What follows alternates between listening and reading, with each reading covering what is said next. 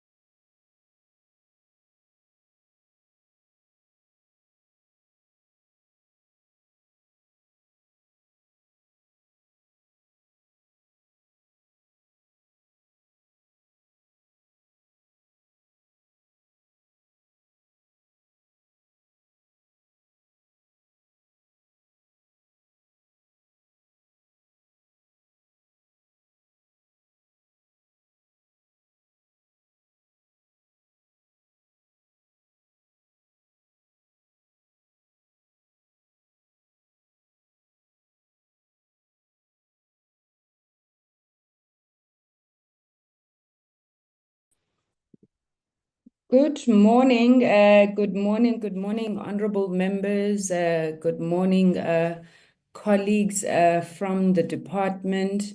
Let me greet the minister, if the minister has joined already.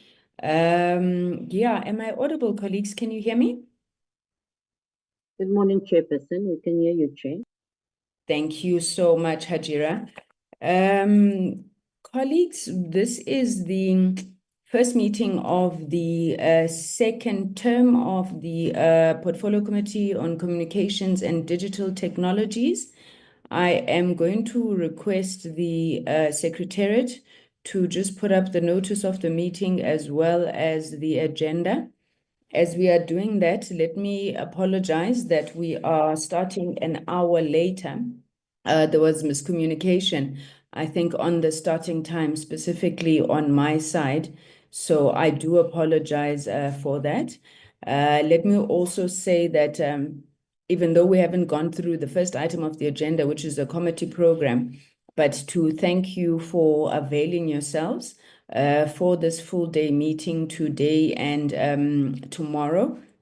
You remember in one of our last meetings, we had taken a decision that we should not be packing the agenda in such a way that members don't have an opportunity to engage meaningfully with the issues that are presented. Hence, then you'll see that in the draft program to be presented, we've tried as much as possible where we need to interrogate either quarterly reports or strategic plans, corporate plans, annual performance plans, that we spread that over at least 2 days. That 2 days, we're trying to work on between 4 and 5 items per day. I do know that there's an issue with members who obviously sit in other portfolio committees, and we are in the process, as I think it was Honorable Bodlani who had raised it a number of times, that we should be applying for a standing day as a committee, given the amount of work that we have to deal with. We've also noted the challenges of members who have other committees on Fridays. So where possible, we're trying to ensure that we don't have committee meetings on Fridays, because then that disadvantages other members of the committee from attending. I want to say that as we meet, I think today, it's important to note, as I indicated, it's the second term, but this term is going to take us effectively to the last, it's going to take us effectively to 1 year since we were elected into office and the 7th Parliament established. And I think it's important that as we meet, then we must be able to also reflect on what we think that the committee has been able to do, not do, over almost 1 year in office, and the extent to which the issues that are raised in the committee, that are raised during our oversight visits and so forth, are being responded to, attended to by government. But similarly, I think, in the same collaborative, cooperative spirit, the extent to which, the department itself has also come to the party. So I want to prick everybody's conscience to say, we are literally a 1 year in. We are just over, okay, I passed math to standard grade, but just almost a quarter of the way through our term. And it's important that we must ask ourselves the question whether our output has been commensurate with what the people would have expected us to do. The agenda of the meeting is before you. But maybe before we get into the detail of the agenda, to ask if there's any apologies. And as I do that, members, I'm also welcoming you back from Easter holidays for those who are celebrating. Not long ago, we were celebrating Ramadan, those who were celebrating. So I hope you've all had some well-deserved rest, some time with your families, blessed religious holidays. And in there, I hope that you've had time to also spend time with the needy and the poor during these days where we're supposed to be spreading good cheer. I don't know if any Catholics in the committee, if there are, our suspecting member Botlani, if there are, our sincerest condolences to yourselves and all peace-loving people on the passing of the Pope. Secretariat, may I check if we have any apologies? Good morning, Chair. We have one apology for the Deputy Minister, Chairperson. Thank you. Okay, we lost you there, but the Deputy Minister has apologized due to ill health. No other apologies. Members, in front of you is the agenda. I did note the issue of the late circulation of the documents, which I think perhaps we will also be able to speak to when we come to some of the substantive issues of this meeting. But to indicate and maybe to say to the Secretariat that can we request that the documents are also shared on the WhatsApp group as they become available. I know that some members like myself check the WhatsApp more than we check emails. I did see that a number of documents were sent last week already. Others were sent earlier this week, but I think some members would have then only picked up when they were shared on the WhatsApp group. If you don't send the document to the WhatsApp group, at least alert members that you have sent the documents by email. Members, the agenda is before us. It's the adoption of the second term committee program, the adoption of the oversight report to Gauteng, the briefing by DCDT on the repurposing of SITA, briefing by DCDT on its 2030 strat plan and annual report, ICASA, same 2030 strat plan and annual report, Film and Publications Board 2025 strat plan and annual report and budget, all of them and budget, and then briefing on SITA. I think we can speak to the items as we get there, so let me not make any overarching remarks on the program, but just to request someone to please move for the adoption of the agenda. Thank you, Honorable Subrathi. He moves for the adoption of the agenda. May we have a seconder? I second, Honorable Chair. Thank you very much, Honorable Sutoli. With the agenda then duly adopted, I'm going to invite the content advisors to just present to us the second term agenda as second term program as proposed. I asked that they specifically speak to perhaps the rationale on some of the items that have been put into the agenda, so that members can have a sense of how those issues do come up in there. We have had in the past where members request certain items be added into the program where we would not have done so. So that opportunity is open, members. I have always requested the Secretariat to say presentation and adoption, because we don't take it for granted that all of those items will cover all of the issues that you think we need to be dealing with. On today's agenda, you'll see that we foregrounded it firstly with the oversight report to Gauteng. That report, there's been quite a few changes that I sought to make to the report, that the advisors indicate that they don't believe that it's ready to be deliberated in the committee. With your indulgence, I'm putting a request there that perhaps we may want to defer that item. Unless members have seen it, they're totally comfortable with it, but I would support the recommendation that we defer it at least to next week's meeting. We've then afterwards sought to foreground the issue around the repurposing of SITA. Members would have, I'm sure, perhaps noted a number of public interactions that as a committee chair I would have had with the minister on the issue of SITA. And I thought that this was an issue that could not wait, because we may not have dealt with it in full in the portfolio committee, rather during the question session in Parliament, and felt that it was important that members are at least brought into confidence by the minister on what their intentions are in that regard. So that is why that SITA item is standalone. When it comes to the strategic plans, annual plans, and the budgets, we had wanted to initially finish the third and fourth quarter report as per the directive of the last meeting, where we were still dealing with first and second quarter. However, due to the fact that there's timelines on the presentation and adoption of those budgets in particular, it was then necessary that we bring those forward, and then as soon as possible afterwards, we can then deal with the third and fourth quarter report, effectively closing off the year 2024 and speaking to 2025, 2026, which is where we are at now. So with that being said, may I please ask, I'm not sure whether it's Dr. Medupi or Mr. Maleka who will be leading us on the second committee program for presentation and consideration. Good morning, Chair. Good morning, members. Mr. Maleka will take it over. Thank I'll you. just support him as we go along. Thank you, Chair. Thank you very much.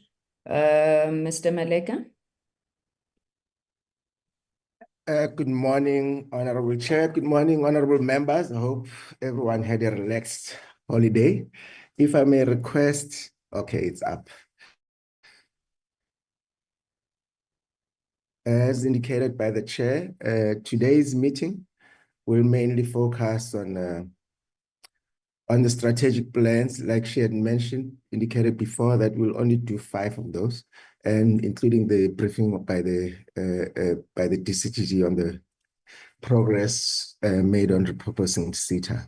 So I think that for the next 2-3 meetings, it's quite straightforward. We're dealing in the main with the strategic plans and the annual performance plans and budgets for the departments and entities. From 29th April to 2nd May is the leave period, so we won't be engaging on that. For the meeting of the 6th of May, again, we'll be focusing primarily on the Government Communications and Information System Department and the MDDA, both the strategic plans and the annual plans. It's also a Zoom meeting. Sorry, I've been meaning to mention that. It's a virtual meeting. And then on Wednesday, the 7th, it will be a briefing, also a Zoom platform meeting. It will be a briefing by SAPO. We're continuing on the corporate plans and the annual performance plans. So it will be SAPO, Postbank, and .ZETNA. We can scroll down. Tuesday, 13th May, it will be adoption of the GCIS budget vote report. And we'll also be adopting the first and second quarter expenditure reports. And then we'll have a briefing on the annual reports, which were of 2023, 2024, late submissions by SITA, BBI, and SAPO. We've since received all of them and they've been tabled to Parliament. So we'll be undergoing that as well on that day. Friday, 16th May, will be the adoption of the budget vote report for the DCDT. And we will also receive a briefing by the department, as well as the GCIS, on their 2024-2025 third and fourth quarter performance and expenditure reports. On the 27th of May, we expect to receive also, the meeting of the previous meeting I mentioned will be physical. It will be on S12A. That's the meeting on a Friday on the 16th. 27th May, it will be a Zoom platform meeting.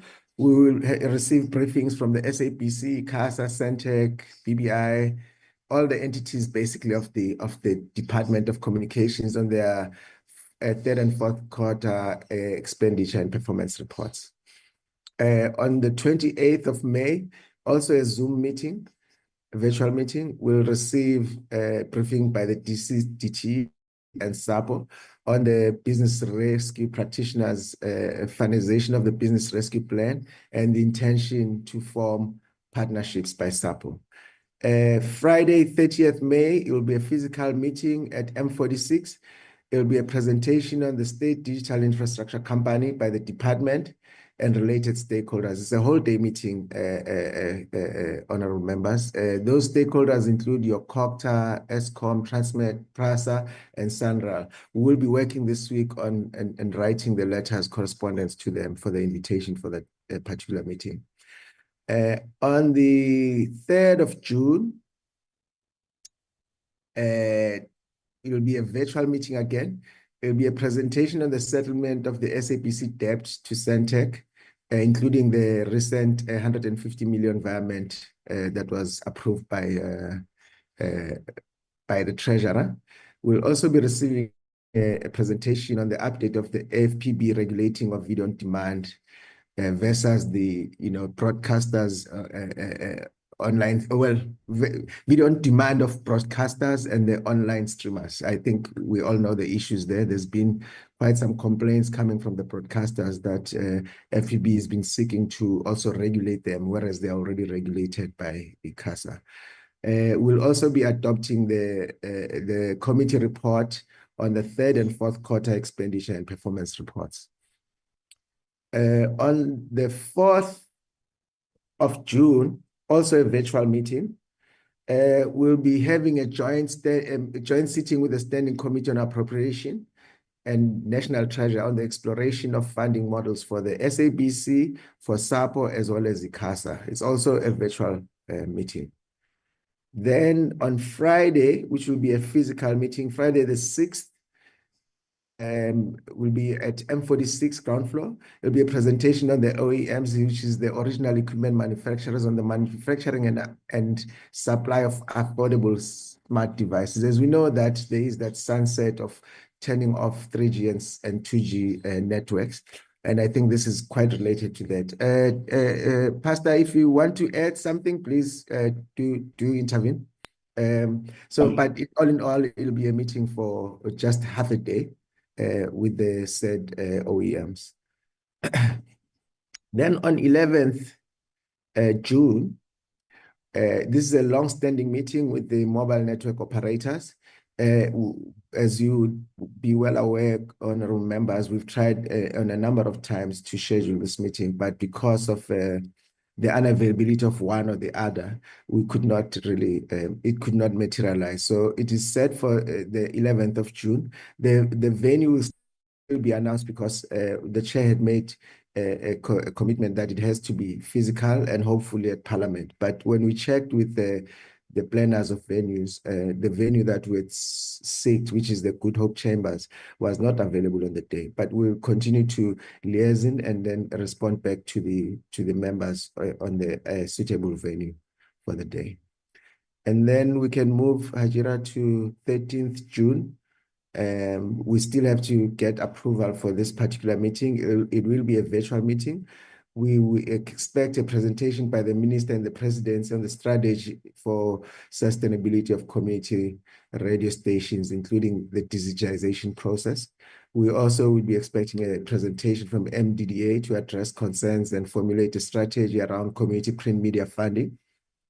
And we'll also hopefully adopt reports of visits undertaken by specific members that includes oversight visit by one of the member, Honorable Vilakazi to KZN, and Honorable Subatri in India, on his trip to India.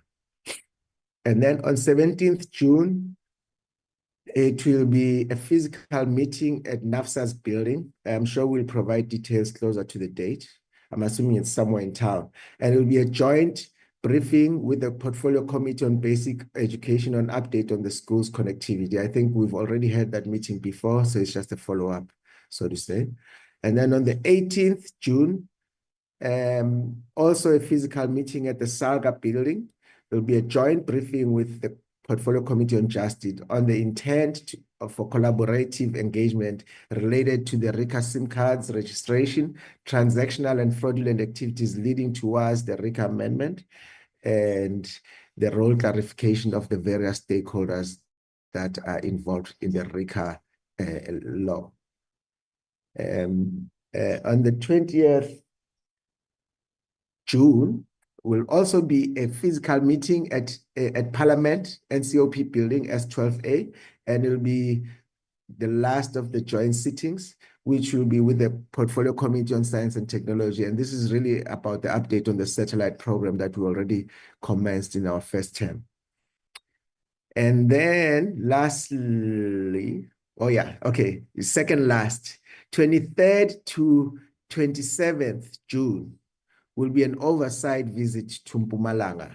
We have yet to develop the concept note, but as soon as it is ready, it will be shared. We're working on that in the meantime. And then, honorable members, as you will be aware, we've had a lot of discussions around capacitation of members and the portfolio as a whole, so that we're able enough to conduct effective oversight. We have since had 3 proposals for training, of which one of them is from the National School of Government. As you will see, we have inserted it right during constituents. I'm assuming this is during, yes, it is constituents period. And we will request, if possible, if members can attend. It will be a 2-day workshop. The first day is a very full day, it's from 8:30 to 4:30. The second is half a day. But the training is really around ethical leadership and legislative oversight program. So I think that it will become quite useful for us in the future of our work. And we will be in time scheduling the other training initiatives that we have in the pipeline for the members. It's unfortunate that our programs are quite packed and we don't really find time during the term to actually insert this kind of trainings, as you will have notice. So hence we opted to put it during constituency with the hope that the members will agree with us. Pastor, if you have anything to add that I may have left out, but from my side, honorable members, that's about it. Thank you very much. Thank you, Chair. Thank you, Brazo. Chair, that's it from our side, really. That's the program. Very packed program for the term, I must say. A living document. Excuse me, Brazo. When you speak in the committee, you put on your video, please. Oh, apologies, Chair. It's quite an action-packed program, as I was saying, Chair, and yeah, we had to leave out some of the critical items because of how busy the program is for this term. But that's the program. Chair would then allow members to to ask clarity-seeking questions and comments where necessary. Thank you, Chair. Thank you. Thank you very much to the committee content advisors for that presentation. Maybe let me just make one or two additions on the issue of GCIS. I think members will remember that I think right from our very first meeting, the issue of Brand SA has been a thorny one. Once again, we're being called upon to approve the GCIS budget for the year, and that GCIS budget contains transfers to MDDA as well as Brand South Africa. Now, the view of the committee, as I understand it, had always been an unhappiness with approving a budget of Brand SA when we don't play oversight over Brand SA. We have since written to the leader of government business, the chair of chairs, House Chair Frolic, to indicate, and also to the portfolio committee chairperson of DPME, where Brand South Africa resides. I must say, members, the approach that we took there was to say, communicate the issues that you had raised about unhappiness about approving this budget, and we put various options on the table. Firstly, that either GCIS migrates to being under the oversight of this particular portfolio committee so that we have full line of sight of what happens in GCIS and the funds that are appropriated there, that we go and we speak to, whereas we don't have any idea what's going on. The second option we put on the table is that GCIS as a whole migrates to the DPME. Given the fact that some other units within, some other votes, budget votes within the presidency stable account to DPME. But I think the point that we were making quite clearly there is that we can't have, half and half. The chairperson of DPME indicated to me that they had Brand SA there with the understanding that Brand SA was going to be merged into South African tourism or something of the like. I'm not quite sure which. So we are still awaiting decisions there. We're being careful on this because at the end of the day, we still don't know what the rationale for that has been. The leader of government business has since responded, indicating that they would need concurrence from the office of the speaker if that is the decision of parliament. So I think we'll be taking that forward with the speaker. But I thought, let me bring it here in case it's one of the issues that members would like to opine on. I'm going to request that the SITA, BBI, and SAPO reports be shared with members as soon as possible. Also, to seek clarity on the number of virtual meetings. I know that it had come before that there should be some meetings which are physical. So is it to say that all those virtual meetings are because there are no venues? I mean, I know we agreed on this week, but the rest of them, if we could just get clarity on there. And then finally, the issues around when we get to virtual on demand, just to indicate to members that the Competition Commission has written to us to request our submission on that market inquiry that had been undertaken. I think members will remember at the beginning of the year, it was February, I think, the Competition Commission would have released its provisional report, which amongst others was seeking to compel companies such as Google and so forth to compensate our news media, including the SABC, for what the Competition Commission felt was some unfair competitive practice there. So we are in the process of compiling a submission to respond. I saw this morning that the Competition Commission has been granted an extension. So we will then circulate that to the members for comment as well. But let me stop there and then take any questions for clarity, concerns, movers for the adoption of the program additions. Thank you. I see two hands, Honorable Sithole, followed by Honorable Sebrathi. Thank you, Honorable Chairperson. Honorable Chairperson, I don't know, my video don't want to start. I don't know what is wrong with it. I will keep on trying. But Thank I you. was trying to check, Honorable Chairperson, the issue of Wednesday, because I did report that my portfolio committee of human settlement are sitting on Wednesday, all Wednesday. I have no problem on Friday, but Wednesday I have that challenge. And I even remember when the deputy minister says even them as cabinet, they always sit on Wednesday. How did they take care of that, Honorable Chairperson?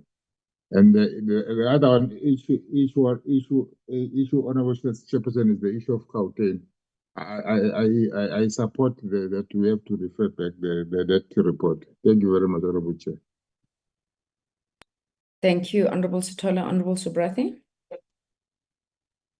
Thank you, Chairperson, and greetings to honorable members and guests on the call. Chairperson, my concern is regarding the programming of Fridays for these meetings, and I appreciate the need for us to engage on Fridays.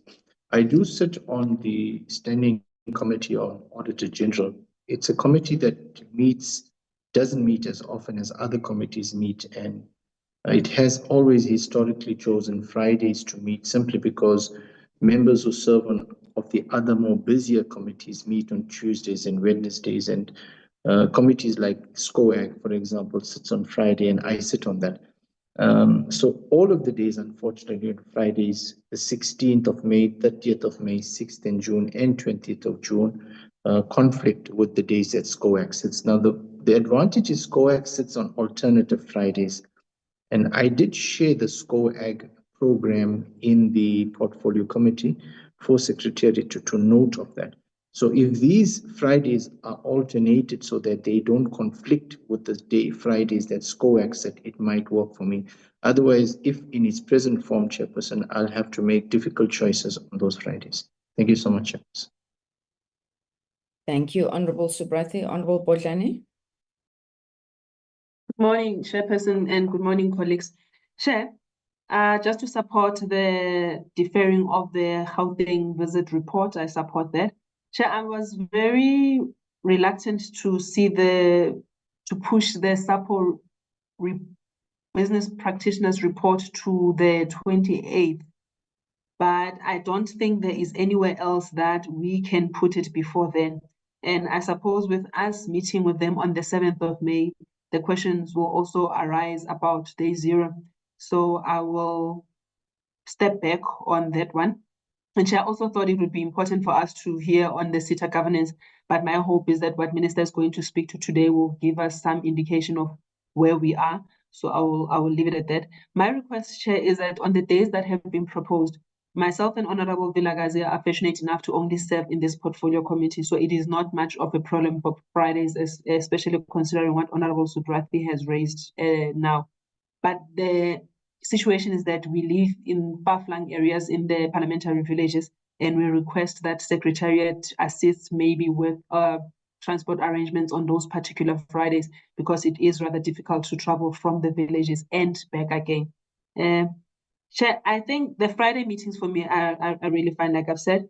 Just a question of clarity, Chair. I understand that yourself and Honorable Vilakazi, as well as Dr. Midupi, went to Spain. I did not hear on when we will be receiving that report, for perhaps as an information to the portfolio committee, so that we can just share in on your learnings. Chair, this term's parliamentary program is hybrid. It is my understanding that the dome is being refurbished, or some work is being done in the dome. So just consideration to say members might not be in Cape Town as regularly as we would have when we had an physical sitting. So if there's going to be any changes that require us to travel, please give enough notice, because we would not necessarily be in Cape Town throughout the weeks like we would. I would have loved to see a proposal, at least, Chairperson, for one study tour. one of the things that this portfolio committee has not managed to do in the past decade is to go on international study tours, some sort of benchmarking. And we've got a couple of international treaties that we are signatories to. And it would be great for us to just perhaps push on getting some study tour for members to just go through. And I would also ask the secretariat to please assist with making these calendar entries, because it really does help us in terms of planning. And I support your proposal as well, Chairperson, on Brand SA and GCIS. There needs to be a streamlining in terms of where they report and where their budgets are approved. Thank you very much, Honorable Bodlani. Honorable Chauke, Adonis.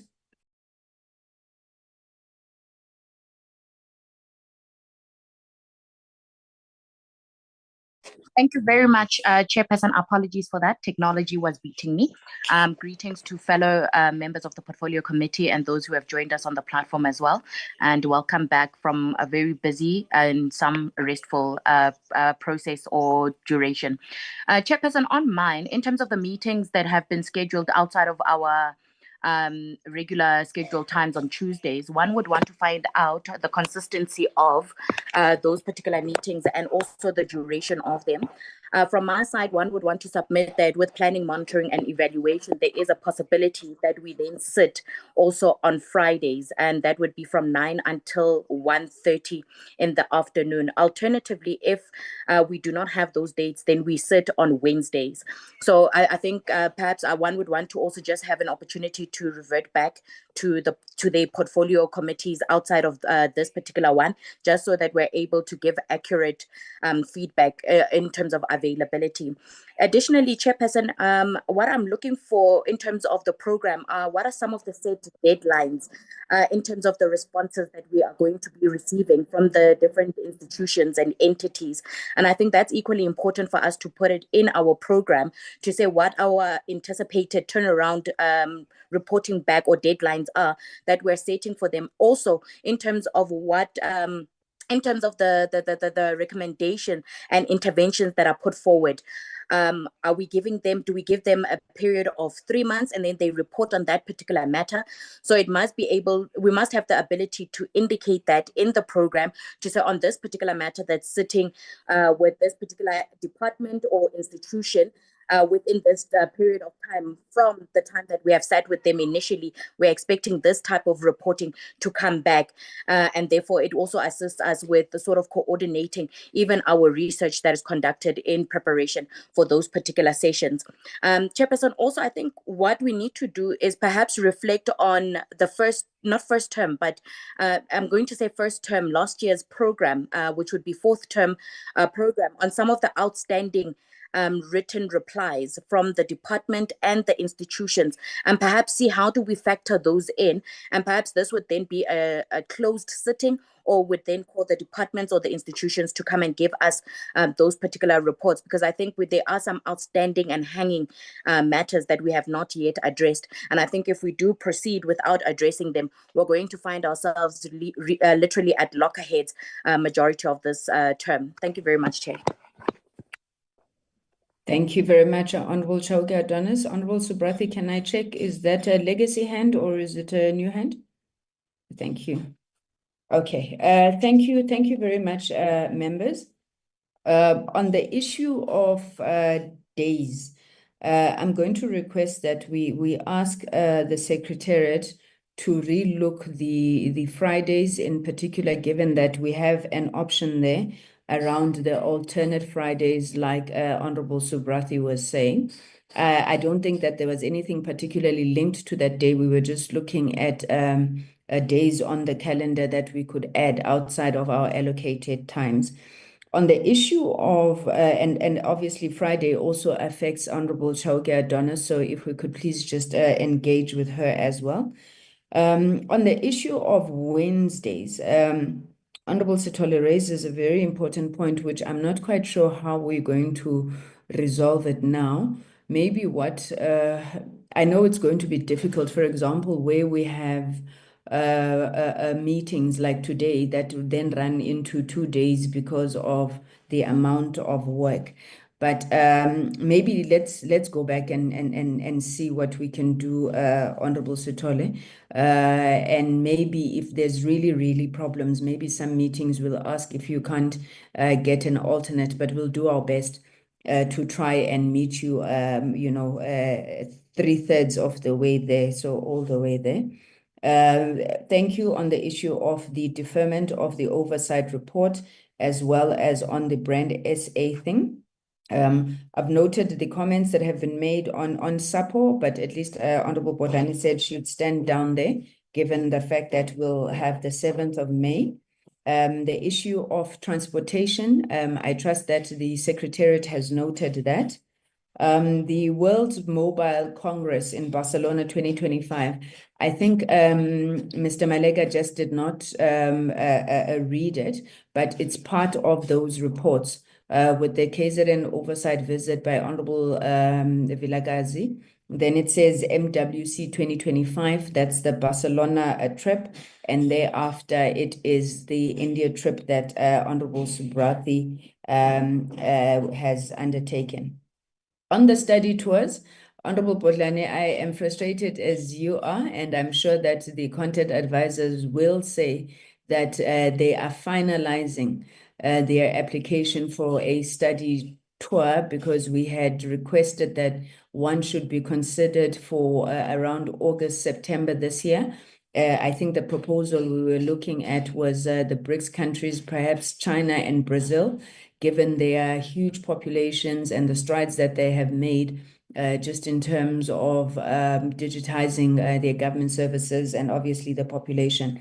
So I'll allow the content advisors to come back on that one. And then, yeah, I couldn't agree with you more, Honorable Chauke Adonis, that we need to go back. The content advisors have developed a tracking tool which tracks resolutions that have been taken and the extent to which we've had responses, where responses have been required, where we've made recommendations to follow up on what the executive has done with regards to those recommendations. So we will definitely bring that back, I think, very early in the new term. Colleagues on advisors, do you have any additions to the issues that the members have raised? Go ahead, Mr. Malega. I was just going to say you can go ahead, but all the points are noted. I just thought maybe you can respond more on the oversight. Thank you. On the study tour, sorry. On the study tour, Chair, indeed we are in the process of finalizing the concept note, and would make sure that by middle of next week, at least the concept note is ready. But as you've indicated, it would have to be one of the BRICS countries. We were particularly keen on doing India, in this instance. And having said that, Chair, in as far as the Wednesdays and Fridays, indeed, the term it's packed completely. But what we also thought about, and I would revisit the program again, was that there are certain items in the program, at certain days which would not need a full complement of the committee, where decisions don't have necessarily to be made, where the whole committee is needed. It is a packed program, Chair. It is unfortunately that we had to, to use both Wednesdays and Fridays, given the issues and challenges that we are faced with. But would have a look again at the program and make sure that the items that falls into a Wednesday or a Friday don't necessarily need a full complement of the committee. Thank you very much, Chair. Mr. Ngoma, your hand is up. Thank you, Chairperson. Good morning, and good morning to honorable members and to all those that are on the platform. Thank you, Chair. Just also to emphasize on the issue of Wednesday and Friday, Chair, as you would know, when we're drafting, we really try and accommodate the members that sit in other committees, but it is also a little bit difficult for us, as you would know that there's quite a number of shared membership amongst committees. But as Mr. Medupe had indicated, we'll try and make sure at all times that we cater for those members as difficult as it is, considering that there's only about 3 days if we do not count the Thursday, as it is normally reserved for caucus, and in the afternoon the House plenaries. Thank you, Chair. Thank you. Thank you very much. Okay, with that said, colleagues, am I correct? And if I am, I request for a mover. Am I correct that the substance of the program we adopt? However, we are now requesting that the Secretariat and the advisors look at what they can do to ensure that all members are accommodated to the best of our ability. So could I get a mover for the substance of the program, and then we will advise on changes around the times, taking into account a number of factors that have been raised, including the issue Honorable Botlani raised to say that this term is largely hybrid, so a lot of people will not be in Cape Town. Those of us fortunate not to live in Cape Town. Could I have a mover for the adoption of the program with those considerations and amendments to be made? I move, Chair.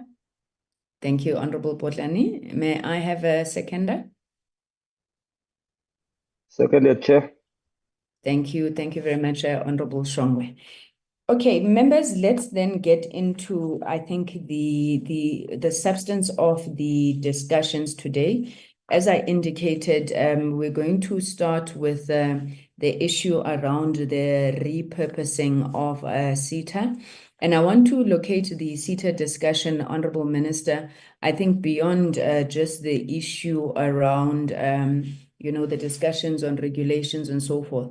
But to say that this meeting is also looking at your 5-year strategy, which you would have, I'm assuming, adopted after the adoption of the medium-term development plan.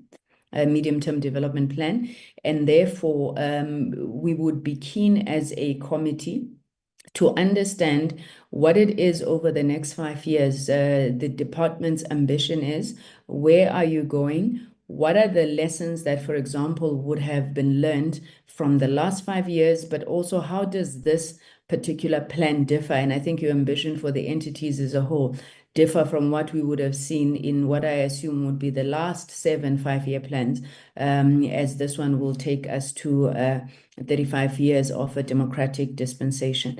So without seeking to put any words in your mouth, please may I welcome the Honorable Minister of Communications and Digital Technologies, Honorable Solimalati. The platform is yours, sir.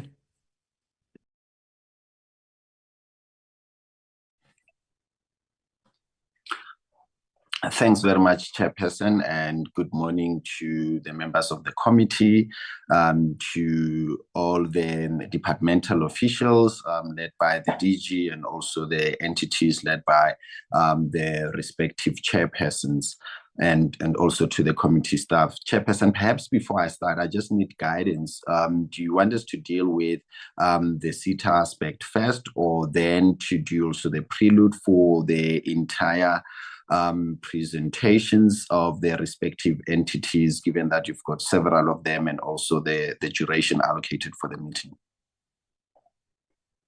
Minister, they say it's your party today. so everything really relates to you. We won't be prescriptive. If you would want to introduce everything that is going to be presented first, that's okay. But I do understand, I think on SITA you do have 2 separate presentations. So how you order them is really up to you. Thank you so much. Sorry, just to say that it is now 10 to 11. I think around 11:45 or so, we'll take a 15-minute break, and then we'll proceed. We'll have a lunch break around 2 o'clock, depending on how quickly or how fast you and your team go. Thank you very much, Minister. Over to you. Okay, thanks very much, Chairperson. So I think then in terms of just a clinical approach would be that we then do the intros, and then we will then delve into the SITA one, which I think is the one that on the program wanted to start with. So the approach that we'll be taking is that the DG will be leading from the department side, and then the entities represented by their respective chairpersons and CEOs will then take us through their strategic plans and the annual report. But generally from our side is being that we want the focus and the emphasis in approach has been on making sure that we boost good governance, we enforce compliance, and also rebuild the trust in our institutions, particularly our entities, whether be it the role that the FPB plays, the role that the SABC plays. I think given the nature and the strategic nature of all these entities, our role as the department and also from my side as the ministry is ensure that we provide, one, the strategic leadership and also the support to make sure that from a governance perspective, we hold the boards accountable for that, and that we move in making sure that leadership vacuums across the board are addressed very swiftly. And there's been several movements in capacitating all the other boards to make sure that they've got the personnel and the leadership that they need. We just still have the outstanding issue of finalizing the SITA board, which we'll get to it when we speak particularly to SITA, and we only have the FPB, whose end of term will be in less than 12 months, and we'll be kicking off that much earlier so that we do not live in this period of uncertainty when board terms come to an end, particularly given that the board appointments are also subject to cabinet processes. Therefore, the lesson that we have learned is to trigger those early so that when the time for the board lapses, they coincide with the processes for cabinets. And we do not make it a norm to then have interim leadership structures when we can act far more proactively to resolve those. And then in terms of the SITA repurposing, Chairperson, I think it's important to break it down into approaches. One, the DG and the SITA team will speak about some of the work that has gone in terms of repurposing of SITA, some of which began in the 6th administration, which is a long-term view of positioning SITA to respond appropriately and accurately to the needs of government departments and different spheres of government in this phase. I will specifically speak about the topical issue, which is around the introduction of a regulation which has been much publicized about providing an additional instrument to empower government departments to have the flexibility to procure outside of SITA processes where 3 key issues are met, those being the presentation of a business case that is consistent with all the public procurement prescripts that Treasury outlines and that are of public knowledge. And secondly, being an ability to demonstrate that the cost is at a lower cost than what SITA would have presented. And third, being the instrument of time and turnaround times. And this emerges not from a vacuum, but from a general concern across the architecture of the state with regards to the inefficiencies around SITA in terms of those 2 key aspects, one being cost and secondly being turnaround times and meeting the needs of department adequately so. And in terms of other avenues that outside of a regulation would have been of consideration, one would have been of individual applications by department for exemptions to a minister, and we find that the problem with exemptions is unless they're really demonstrable that there are exceptional instances, it then lies to the subjective view of a minister at any time to interrogate what the individual pleas of a department would be.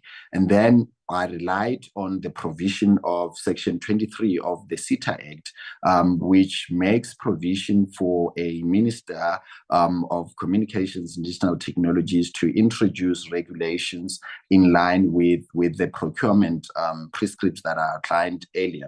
So what we then did in kicking off that process in compliance with the SITA Act was to, one, write to the executive authorities, these representing respective government departments, provincial governments, in the form of the premiers, and that correspondence went out to all of them between the 20th and the 21st of December.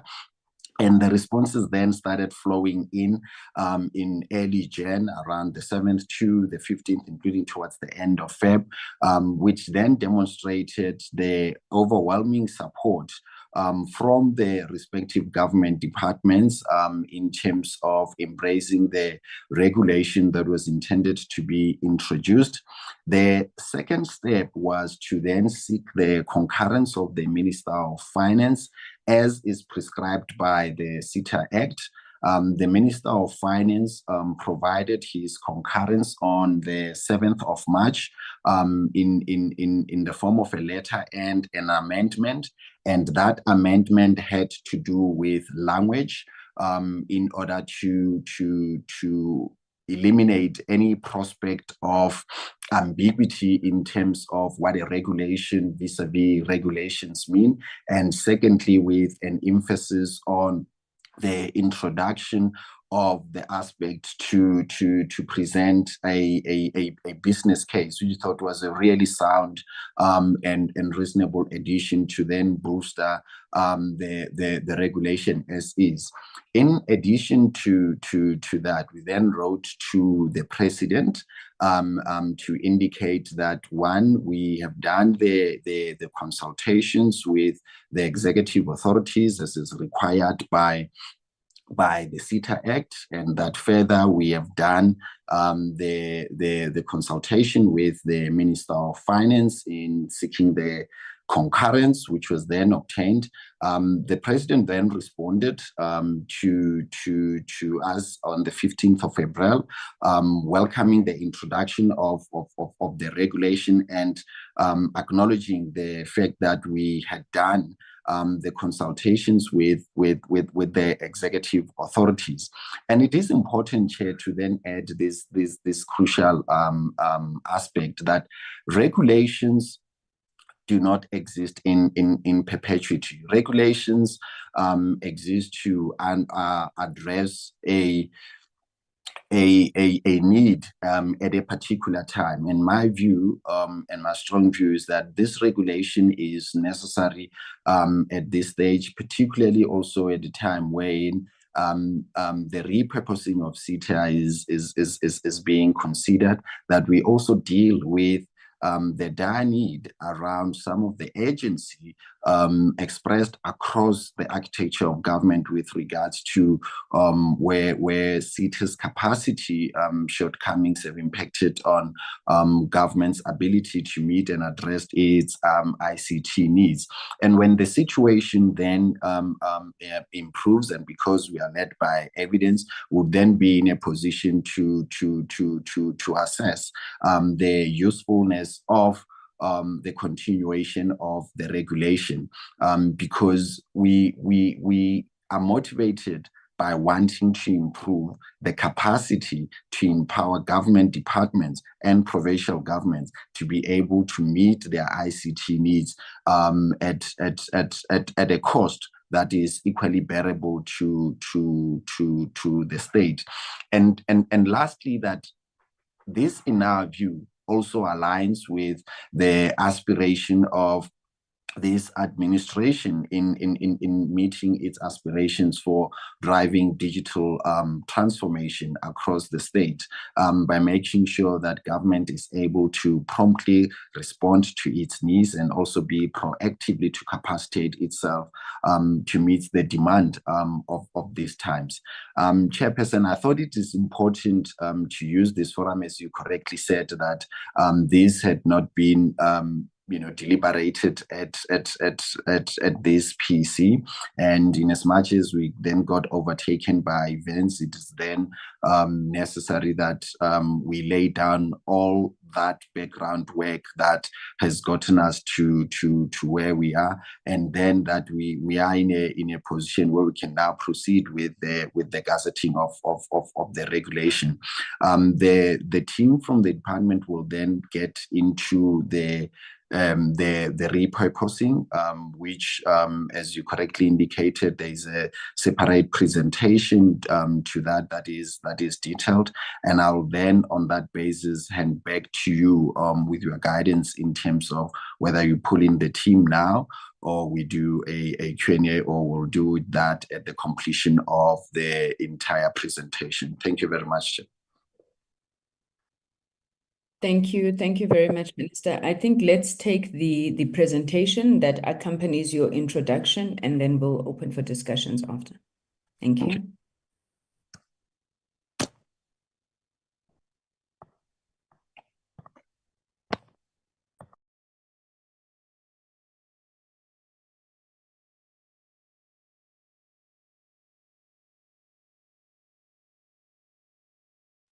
DG, are you leading the presentation? I'm sorry. Thank you. No, thank you very much. I was just struggling with my network this morning. Very good morning to the Honorable Chair, to the Honorable members, and I wish you all, and also wishing you all a blessed and a peaceful Easter period, as well as Ramadan. On this presentation, I'm going to invite the DDGs led by DDG Omega Shalembe, as well as DDG Lindy Masholubi, to take us through the presentation. Thank you.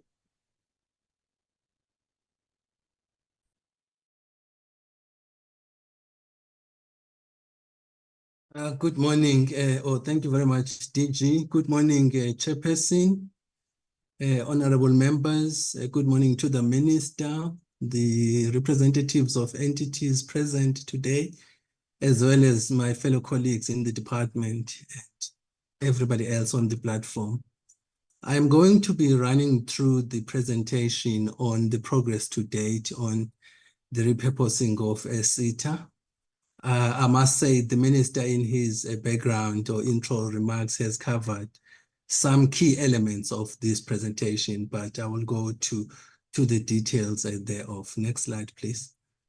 So the presentation really, one, deals with the purpose, which I've just mentioned. Secondly, then we'll go to the initiation phase of the SOC rationalization process, which we undertook. And then third, we'll go to the framework which we got Cabinet to approve relating to SOC rationalization. And then we'll go to the business cases and recommendations which emanated from the business cases, particularly the business case for SITA. And then we'll go to identified challenges, and lastly, the latest interventions. Next slide, please. So the purpose really is to provide to the committee with a progress update on the repurposing of SITA. Next slide. As a way of background, really, on the SOC rationalization initiation process, we took into account what had been provided for and recommended in several policy documents. These included the Presidential Review Committee report on public entities or public enterprises, the National Development Plan, the NDP, on what it provided for with respect to the ICT sector, the National Integrated ICT White Paper, and finally, SA Connect policy. These were the documents which we took into account whilst at the time we were the DTPS, which has evolved now to the Department of Communications and Digital Technologies as a result of a merger between DTPS and the Department of Communications. So we then engaged in a project to rationalize the entities under the portfolio. And the aim really of the rationalization project was to harmonize SOEs, particularly those of the infrastructure SOEs, to form what we call the logically coherent or a common carrier agent for efficient delivery of ICT services to South African citizens. Out of this, then the idea to merge Centec and BBI was born as the initial phase of creating the State Digital Infrastructure company. And on top of that, we also then said we needed to review and address service delivery issues and ensure that government moves towards the digital economy and the fourth industrial revolution by way of reconfiguring SITA into a state digital services company, the SDSC, which became apparent as we were reviewing our portfolio. Next slide, please. So as part of the rationalization framework, we then developed the framework which included the mandates of the establishment of the SDIC and the reconfiguration of SITA. I think just for completeness, really, we imagined that the SDIC will start off with the merger of Centec and BBI, and then will then evolve to include the infrastructure of non-ICT entities such as your Telkom, Transnet, Prasa, and Sanral, to mention a few. And in that way, then it would reduce the cost of rolling out infrastructure by utilizing already existing infrastructure. The second leg, or the separate leg, had to do with the reconfiguration of SITA. And insofar as the SITA is concerned, in the framework, we made it clear that SITA needed to focus on the following. We said one, research and development, innovation, and localization. It was very clear, as we did the business case, that SITA had not focused on the first three sub-bullets here, research and development, innovation, and localization, and therefore was serving essentially as a procurement facility for utilizing existing international OEMs, goods and services.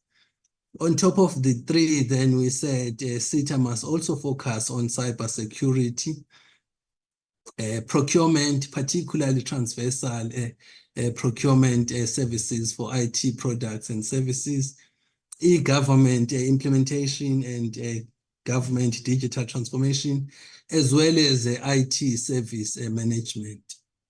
The framework we then submitted it to Cabinet and was approved on 6 December 2017. So as it stated in the National Integrated ICT white paper, SITA should work closely with departments developing digital government solutions.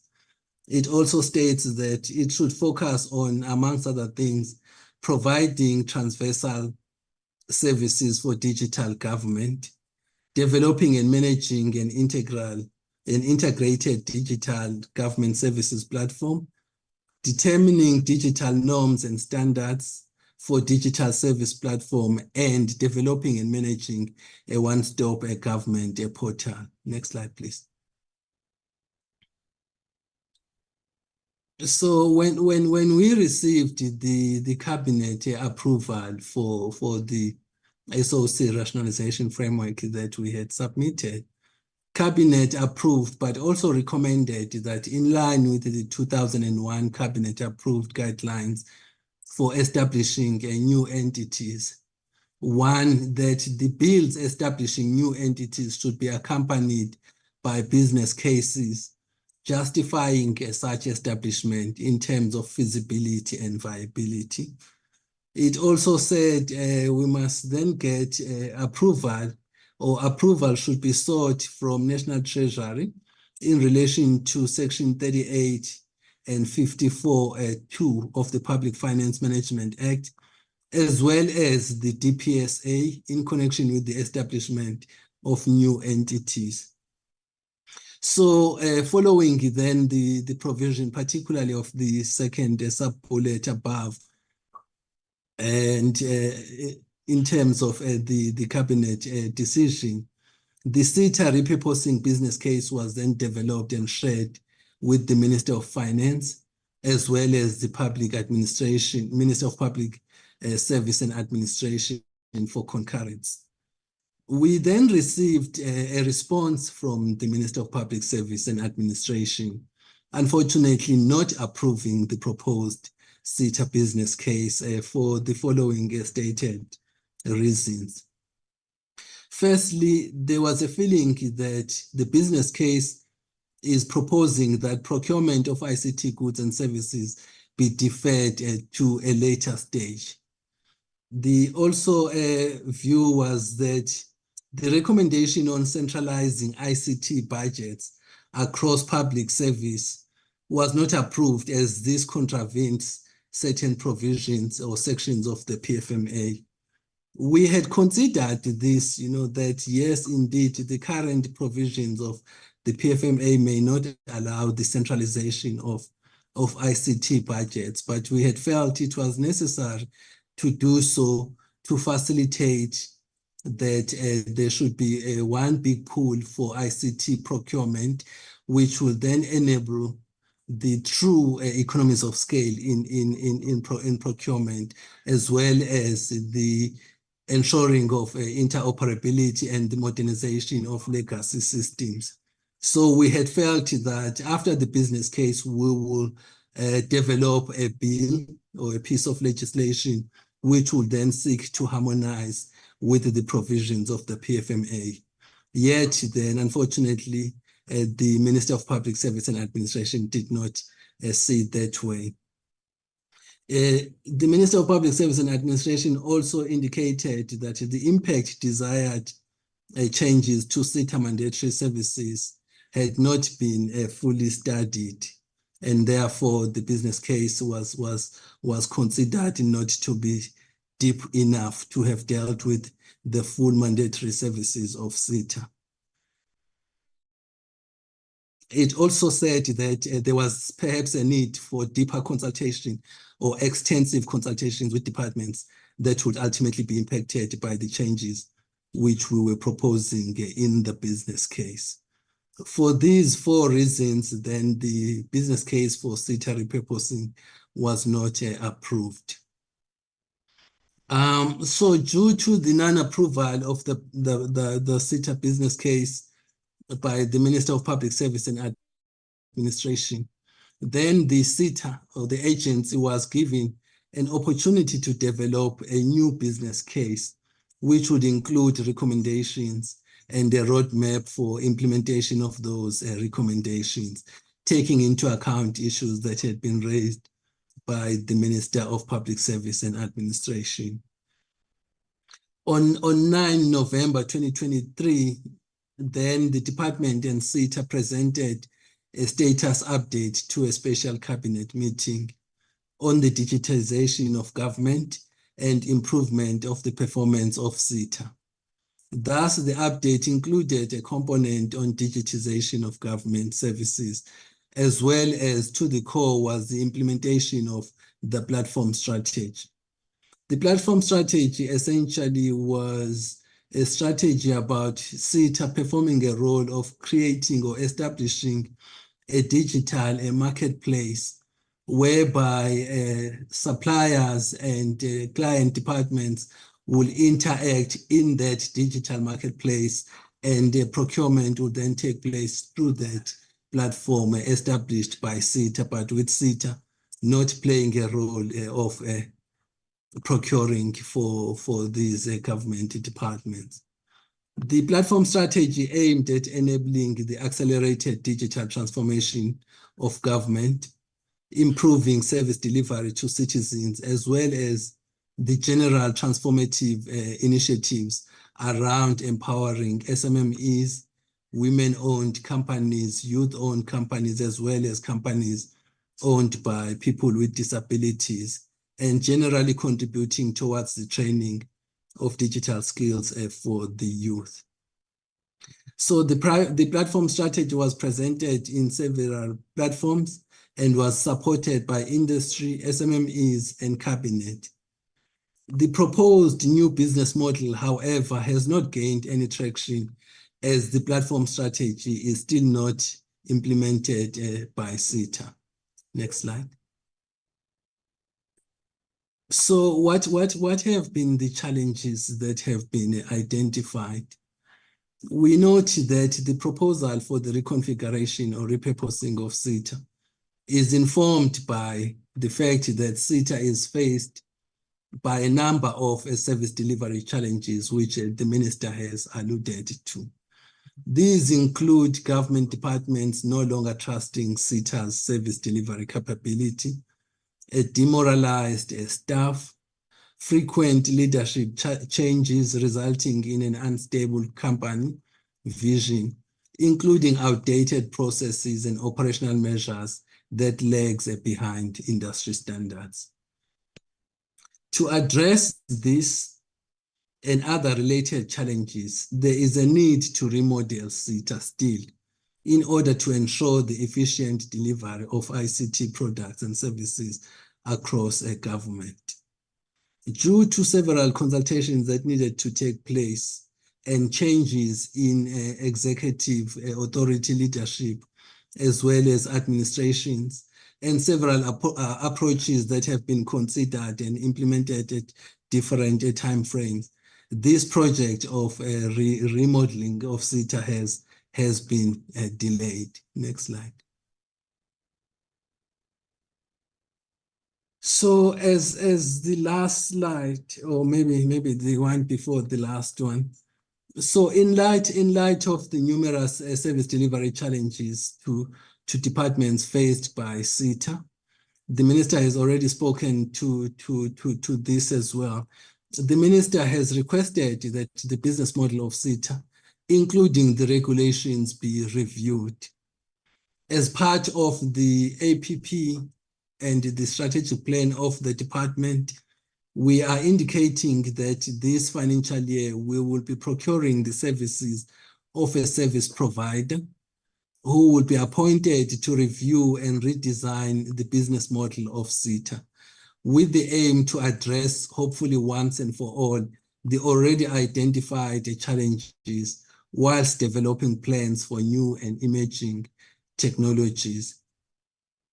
Given the numerous challenges faced by the departments who rely on SITA to carry out their mandates and to deliver services to citizens, the minister has proposed regulations that will give departments the freedom to procure ICT goods and services for themselves, but on condition that they are able to provide a business case which will show and demonstrate that they are able to procure at a lower cost as well as at a faster pace than SITA. Accordingly, then, these regulations have been consulted with, as the minister has indicated, with numerous executive authorities and departments, with FOSAT clusters, as well as the Minister of Finance and the President of the Republic, who have all approved the regulations. The regulations will then be accordingly gazetted shortly. Next slide, please. On this slide, really, we thought we would update the committee on what was presented at the December 2024 Portfolio Committee visit to SITA, the oversight visit to SITA. The Minister has requested that the services of the Public Service Commission be enlisted to conduct a comprehensive investigation into critical governance, service delivery, and leadership challenges currently faced by the agency. We have since developed the terms of reference, which were developed in December still, and have been shared and accepted by the Public Service Commission. We issued a formal letter of appointment, which we believe will then open the doors for the Public Service Commission to approach all people that it would intend to interview as part of this exercise. In our original terms of reference, we had thought this work could be wrapped up quicker, maybe in 3 months or so.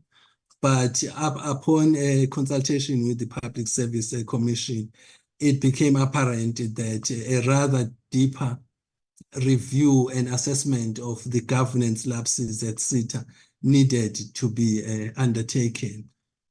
And therefore, the understanding now is that the work is underway. We will get regular updates, and it will be most likely be finalized in the next 12 months. And we will be taking then these regular updates throughout the year. I think this is the last slide, Chairperson, presenting the background in the most of where we come from insofar as SITA repurposing is concerned. Thank you very much. Thank you. Thank you very much, DDG Shelembe. Let me also thank the Minister for his introduction of the issues before that presentation. Honorable members, I want to now open the SITA repurposing for discussion. I think we have received the presentation. We've heard the Minister speak as well as DDG Shelembe. Can I see if we have any hands for engagement on this? Honorable Matafa, I see your hand. Honorable Sithole, Honorable Vilakazi, Honorable Subrathi, Honorable Bodlani, Honorable Melishe. I'll come back if there are other hands. Honorable Makubela, I see you as well. Honorable Matafa, you can proceed. Thank you, Chair. Good afternoon to you and guest Minister and the department. I'm requesting, Chair, to keep my video off due to an unstable connectivity that I'm experiencing. You may, Honorable Matafa, but we have network operators here, people responsible for connectivity. They must sort you out, please. Please proceed. Thank you very much, Chair. Now, Chair, let me thank the presentation, and I think it's thorough and very helpful in us appreciating what efforts are being taken in terms of repurposing of SITA. Chair, mine is only one. On the terms of reference given to the PSC, was there a request to look at what would happen to those that are employed in SITA in the event that there's an agreement and the regulations are gazetted and there's a movement from SITA to procure directly on this ICT services and equipment? Because I think at last count, SITA employs around 3,700 individuals. What happens to those individuals? I mean, it's common knowledge that the country currently is struggling with the issue of unemployment, and we cannot, as a government, contribute to that challenge. So is there a request to look at that in terms of what happens to those that are employed in SITA? I only have that one, Chair. Thank you very much. Thank you, Honorable Matafa. Honorable Sithole. Thank you very much, Chairperson. My video is still stuck. I don't know what's happening. Or I can use my phone because my video on my phone is working on the chair.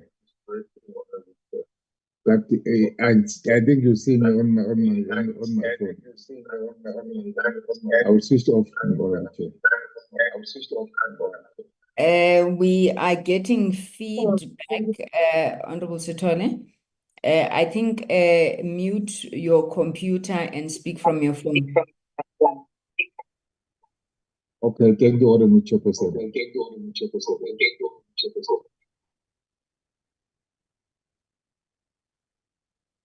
Honorable Chairperson, It's not working. Honorable Sithole, unmute your phone and mute your computer.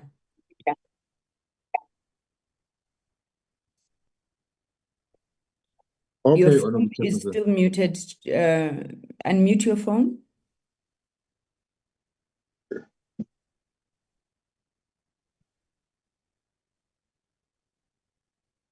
Technology. You may proceed, Honorable Sithole.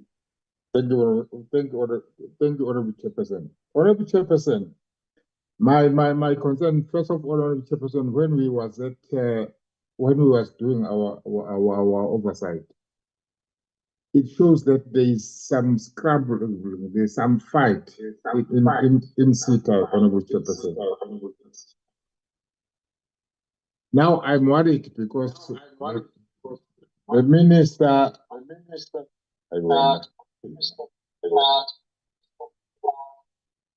Okay, let's come back to you, Honorable Sithole. Take one of the devices out, and then we'll come back to you just after Honorable Vilakazi to see if you've managed to sort that problem out.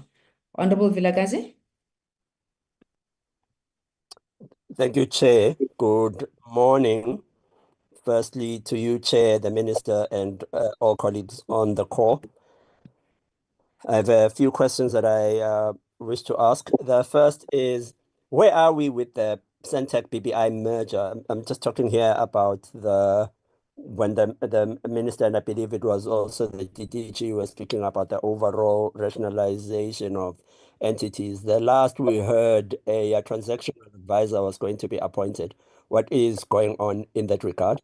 The other question I have is, I noticed that in as late as 2017, in working out the SITA framework, we were using guidelines from 2001. And to me, this speaks to one of the key hindrances within the department that's stopping us from seeing the pace of digitization as we would like, which is outdated policies and policies, regulation, and legislation.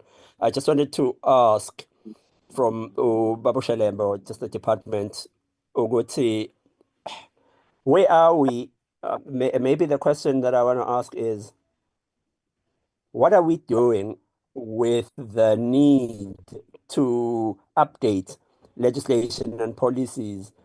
For example, we heard that one of the reasons why the SITA strategy was not appointed was because it clashed with the PFMA. And this had been something that was going to be done. What are we doing about these policies and regulations within the department? But the platform strategy not found, but it was also said that it had been accepted as it was found to be of industry players has stopped the implementation of this of the platform around traction. I also did not understand whether it was a response to the issues, the 4 issues raised by the Minister of Public Service and Administration, or if it was a new thing altogether.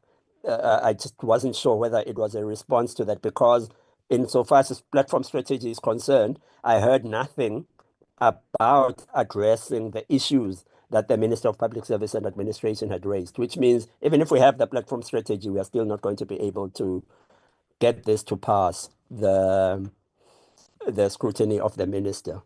And then I also get the sense that it's going to be difficult I think it will be easy for departments to present a strong business case for bypassing SITA under the circumstances, under the conditions that SITA is operating at present. And so what is SITA doing about this? Because everything within SITA seems to be taking a long time to happen, but the department, these regulations are there for these departments. I think we're just going to be seeing more and more departments presenting these business cases, and it seems to me it won't be difficult for them to succeed. But what is SITA doing to expedite its own survival, really, as an entity?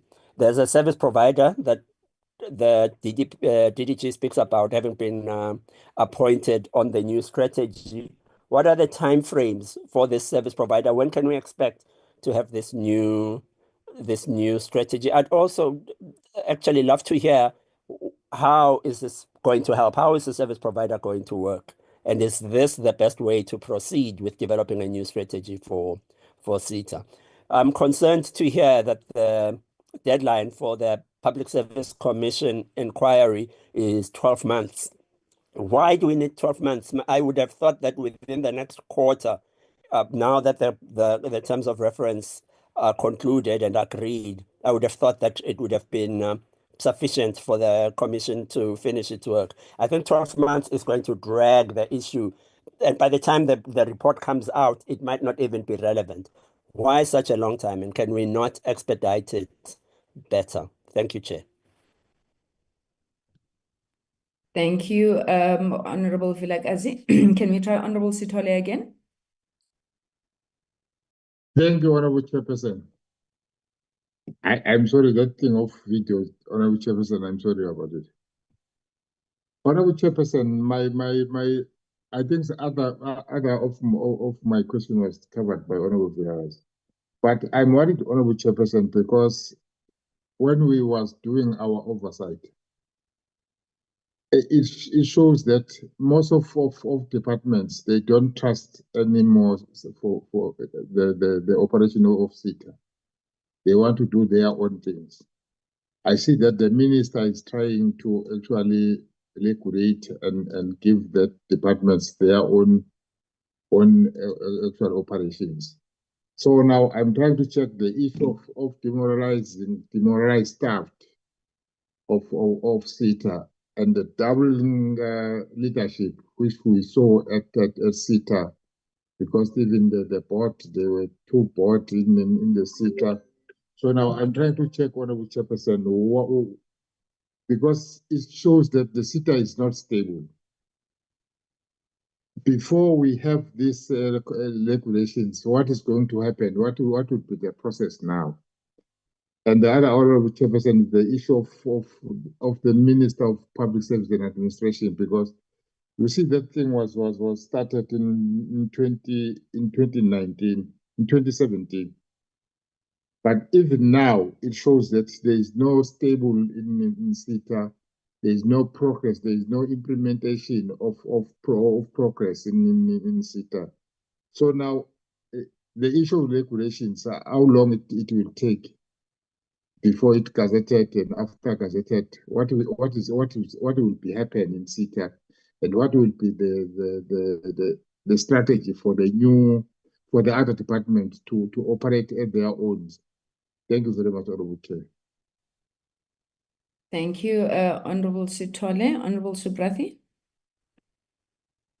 Thank you, Chairperson. And let me welcome the presentation by the Minister and by DDG on the repurposing of SITA.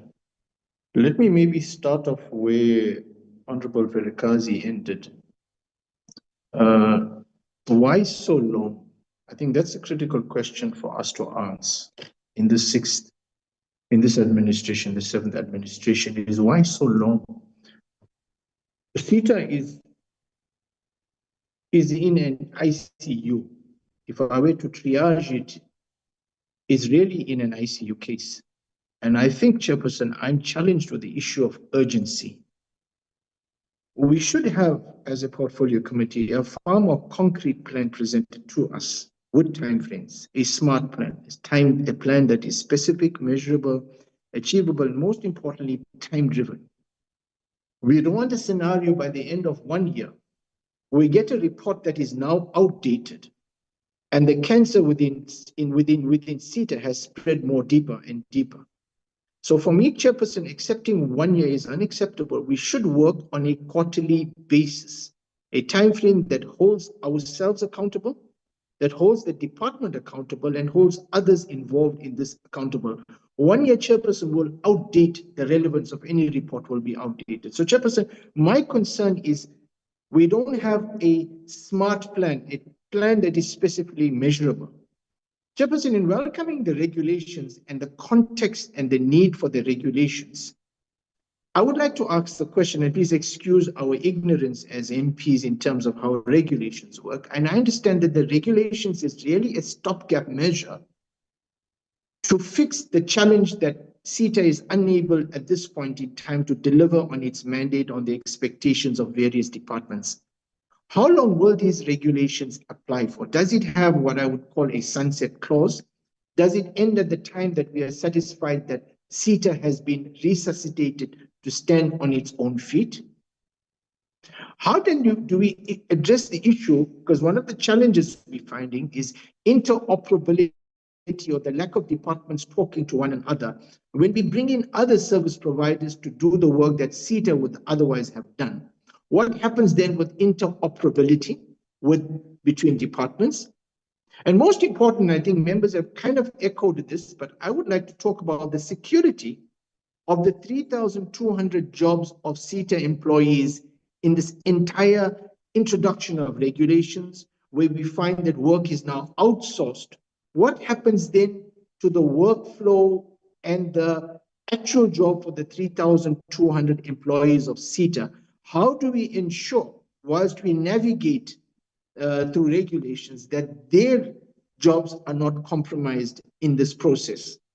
Chairperson, also note with concern, and I think that's the spirit of the SITA, is the business case, is that the business case talks to the lower cost and a faster pace. That, needless to say, puts SITA in competition with private sector. Now the question arises is that a fair comparison? Because how then we have, it brings me back to the first initial question I started off with. How do we resuscitate SITA as a matter of urgency so that it is in a pace or in a space where it can effectively compete? Because needless to say, if it competes with private sector on the issue of low cost, on faster pace, it will not. So the question I'm talking about there is, how soon can we close that gap so that SITA is not left in a space where it continues to compete with the private sector?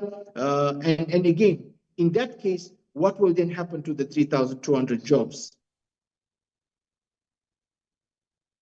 Chairperson, I'll pause there. Oh yes, the last question is, we are aware that the minister has appointed an interim board for SITA. When do we expect a full board of SITA to be appointed that will address the issues of the skills gap in the board that will be able to drive the vision of SITA going forward? Thank you, Chairperson, and I'll pause here.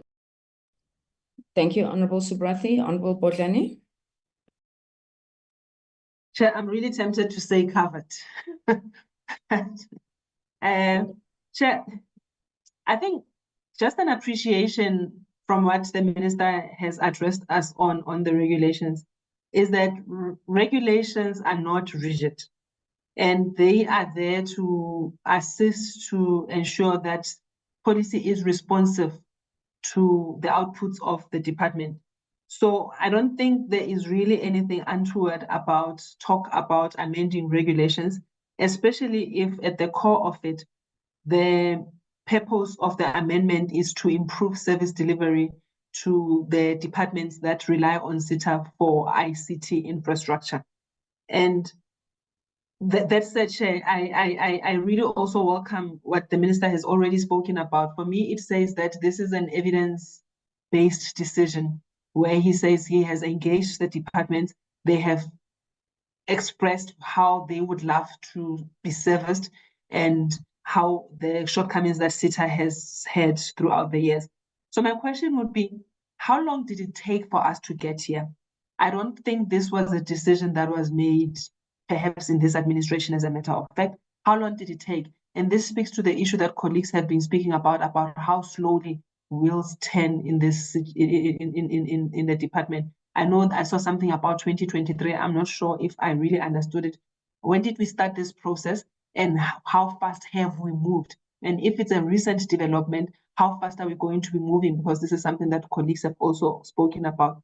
I would have appreciated, Chairperson, to really get a better understanding of the ability for departments to procure ICT goods. Is there going to be emphasis on local procurement so that we grow the economy, we create jobs? I would love to hear more on that. Chair, again, the issue of 12 months is too long. What stopgap measures is the department going to put in between those 12 months if they are unable to bring down the 12 months? Because really 12 months is too long. And the issue of the personnel, how is SITA going to repurpose the personnel? Are they going to be seconding members of staff from SITA to the various departments? And what would that look like? Thank you, Honorable Bodlani. Honorable Makubela.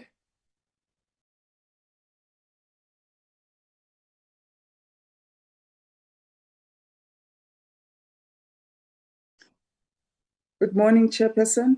Is my camera on? Yes, it is, Madam. Thank you very much. Thank you so much, Chair. I might just also need to switch it off where I am. The network is on and off due to the weather. Chairperson, my greetings to you and my honorable colleagues. Honorable Minister, we thank you for your presence and we thank the officials for the presentation. Chair, let me start by expressing our discontent with the reports that have come late. It really hinders us from exercising our duty effectively, really doing our work in preparation and being able to give, well thought through and well researched also feedback to you and to the teams that require input. So we do ask that this matter be dealt with, please. Chairperson, since the establishment of SITA back in 1999 or so, there's never been a good story about SITA that has been told. SITA has been fraught with corruption since the beginning, irregular procurement practices since around 2018 or so. There is not a good story that anyone can tell us, any achievement of SITA that has benefited the country, that has really given us value for the taxpayers' money that has been spent thus far. And given that we give SITA significant budget year on year, and they have a whole lot of influence in the digital transformation of this country, and by extension in the economic transformation of this country. And not only that, transforming our communities with technology, transforming how government works, the efficiency of government, but they don't seem to really grasp that mandate and take it with a seriousness that we believe that it deserves. And from where we are sitting, there was a ministerial task team that was appointed previously with the previous administration to look at addressing the issues of SITA. We have not yet come across the report. If there is, would like to have a look at that report that will inform the decision that we'll make here. Ministerial task team did not give any concrete feedback on the issues of SITA and how to fix them. Now we've got a new minister who has come in, who wants to use different words, fancy words like repurposing. Beautiful presentation with colors, etc. But I'm failing to see why we can't really just simplify our lives, just give us a 2-pager, black and white, tell us, this is our problem, this is what we want to do. Because we always hide behind this fancy presentation that at the end of the day, there's nothing to take home from this presentation because you are telling us nothing about how you're going to fix SITA. SITA cannot be fixed by repurposing, unfortunately. The first thing that I would like to raise, there's just a lack of clear implementation strategy. The document that you gave us now in fancy presentation, it tells us several challenges that you've been facing, some roadmap, timeline, but there's not really a business model that is going to tell us, this is what we're going to do, it will work because of X, this is how much we want to put, and this is our proposed income out of it because we have this client and that client. But what we see is that clients have run away from SITA. Nobody wants to deal with a corrupt SITA. Nobody wants to be serviced by a SITA that takes months and years to procure and implement technological strategies. We are way behind as a nation in technology and in our digital transformation, mainly because SITA, which was supposed to be the backbone of the country's technological transformation under the Department of DCDT, has truly failed. Now, you tell us there is non-compliance with regulations like PFMA, but there is some justification even after the Minister of Public Service and Administration has really given concrete feedback, which is concerning that despite all of that, the department is willing to proceed ahead without addressing the regulatory concerns that have been raised because they haven't gone away. They must still be addressed, and we have to adhere to those legal frameworks and financial regulations.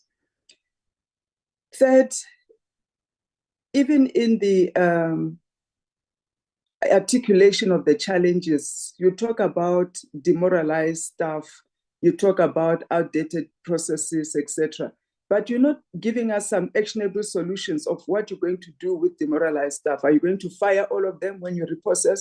What is it? Did you think repurposing this department is suddenly going to give a spark to the demoralized staff? What is going to change on the ground truly?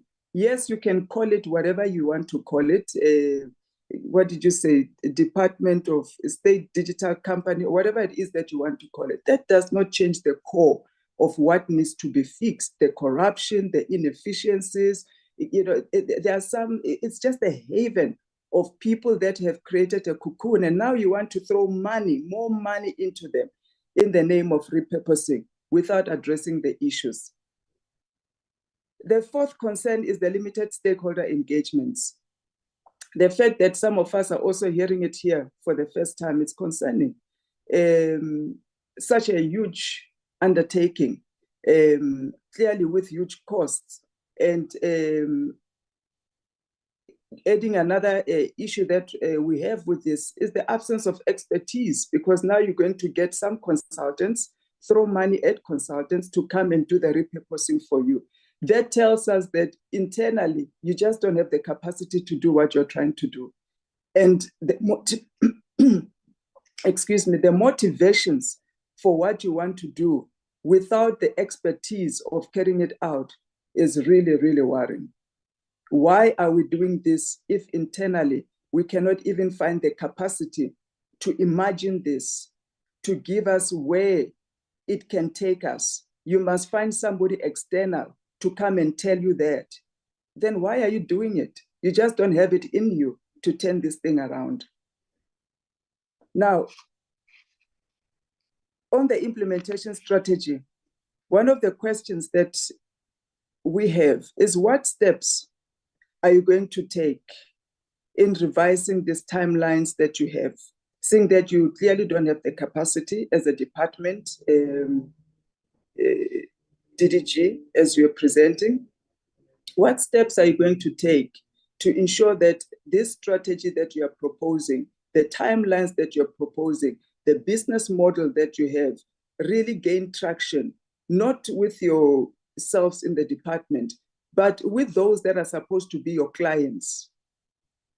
There's no point to do all of this and your clientele is leaking. There is no strategy and timelines behind it to address the leakage of clients. Without clients, you don't have a business case. Without people that are promising to procure from you, are happy with your services, they will stick with you and stay with you until we recover the cost of whatever it will take to do this repurposing. you do not have a business case. On the PFMA compliance, how are you planning to address that non-compliance and the issues that are raised by the Minister of the Public Service and Administration? Because those are key concerns that cannot be overlooked, they cannot be minimized, they have to be addressed. And in future, how do you ensure that whatever task that you're doing here will continue to adhere to the PFMA?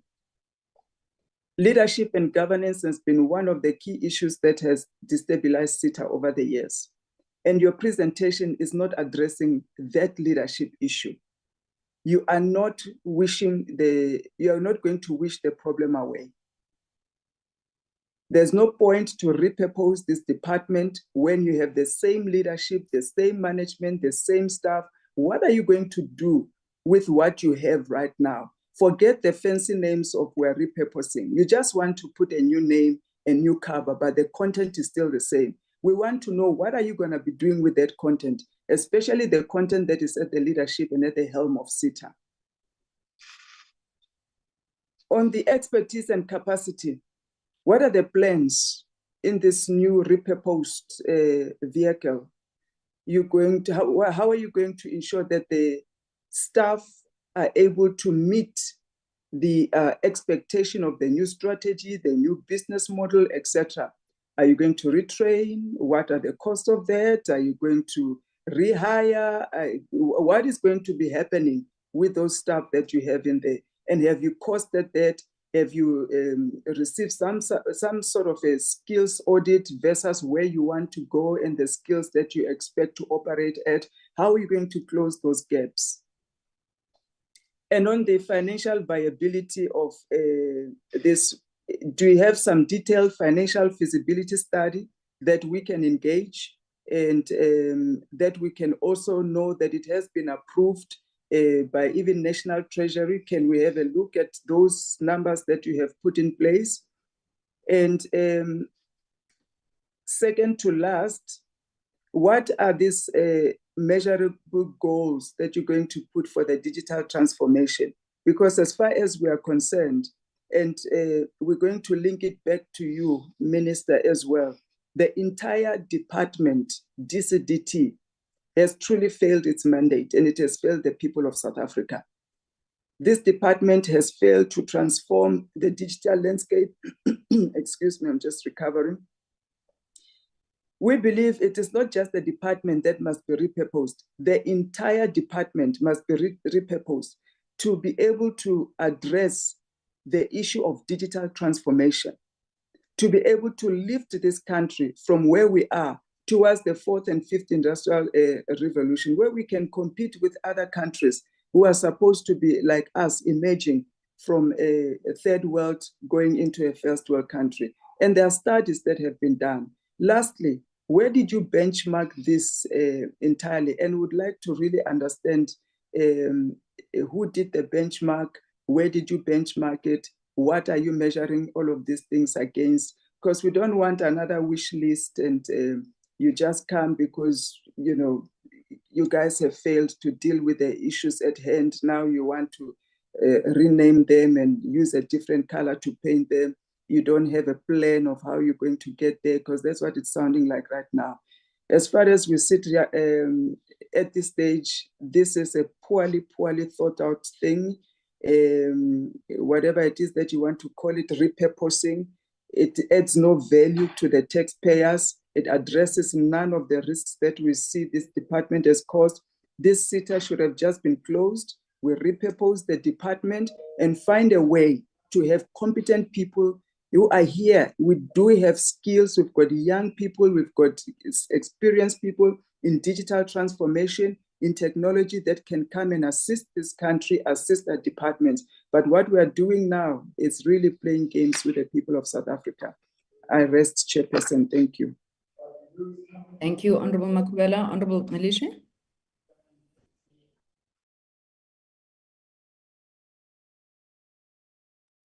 Thank you very much, Chairperson. Chair, allow me to please not have my video on. I'm not I'm not in a good place, but I couldn't miss this meeting, Chairperson, if you allow. Greetings to you, Chair, and the Honorable Minister, and the colleagues. Chair, I agree with Honorable Makubela. I agree with a lot of issues that she has raised. I thought the presentation with regards to services SITA would be clearer than what is presented to us. But it doesn't contain anything that is worth, engaging. Because, Chair, I sit also in the Portfolio Committee on Public Service and Administration. And all the departments that come before us, they complain about the instability and the lack of service at SITA. So the government clients complain about the delays in delivery of services, and they complain about the poor responsiveness and service quality by SITA. We've never in that committee had an opportunity to sit with them, because we've realized, like Honorable Makubela has raised, that there is a high turnover in executive roles. I think that's what we picked up, that there is a really high turnover in executive roles, which is causing the disruptions and the lack of implementation at SITA. So I think one of the things then, Chair, that I would like to know or to find out from SITA is that as we are looking as we are looking at professionalization and digitalization, like they're not even touching those. So they've been slow in that aspect. And the departments, we've been fighting with them, is like, how far are you? What are the plans that you have? And they always throw the ball at SITA to say, SITA this, SITA that. So there's no plan of professionalization or digitalization in terms of like the government departments. I don't know if they can maybe share with us their plan in terms of like, how then do we move forward if they don't have a plan, because we are lagging behind. Because SITA has been very slow in integrating AI, automation in public service, even cloud. So I don't know why they continue to be committed to outdated systems, because I feel like their systems are also just outdated. That's why we are where we are today. So I also want to know what measurable outcomes are expected from the Public Service Commission, because we also have asked the Public Service Commission to conduct an investigation. And I want to know from them, the measurable outcomes that are expected from Public Service Commission, and how they will implement these findings. And maybe another one, Chair, is the steps. Like my colleagues have spoken about the staff at SITA. Say they retain the staff, and the staff, we can imagine how demoralized they are. What are the specific steps that they will take to address the lack of trust? Because there's a lack of trust. Every department has a lack of trust when it comes to SITA. And maybe another one, with the proposed regulations allowing the departments to procure the ICT services independently. I just want to know, will this not impact SITA's role and revenue? And how will they deal with that? And maybe they can share with us the plans that they have in place to ensure that the data is protected, and ensuring that there is sufficient cybersecurity and infrastructure. Those are the things that they are not sharing with us, and those are the things that we want to know. And we also want to know, why is SITA still relying on third-party vendors? Like, are they unable to capacitate, themselves? Because I think if their plan or their strategic plan presented to us this morning had a plan to capacitate themselves. Because another thing about SITA is that they have proven to have a difficulty in attracting and retaining top talent, top ICT talent, and maybe they can explain why this is the case, because there seems to be like a problem with regards to attracting and retaining the top ICT. Maybe that's why you find out that it's either today they don't have a CEO or tomorrow. Like, you know, I don't think any of the leadership at SITA has finished their term. And maybe they can also share with us about the irregular audit findings from the Auditor General. What are they doing about that? You know, these are the things that we want to know and we're interested in. And maybe the procurement irregularities, Chairperson. I think that is it from me, Chair. Thank you very much. Thank you. Thank you, Honorable Malishe. Thank you to all honorable members for your contributions. Honorable Makubela, I'll assume that is a legacy hand, am I right? Thank you. Yeah, maybe let me just come in and then we will, Honorable Malishe, you wanted to come back? No, Chair, I was just lowering my hand. Sorry about that. Okay. We will take a break just after I deposit my issues as well for about 15 minutes. We did say we're at work, we're not in a torture chamber, so we'll take a 15-minute break. But just a few issues from my side, Minister. I want to firstly check. A number of members did raise this, but I think I want to highlight it.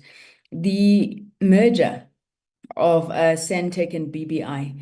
The last time you appeared in the committee, we were given a sense that perhaps that merger is not proceeding for whatever reason, which I think was linked to BBI's financial position. Now, the question that I have is that while you are still thinking and mulling over what to do around either the rationalization or repurposing or whatever, what is the situation and why are you not then fully implementing the BBI Act, which amongst others would have put BBI as the state-owned entity that's supposed to aggregate our country's digital infrastructure assets, particularly issues of fiber and I'm assuming perhaps even data centers there.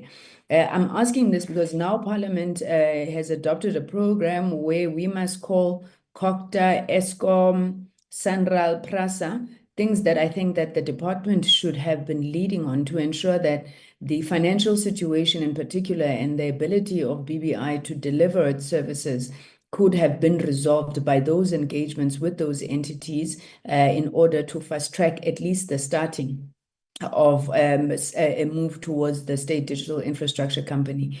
So where does it say that you cannot start that process up until you have merged with Sentech, which is seeming very unlikely at this point, given the reports that we have been given? So just like a straight answer to that. I know that there were some issues that the members would have raised that are likely to come when the 5-year strategy for SITA is presented. And those ones, I think it's okay, we can park it for when you respond to that, but indicate so that members are aware that, you know, that those issues you will perhaps speak to in the SITA 5-year strategy. But I want to ask on the strategy whether there's even any value in us going through that strategy. What you base the strategy on, given these regulations that you want to gazette? Because members are right to ask questions such as, have you done any assessment on the feasibility, the viability, the financial impact, the human resources impact of what the regulations you indicate you intend to gazette will have on the organization?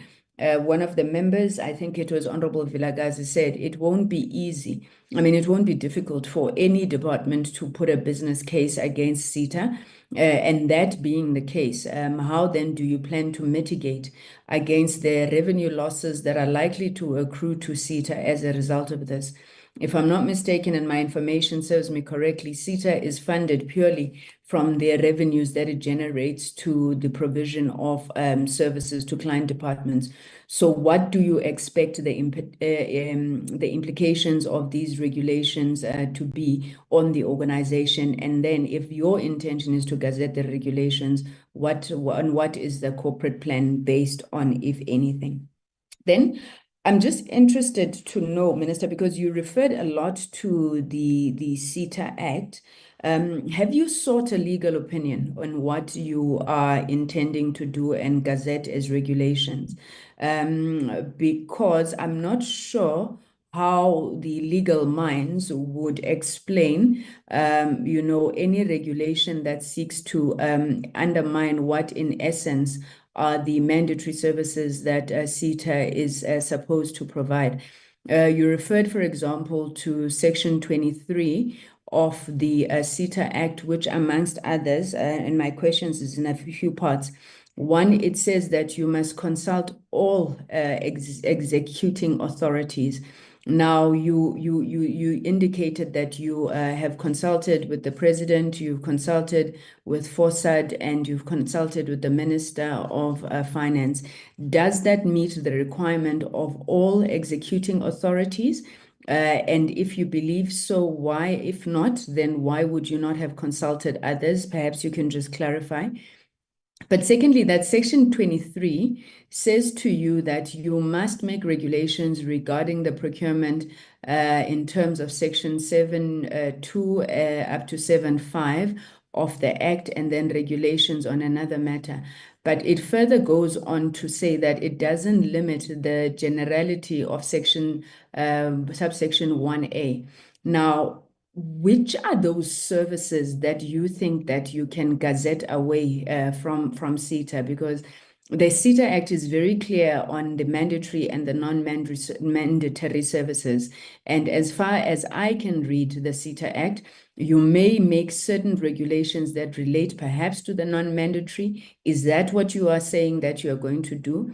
But secondly, I'm very curious about this business case that you're saying that the departments need to submit. Now, as I understand it, SITA will be given 10 days to respond to this business case to say yes or no, they can do it at this price or not. I have never seen a procurement process in government take less than 2 weeks. Now, you're saying that SITA within 2 weeks must have been able to put forward a convincing, a strong a response to a business case where departments would have had how much time to put it together, with SITA then told, within 10 days, can you do it? You can't do it, bring it back. We're going to do it by ourselves. So how is that going to work? Because I doubt even the departments themselves can go procure in 10 days if they're following the PFMA Act, which just from the get-go indicates a period to advertise. So how do you expect SITA to do this? Or alternatively, are you just setting up SITA for failure? Because from the get-go, it's very clear that they would not be able to meet what you are saying are conditions around this. I'm also interested to just find out, in terms of your engagement with SITA, what is SITA's view on this? I would assume that if SITA is going to be massively affected in terms of its mandate, because in essence, you are now devolving its powers to departments through regulations where you are saying, these departments must just come and motivate, which, by the way, I'd like to know how many do that currently, and why then, if you have an existing avenue, you want to open it wholesale for businesses, from the government departments to leave en masse from SITA. I didn't get how long you are saying that these regulations would be in operation for, Minister, and then what would be the conditions precedent for you to then know that the regulations are no longer required? Because even though, as Honorable Bolani says, regulations are not rigid, they are rigid, number one, in the fact that they cannot supersede the law, and the law says to you very clearly what must be brought through SITA. But what would be the conditions for that flexibility that we are talking about to then be exercised and to say that now SITA is ready to take back its functions, because that's not clear. This seems to be an open-ended thing that when you choose at some point to review it, you would be able to review it. We've raised the issue over and over again around fragmentation, around duplication, around standardization, around the need for interoperability, rationalization of functions, security of state information. When you now again, open wholesale, like you're going to be doing on the basis of a business case, how is SITA going to be able to even play its role to ensure this is done? There's a problem now. And it looks like we're just allowing the problem to perpetuate. So what safeguards have you put in place to say, as then these departments put in this business case, they're allowed to go and buy on themselves without going through SITA? You do not compromise what ultimately should be the digital transformation roadmap, which itself we have not seen. I think the question on the digital marketplace has been answered. You just look at the last corporate strategy. This was supposed to have been delivered in year one, and 6 years later almost, this is still not done. So if we could just get a sense there. I think I've asked that can we also have the view of SITA in this regard, and both I think the question both to you, Minister, as well as SITA is what you have received as legal opinions regarding this matter. May I then, honorable members, please suggest that we take a 10-minute break, because we will try and go for lunch just after 2 o'clock. 10-minute break just to stretch our legs, and then when we come back, we will hand over to the Minister, the department, and SITA for responses. Thank you very much. We will be back at 2020.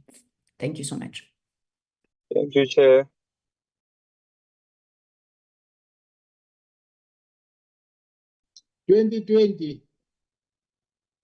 Chair, I see 15 minutes 2020. No, Chair. 2020, 10 minutes, 2020. Kaloku ngincengile ngathi we'll take lunch, 2020.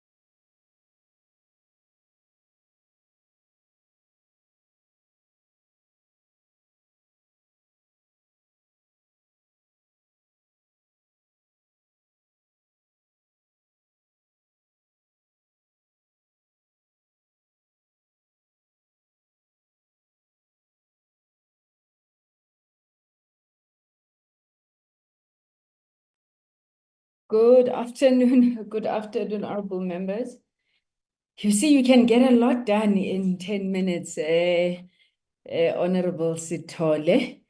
But we are back and yeah, maybe let's try and move a little bit quicker before we start running into problems on the other areas that we need to cover. Honorable Minister, I think you have heard the questions for clarity, comments by the members. And I do want to underscore them by saying one thing that I picked up is that none of the members are saying there's no problems. In fact, they went so far as to say SITA has been a failure, but I think more concerned about how then do we respond to those issues. Honorable Minister, over to you.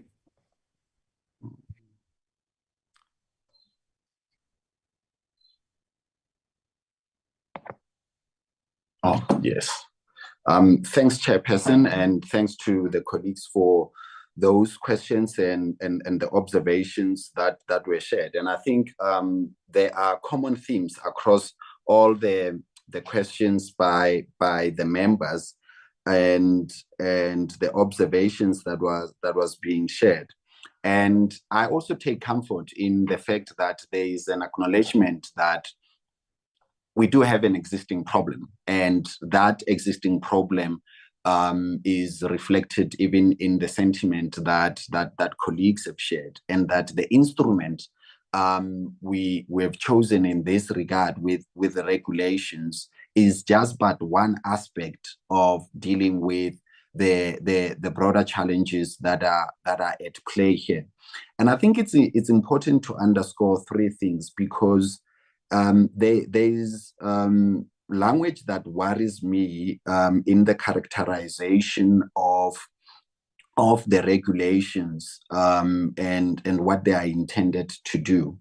One is, of course, in acknowledgement that they would be introduced now, we will need to do an evidence-based assessment of the impact that they are having once gazetted, to measure whether they've contributed to an improved delivery of ICT services across the state, so that a determination and an informed determination can then be made about how long or how short they would be in effect.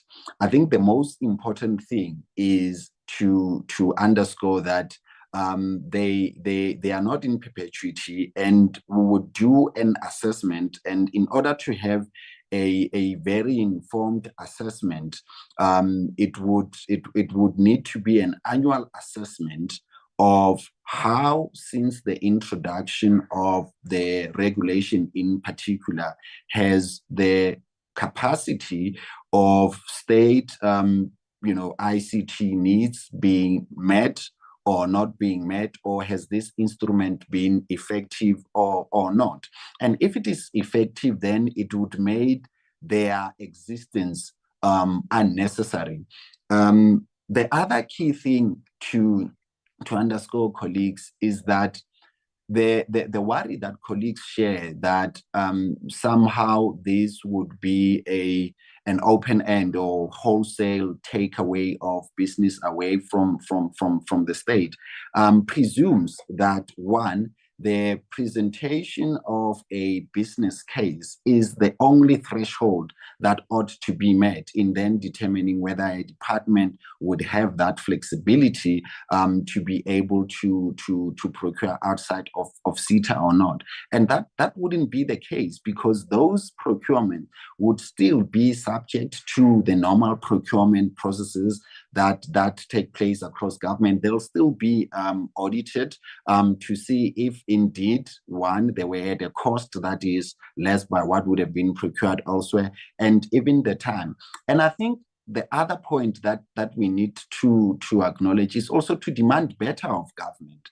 I think the notion that it would be difficult for a state entity on state to not be able to provide a response on a procurement query within 10 days, and that we should accept it as a norm, would be part of the problem that we find ourselves in here. In the digital era that we're living in, state entities and government has to be more prompt, more responsive, and agile in meeting the demands of this sector. One of the chronic concerns across the state is this issue of no rapid or instant responses to very elementary procurement queries or questions that are associated with procuring from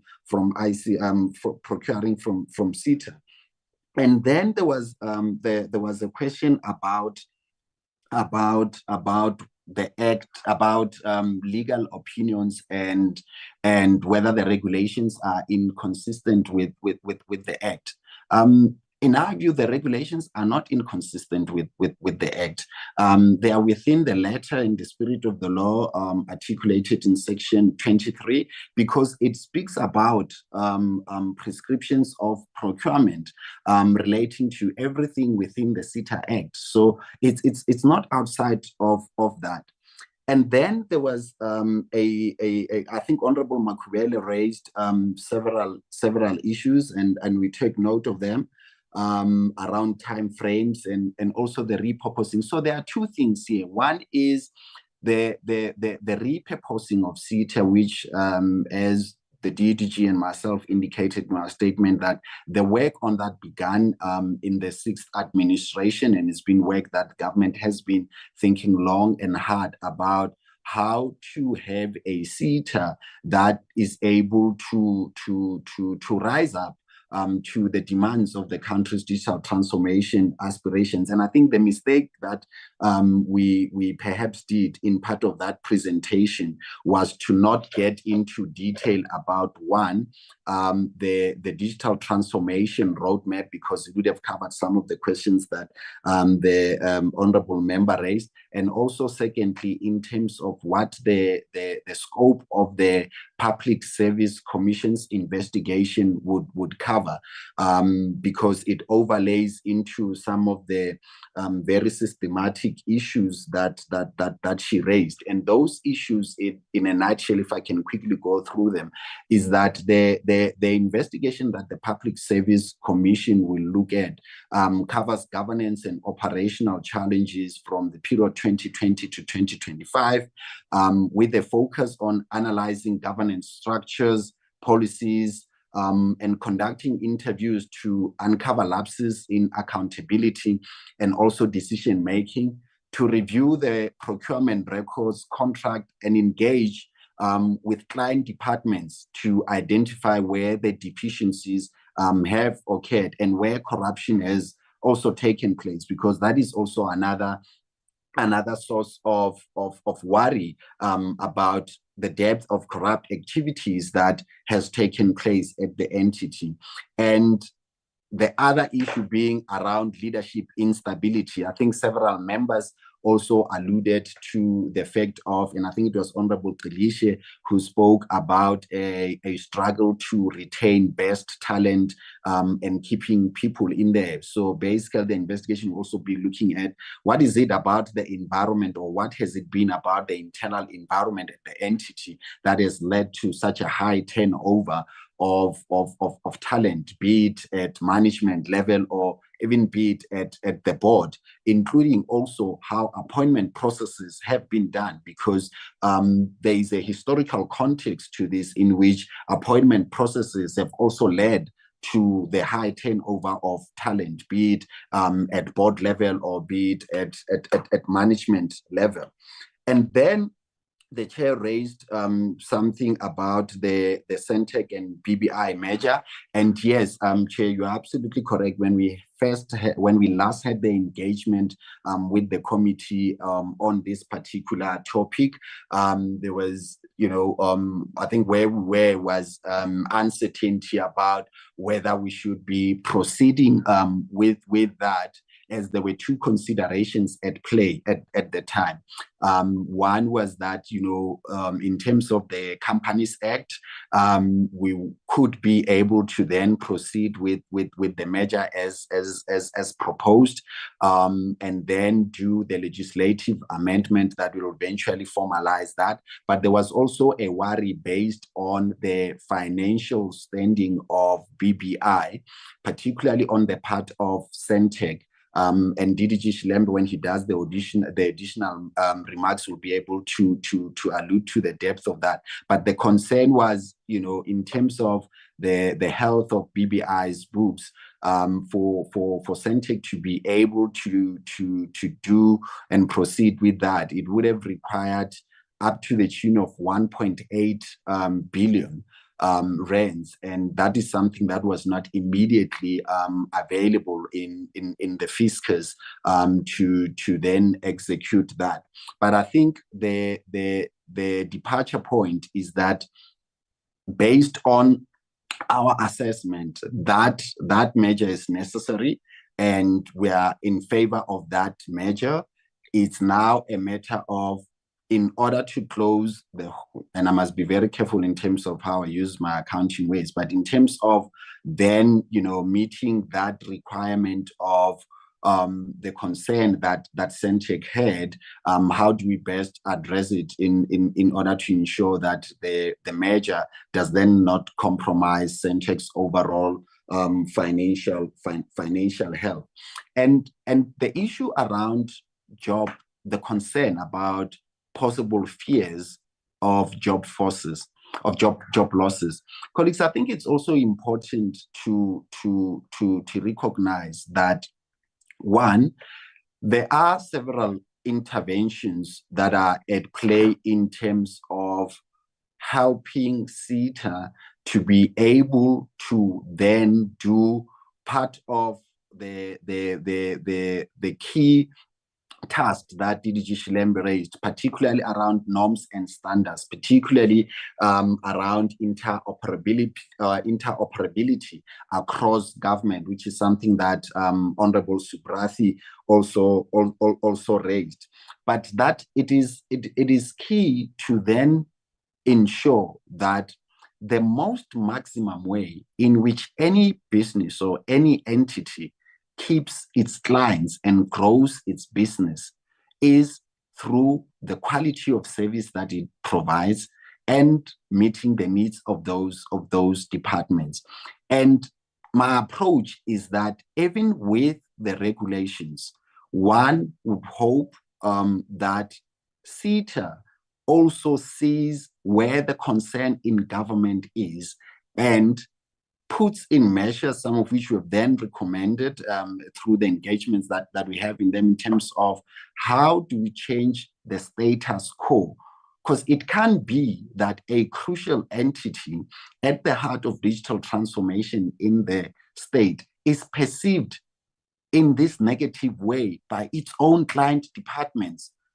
A sentiment which Honorable Delisha spoke about through the interactions that she has been in the Public Service and Administration portfolio committee.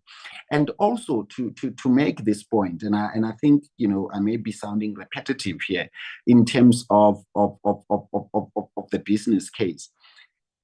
It's not to open the floodgates to say that now everyone would have a justifiable excuse to bypass SITA processes, because it is very clear what a business case should contain in order to meet the requirements of presenting a solid case that then allows for procurement to happen outside of that. Because if we were to take the adverse approach to say that, notwithstanding what is already happening there is no need for regulations, we would further be impeding the capacity of the state to meet its ICT needs. And we can't be complicit in perpetuating that when we've got an option to test a method that can help alleviate this, and then put a requirement, which is what we are saying we'll do, that in a 12 months period, we would assess whether the introduction of these regulations have helped, one, improve government departments' ability to meet their needs, and what kind of impact they've had on SITA. And that is where SITA should also seize the opportunity. And I'm confident, one, in the interim board that is in there right now, as we prepare, and we are at the final stages of finalizing the recruitment of the final board, as we have done the master list, and at the stage that we'll be going into will be the shortlisting, and then all the necessary background checks and the interviews will be done.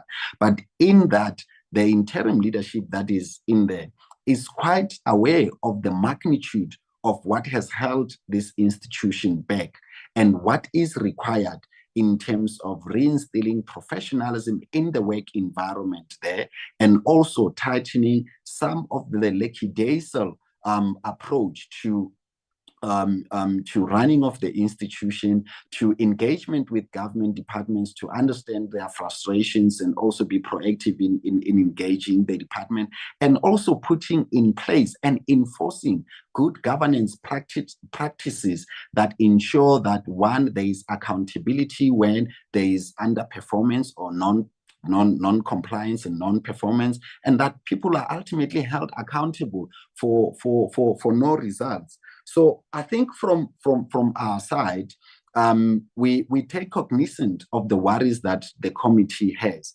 And lastly, before I forget, Honorable Bodlani mentioned something about local procurement. And that is why in the regulation, there is very prescriptive language around ensuring that all procurement processes that are applicable in the public procurement of goods and services in government are upheld and enforced, because that also covers what quantum needs to be procured locally, and how those are spread across. So that would be it.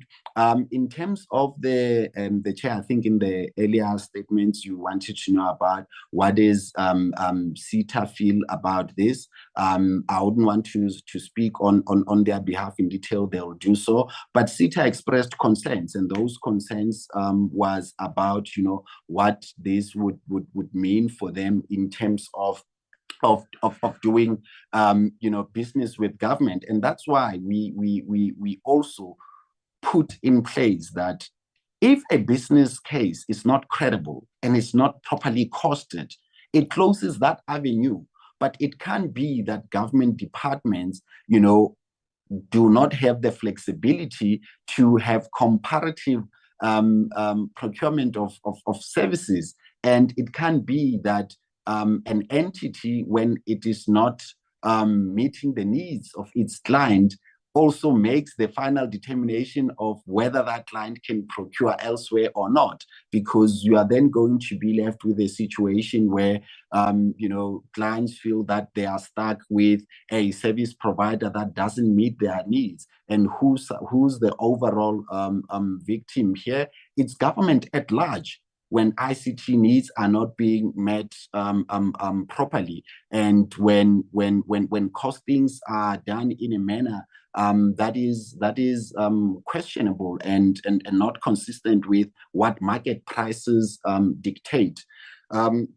Chair, I think I'll limit it at that. I will just ask that DDG Shilembe come in on particular the two issues that are highlighted earlier, and perhaps the DG may want to get in about addressing the overall concern in terms of the length of the repurposing and the concerns that colleagues has about 1 year being too long, which I think it's a very fair observation, and I agree with that. Thank you, Chair. Thank you. Thank you very much, Minister. DDG?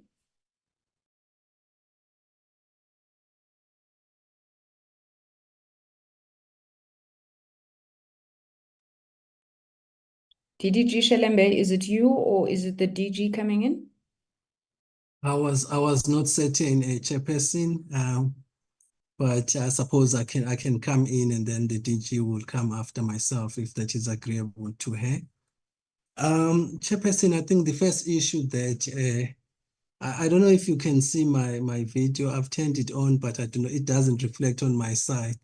We I do see not you, know. although you've cut your bottom lip off. Maybe Oh. just pull it down. Yeah, we see you. Thank you. Okay. No, thank you very much. The first issue I'm going to respond to, which is the one I got that the minister wanted me to respond to, I somewhat missed the second one that I needed to reflect on. But the first one is that one relating to the measure of Centec and BBI.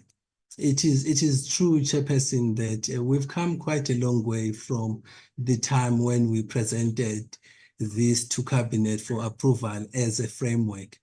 It is also true that the decision to go Centec BBI measure first and not to go BBI aggregation was what was considered a strategic decision at the time. We thought it would be relatively easier because it's within the portfolio to merge the two entities. However, after doing all the due diligence that Centec needed to do on acquisition of BBI, it was determined that an amount of 1.8 billion rand was required to make the deal possible. That was the amount that neither Centec nor government had at the time, nor do we have it right now. So that was a deal breaker. Then the alternative now is we are going back to the drawing board. I think the last time we reported, as Honorable Vilakazi correctly points out, we said we are going to get a service provider to advise us on the roadmap. Is it still the most feasible or the most strategic thing to try and do the measure first before we can start aggregating the infrastructure and fiber of the other non-ICT entities? So that is the services that we are going to get. We have included that in our APP. In this first quarter, we are finalizing the terms of reference and the scope of work that the service provider is supposed to undertake in our assistance. And then the Chairperson, you ask, why not just focus on BBI and implementing the BBI Act by way of doing the aggregation? The BBI Act specifically provides that a BBI may utilize the infrastructure. In fact, it says the SOEs such as Telkom, such as Eskom and Transnet must avail their infrastructure to BBI. But it also goes on and says this must be done on commercial terms. And as far as I know, ever since the BBI was formed, those commercial terms are not necessarily in favor of BBI. The lease of the fiber from these two entities is one of the single biggest cost element for the operations of BBI, and are generally not affordable, which is why we need a more agreeable arrangement which allows for the utilization of this infrastructure, perhaps not at so much cost. I think in our discussion with BBI, we were even talking about maybe putting up a proposal to Eskom and Transnet, which relates to possible value sharing or profit sharing rather than having to pay upfront for these fiber lease and maintenance. That is the conversation which has not been finalized between ourselves, BBI, and these two entities which are involved. Minister, if you may indulge me with this second issue that I needed to touch on quickly before handing over to the DG. Thanks, DDG. I was just saying to elaborate on the issue of the business case, so that is not an open-end ticket. Oh, yeah. Thank you very much, Minister. Yes, so the regulations provide, well, in fact, let me start here. The chairperson raises the issue of 10 days of whether that is reasonable or not. The 10 days actually exist in the current regulations of 2005 as they stand. It says, or the regulations say, the departments shall submit their request to SITA, and SITA will have 10 days to respond as to whether they are able to provide the service, and if so, provide the timelines and cost. So that is where the 10 days come from. It's not a new innovation that comes with these regulations as we have proposed them now. So the issue is now we have introduced the concept of a business case, which needs to be submitted by a government department. This business case by itself is not an easy thing that can just be cobbled together, not based on fact. It means the department needs to go test the market, understand the dynamics of the market, and that usually they will do in consultation with SITA at times, because SITA has the know-how of the market. But after then preparing this business case, it is that business case that will be submitted to SITA, and to say, SITA, can you meet then this business case, or otherwise we should be allowed to go on our own. The business case is auditable. The Auditor General will have to audit the business case to make sure that indeed the decision to go outside of SITA was based on a valid business case and not just a willy-nilly aberration from what the regulations provide for.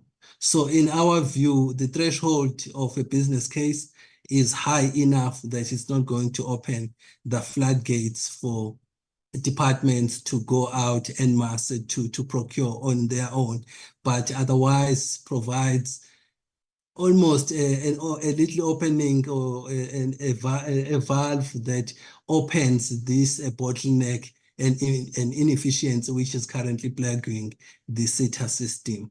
So we are hoping that, as the Minister said, in due course we will review how this is working. Is this regulation as proposed providing sufficient relief to the departments, in the sense that they are able to provide services to citizens as required by law, or whether we're required to do more work? We will nonetheless be doing more work in any case as part of the bigger ongoing repurposing effort of the SITA business. That work we are projecting again in our APP that is going to last us about this financial year to conclude. In that work, we will be reviewing the very original rationale for the establishment of SITA, the extent to which SITA has lived up to that rationale. As we have already indicated in the business case that we have done on SITA, the feeling is that SITA has not done enough of research and development, innovation and localization of ICT goods and services. And therefore, this work that we are doing is going to scope in more detail what SITA can still do, which they have not done to date. In fact, because we know that R&D is expensive and may perhaps require additional funding over and above what SITA is able to earn from its services, we are even anticipating that a case might have to be made for government to support the R&D component of work that SITA would have to undertake, so that we transform SITA from just a mere procurement entity, but into a fully fledged digital services company. Thank you very much.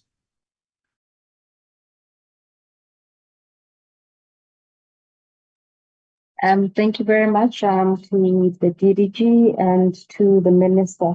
Perhaps before I do respond, Chair and Honourable Members, to give the opportunity, I think Honourable Vilakazi and Subati and Bolani were asked questions directed to SITA. Maybe I can ask the interim chair of SITA to respond. Thank you, DG. I'm trying to switch on my camera here. Oh, yeah, it is on. Good afternoon, Chair, the Minister and all honorable members, as well as all the colleagues. I think as the DG has alluded, there were questions that were directed at SITA, and I will respond to those, and I'll be supported by the executives of regional and national consulting in the absence of the acting AMD. I think the first thing that I just want to talk to, the department has already outlined, and I think when honorable members were speaking, it seemed that the problem that SITA has have been are correctly understood, in as much as they are impacting negatively on SITA, they are properly understood. And I say that because it talks to the issue that has been raised when it comes to regulations, and to what extent will that impact SITA? Maybe I'll talk to that first. And as the minister has alluded, we have expressed concern in terms of the implication that those particular regulations have on SITA in terms of financial sustainability. It's also important that I also highlight that at the moment, SITA is basically servicing 37% of the market in terms of what the state is spending on ICT. Now that says, if with the regulations coming in place, it's impacting on the already at 37%, because 63% is being done through the private sector. And again, linked to what I said earlier, there is various challenges that have been articulated as SITA. I'll just maybe just in terms of, is the time required to solve those particular challenges? And the answer is yes. As the minister has indicated, there are various initiatives that are being done to ensure that SITA is well positioned to be able to deliver and possibly even increase the percentage that is servicing the public sector. Honorable Vilakazi asked, what are those things that are being done? One, as the department has highlighted, there's a number of initiatives that are being put in place to address the current challenge. The first one being operational inefficiency. In that, there is a target that is currently in place to make sure that we automate the procurement processes. And in that way, we will improve the turnaround times for procurement, which is at the heart of some of the challenges. The second thing that is being done, there is also a need, and this interim board has also formed working committees to relook at the procurement processes, the delegation of authority, to ensure that we unlock some of those bottlenecks that are contributing to long turnaround times, and as such frustrating our key stakeholders. And that work is currently underway. And yes, it requires time. And I'll come back to this thing of time, because it is important in that if the regulations have an implication of sustainability on SITA, should SITA be given time to work on its challenges? In the meantime, and what is that time that is reasonable? And that is on the efficiency side. The other aspect that was raised by the department, and I think some of the members when they were talking to it, is to the extent of demoralization of staff, instability when it comes to leadership, as well as high turnover in staff. One of the key things that we also focusing on, and it will be on the corporate plan that you'll be looking at later, is creating some form of also employee value propositions to ensure that there is a level of retention of talent at SITA. Some of those talk to the fact that to what extent are we ensuring that how we are hiring and also our retention strategies are making some of this talent stay longer at SITA. One of those that the interim board is relooking has to do with hiring at HOD level, which currently is at fixed term. And that means in terms of retaining staff, a lot of people then leave to say, I would rather go occupy a position at middle management level at another entity than stay on and move to an FCT. And those are some of the value propositions that we're looking at to ensure that we can retain talent at SITA. Another one from an HR perspective has to do with a lot of vacancies as well as contracts that are expiring. The priority of this board, part of the things that we are ensuring that we bring stability at some of these levels in the organization where currently there's contracts expiring and there's a lot of vacancies. Another aspect that I just want to talk to has to do with the financial sustainability of SITA. I think as the minister was also talking, he spoke of the aspect of to what extent are we competitive when it comes to our costing? To what extent are we capturing or even delivering the right solutions? And I think earlier, even when Honorable Felicia made the point of saying, are we mainly relying on service providers? And I think also as the DDG was speaking of, how are we ensuring that we develop IP? There is a process underway, number one, to review the costing as well as the revenue structure of some of our services. Number two, to what extent are we ensuring that we have IP that then contributes to long-term sustainability of SITA? It goes into ensuring that we are able to develop services. And I think I will welcome the executive of services later to come in and also elaborate further. One of the things that we're doing is to ensure that there are certain solutions that are being developed at SITA. One of those is the deeds registration system that has been installed right now with one of the service providers. That's a SITA IP. It means even in terms of long-term revenue associated with that, and in terms of the focus of which services are we ensuring that will, from an IP perspective and revenue generation, contribute to long-term sustainability of SITA. So there is a focus in ensuring that we deliver those solutions. Now, that's one of the services that would be possibly threatened because with the regulations, a non-mandatory service like the deed registration service that SITA has developed and has implemented with one of the departments, those are services that right now can the respective stakeholders can go straight to the private sector. Again, I will go back to the point of, does SITA require time to fix some of these things, and because it is important. The other aspect that I want to talk to is, what are some of the things that we're dealing with in terms of governance? It has been alluded to even by Honorable Felicia that from an audit material irregularity aspect, there are issues that deal with material irregularity as SITAs.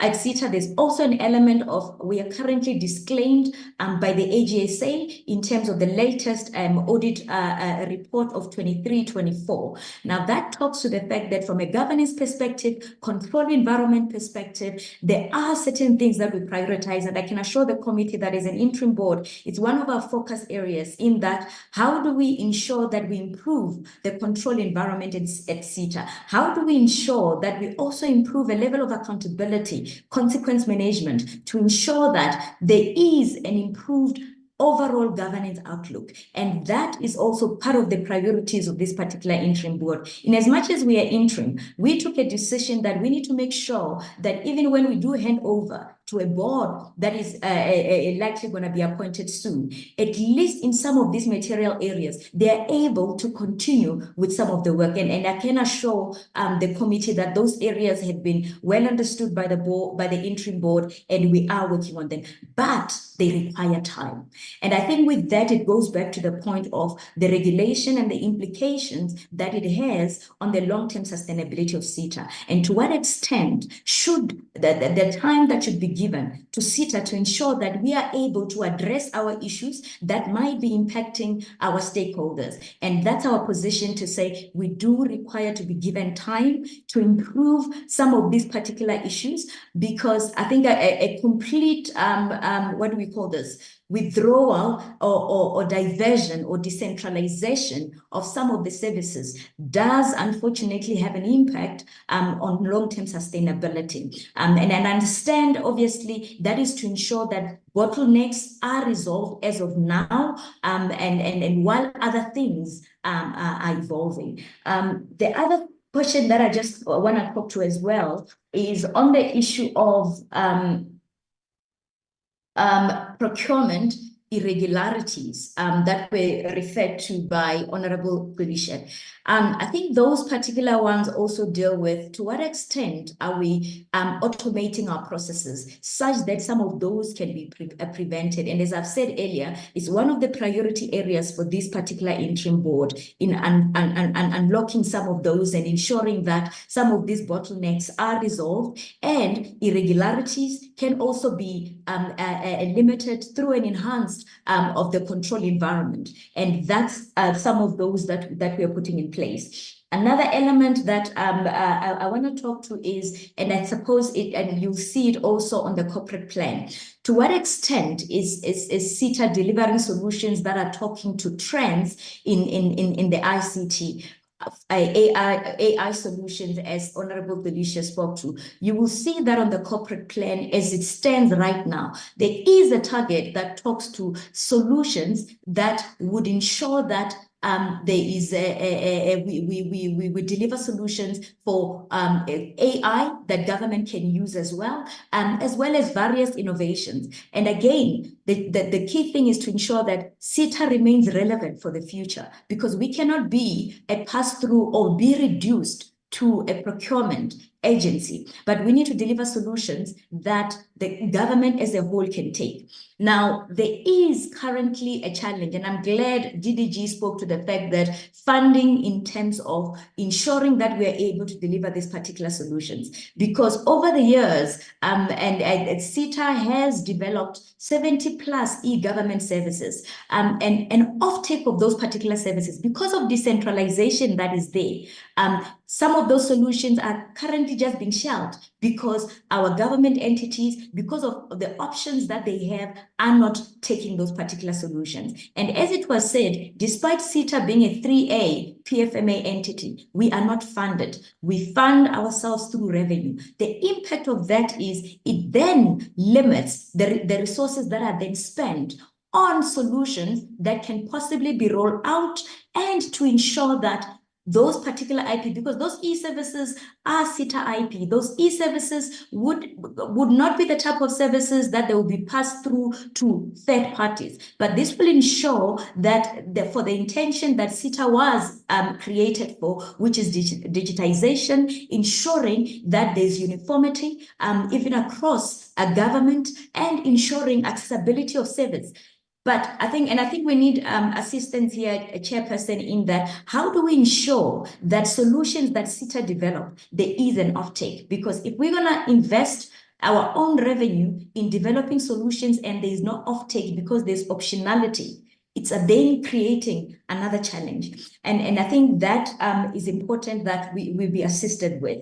Another element that I think I just want to talks to the aspect of digitization. You will see on the corporate plan that is going to be presented earlier, because as SITA, I think our continuity and long-term sustainability is key. I think honorable members have raised the fact that this institution hires around 3,700 employees, and as it was articulated, South Africa faces the challenge of high unemployment, and we certainly do not want to add to that particular challenge. So as part of us ensuring that we do not, one of the key things that we're ensuring is to ensure that from a digitization perspective, we also as SITA ensure that we digitize such that we are also able to roll that out. Now, as I've indicated, there is an issue where in the past, we have invested in solutions, but there has not been offtake. I've already said we're currently servicing only 37%, 63% is still with the private sector.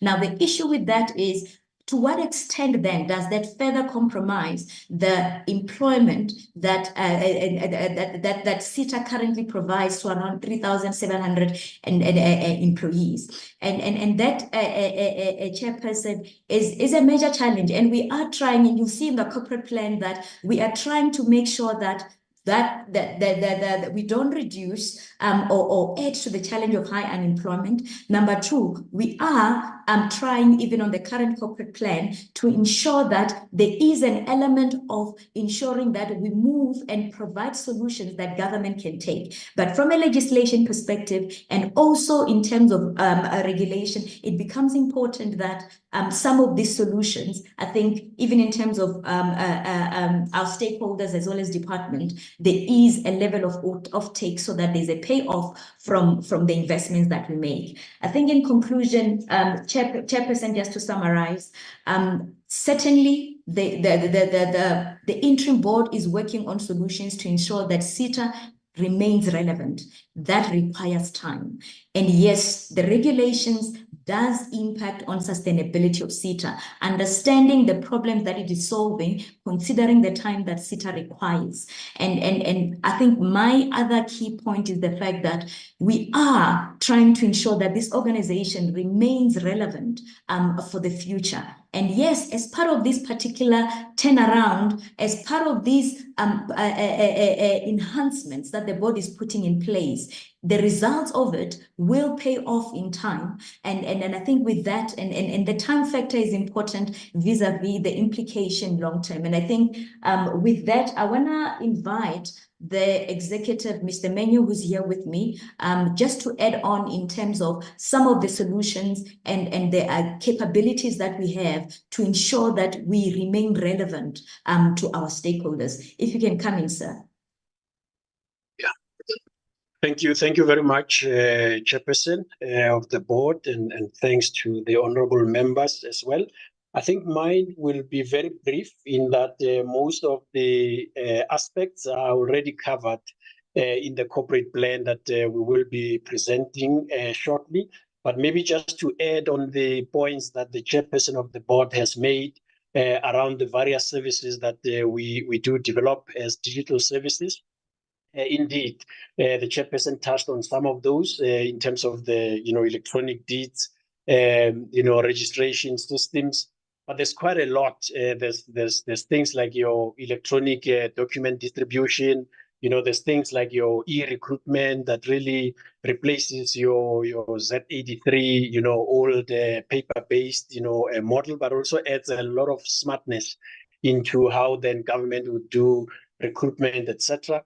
But also we've got this bouquet of 70 odd, and I know it was presented at the portfolio committee before, to then say how do we agree on a go-to-market that will then ensure that the government will consume, and this services should be fairly cheaper in that you then transversalize them, things like your e-leave, everything that we already have developed and continue to work on that. And I think some of the most recent, innovations that we have done, at a very high level, will include even things like really developing the G20 platform itself. And I know, most of the honorable members might not be aware at this stage, because of a lot of negativity around the organization. But we have really been doing quite a lot of innovative, exciting things. I mean, we manage for years now the metric, results, the resulting processes and all of that, perfectly year on year. All of that is being done through the work that the men and women at SITA are doing. But most of this in terms of what is the digitization strategy, what are the innovation plans that we've got in place in terms of your Internet of Things, AI, and others. We have covered those in the corporate plan that we will then be able to present. I will leave it at that. We do have also a working team or committee, if you want, at SITA that then works on the regulations, which will include obviously the legal team, procurement, supply chain management, and so forth, to make sure that we engage, as the minister has indicated, on the regulations themselves and what it means and so forth. So I think I will leave it at that, Chairperson, and then we will then touch on the other issues as we get into the actual presentation of the corporate plan. Thank you. Thank you very much. I think DG, Jordan Gianni, you're the last. Yes, I am, Chair. Thank you very much. And I think much appreciation to the interim chair and the executive at SITA, along with the minister and the DDG, having responded to most of the questions. Maybe just to quickly then, as I ramp up, Chair, the couple of concerns, and I'm glad that at least we've clarified the issues with regards to the mergers, and precisely to respond to Honorable Makubela, and I think it has also been alluded to in previous engagements. The department worked extensively on the National ICT white paper, which we had published in 2016. So the proposal with regards to the repurposing of SITA, the merger of the BBI and Centec, and many other recommendations coming from it, including, I think, the proposal with regards to having a single regulatory body, when we anticipated obviously emerging issues coming out, and the need for obviously strengthening what we have at the moment. So ICASA does not necessarily respond to the entire spectrum of the ICT or the digital economy landscape, neither does the FPP and .ZNA, but a combination of those would. Unfortunately, Chair, you would then have, if you would note, and I think maybe the policy advisors at the Parliament will advise, we do then make recommendations in as far as then what work we're going to do as a department, but also the political as well as the leadership instability in the organization has then led to different priorities being identified, and that's where there has been some delays.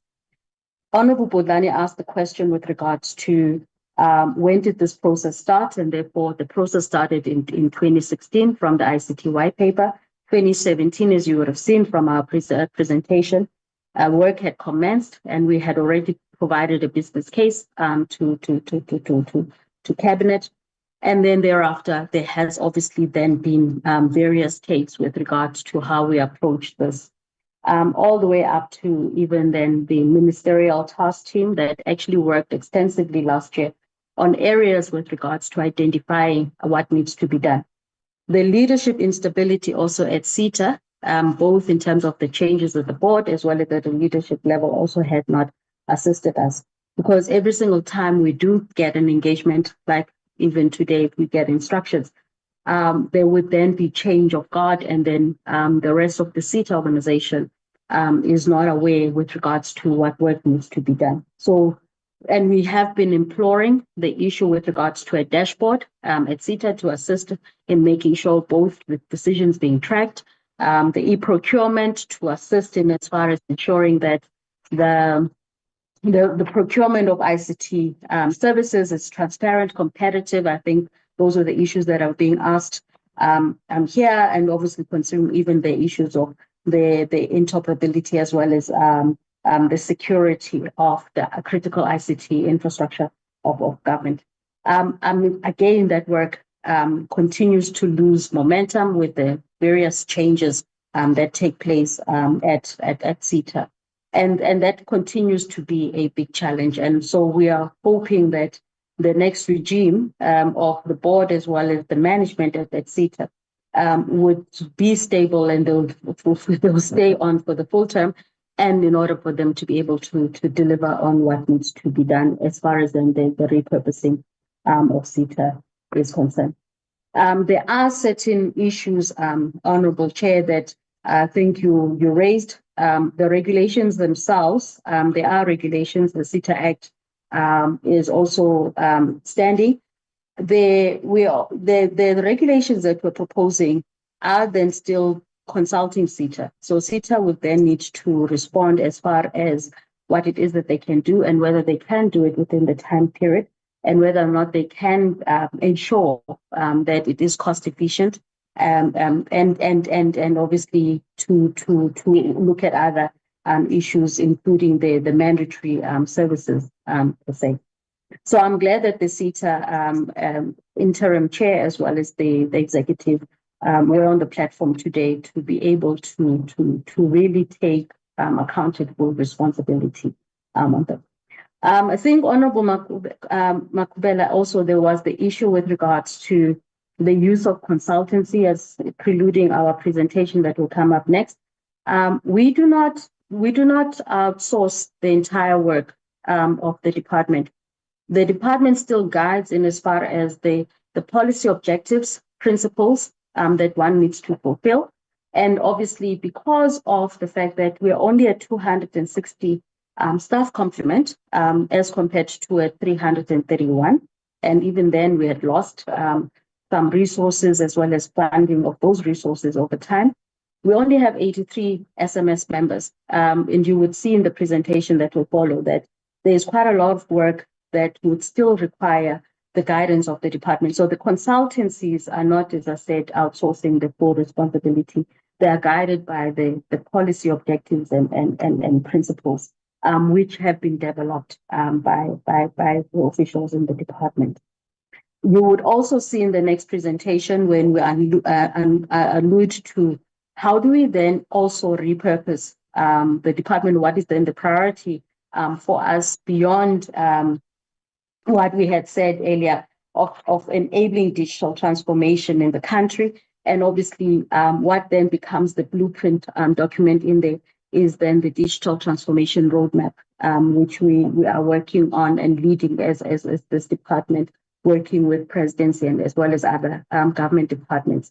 Unfortunately, the challenges, maybe going back to this topic, with regards to the lack of service delivery at SITA, it is going to hinder that, and we cannot necessarily wait for then the SITA to be repurposed for this work.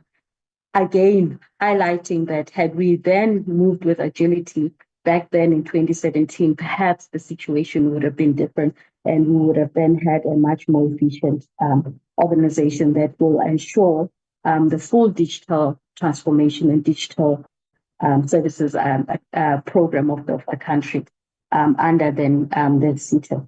Chair, in conclusion, I think your maybe just to also add on, when you were asking the question about the merger of Sentech and BBI, I wanted to also indicate that the intent of, again, of the merger itself in terms of the State Digital Infrastructure Company and as well as the State Digital Services Company were intended to avoid the duplications.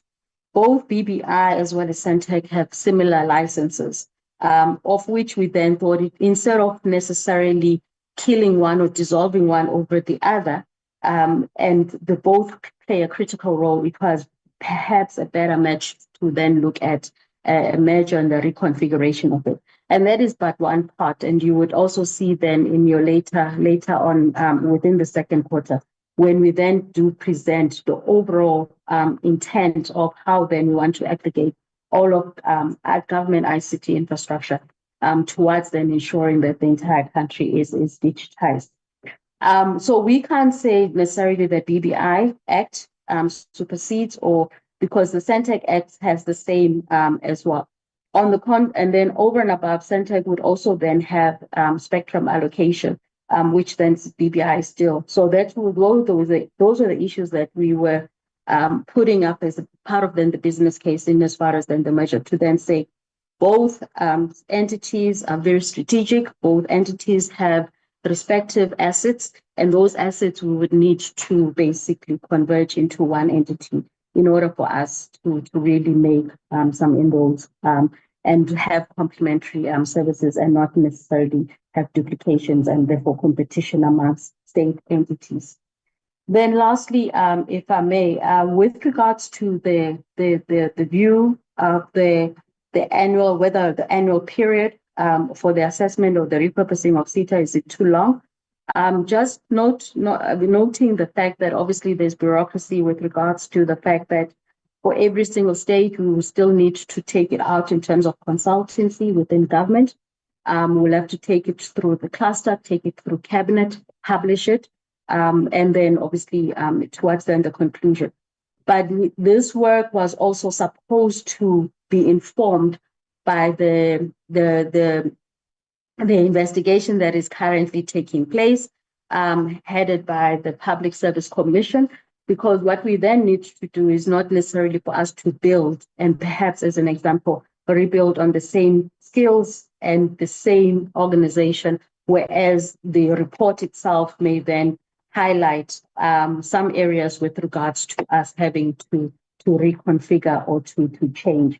But the intent of then the SITA repurposing is really then to ensure that we have a fit for purpose organization, as it was alluded by the DDG, that is really going to look at the issues related to R&D, research and development, innovation, and especially supporting even now the procurement bill that was published, and also supporting the localization, as Honorable Budlane has indicated. There's also prescribed with regards to as a percentage of the set aside for innovation and localization, and we have not tapped into that. And we had believed that the platform strategy was responding to some of these issues. And also the most critical element as a country, noting also the current geopolitics, is the issue of the cybersecurity and the need for us to ensure that we protect critical ICT infrastructure in the country. So we are hoping that the repurposing itself will not lose these critical principles, as I indicated, that we've highlighted all along from the 2016 ICT white paper, as well as then the business case in 2017. And we are hoping, therefore, that we are going to have a much more fit for purpose, stronger state digital infrastructure, services company entity in the country to really drive the digital transformation agenda of the country. Chair, if there are any questions that perhaps we did not respond to, we will either be given an opportunity later on, or we can then submit them in writing with assistance from the Secretariat, Cabinet and Parliament. Thank you. Thank you very much, DG. Thank you to the Minister, the Chair, the DDG, the executives who responded. We've spent a lot of time on this, and I do want us to move. However, I think it was quite critical that we have this engagement. Just one question, as short as possible, please. DG, is there any reason why the spectrum that ICASA is holding is not being released to BBI as part of also seeking to strengthen BBI?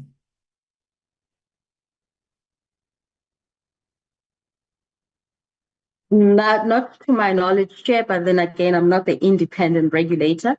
All I can say is that it's the BBI who needs to then make the application to ICASA for that. Thank you. Okay, thank you very much.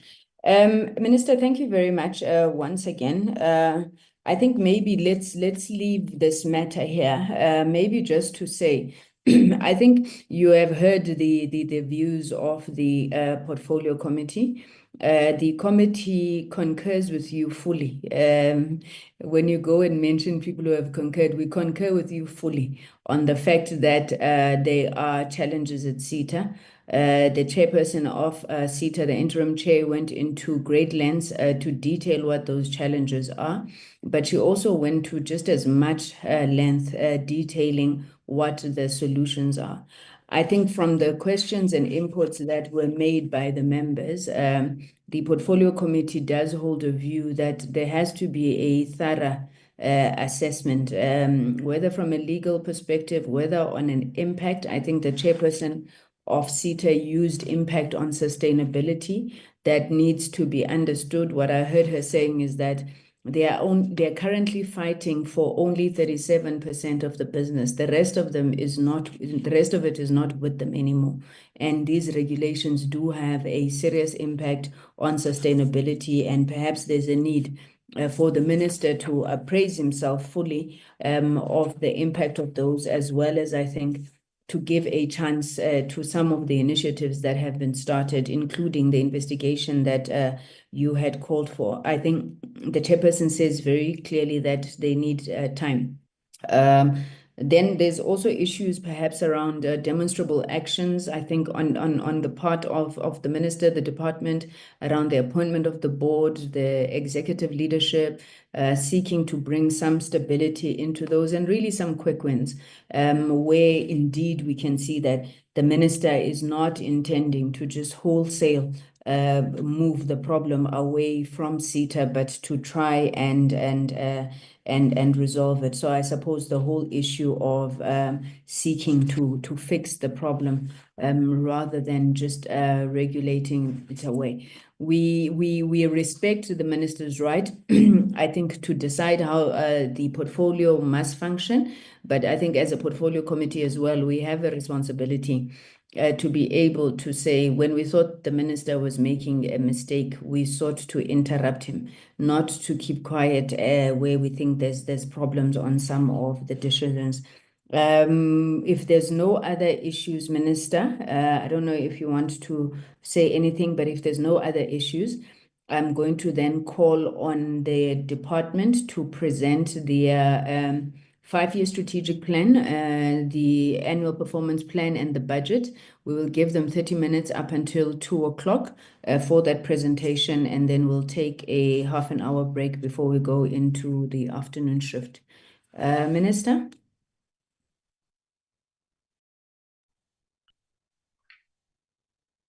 Thanks very much, Chairperson. I think let's get into it, particularly in the interest of time. Thank you.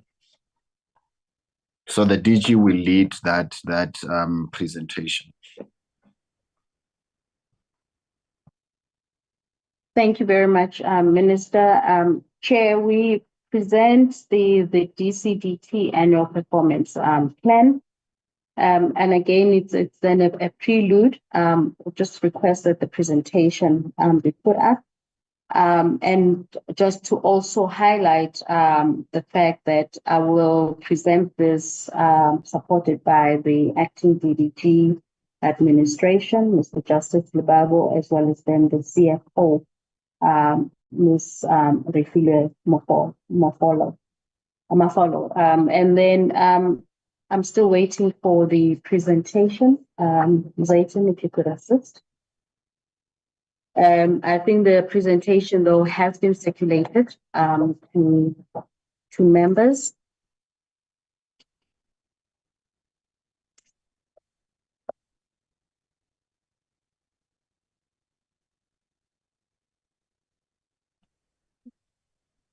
Hi, Chairperson and DG. If I can be given the rights to share on my side, I can do that.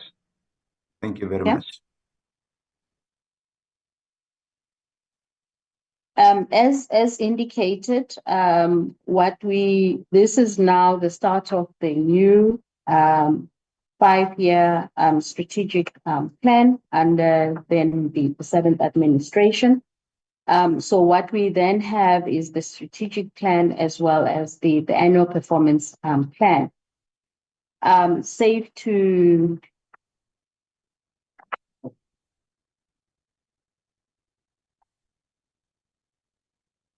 okay. The presentation looks slightly different to the one that I have.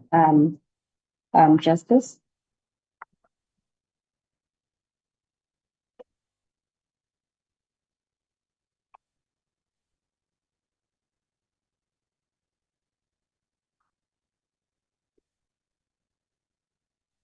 Okay. Thank you very much. Can just put it back up. I'll then improvise. To then contextualize the presentation itself, with regards to, as I said, the 5-year strategic plan target. Our vision as a department remains that we would like to be a leader in enabling a connected and a digitally transformed South Africa. by creating an inclusive digital environment to foster a thriving digital society as well as an economy. And the impact that we would like to see as the outcome of the 5-year period is then to ensure a digitally transformed society as well as localized competitive economy. We have identified a number of outcomes, 6 of them in total as a department. Justice, you can put back the previous presentation, please. And these are basically aligned then to the government's strategic priorities, as I've indicated, identified by then under the MTDP. So with regards to priority 1 on inclusive growth as well as job creation, the first outcome is on enabling digitally transformation policies, strategies, as well as regulations and legislations. In this regard, we're looking at 150,000 jobs being created within the 5-year targets in the digital economy. And these targets measure the jobs created in the digital economy. We are working with the broader industry as well as the sector players under the digital economy. Our main focus is really to create employment opportunities targeting obviously youth, the unemployed, and we are definitely, as I indicated, looking at these under then the digital economy programs. And then the next target is the 30% improvement in key rankings of the ICT Development Index, as well as WEF, Global Competitive Report, and as well as the UN eGov survey. And in this regard, this target aims to ensure that the country's ranking, as we are obviously in the global sphere, that we are globally competitive. What the benefit of this, honorable members, is then to ensure that it will drive investment in the country, attracting not only the ICT investment, but also in as far as the indicative of South Africa being a destination for business in other areas as well. So ours is then to ensure that we improve in terms of our ranking globally. The next target over 5 years, recognizing the equity equivalent investment programs.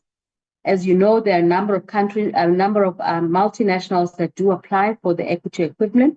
So working with then the DTI, we will then receive these equity equivalent investment programs within the ICT sector and identify them, and we will therefore put up prescribed targets to drive transformation, digital skills development, as well as enterprise development for the historically disadvantaged individuals as well as businesses.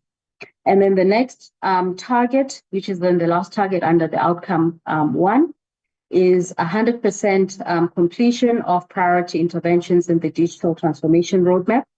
Now, this target seeks to ensure that progress in the implementation of key initiatives outlined in the digital transformation roadmap, they are reflected, and then obviously we would drive the digital transformation projects and strategies. The next outcome, which is then reducing poverty as well as tackling the high cost of living.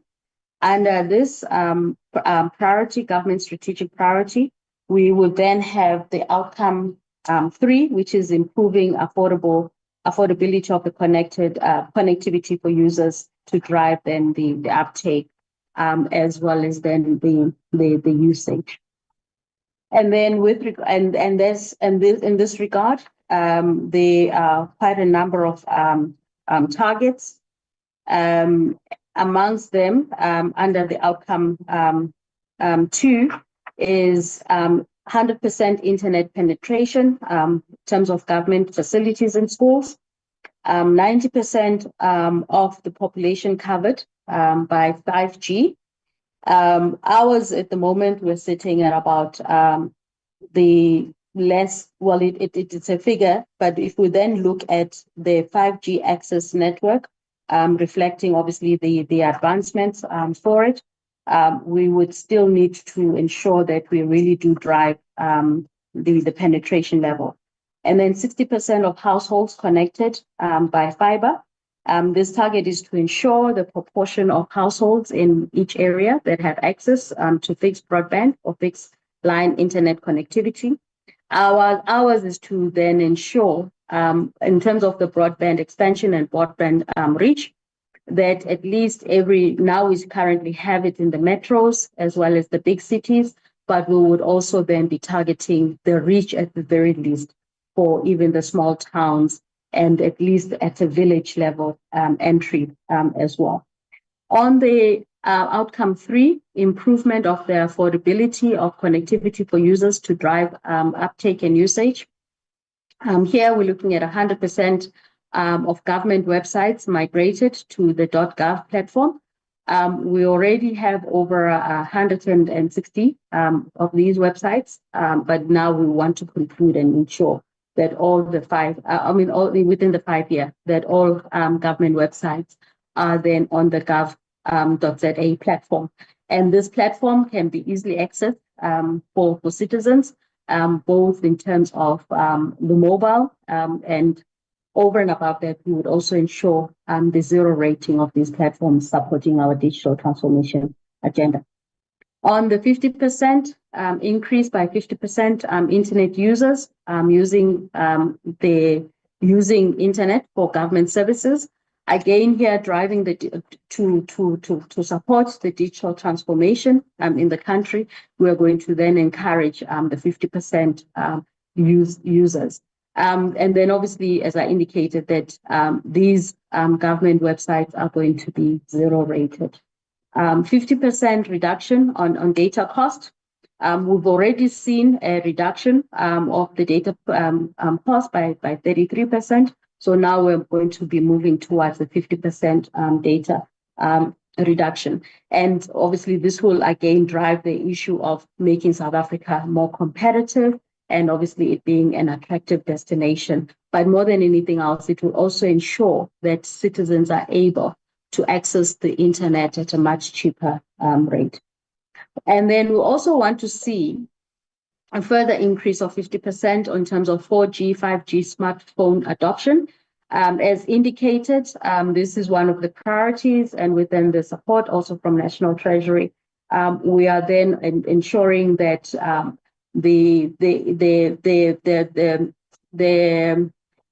target will then ensure that the population is able to use 4G, 5G enabled smartphones. We're also looking in terms of both the localization of the aspect of this, of that we're able to produce some of these smartphones in the country, but also the import and the import duties are also then curbed and reduced. On outcome 4, on the demand-led digital skills and the impact in the economy, the 5-year target is then achieving at least 80% of the digital economy master plan targets contributing to GDP, jobs, as well as transformation.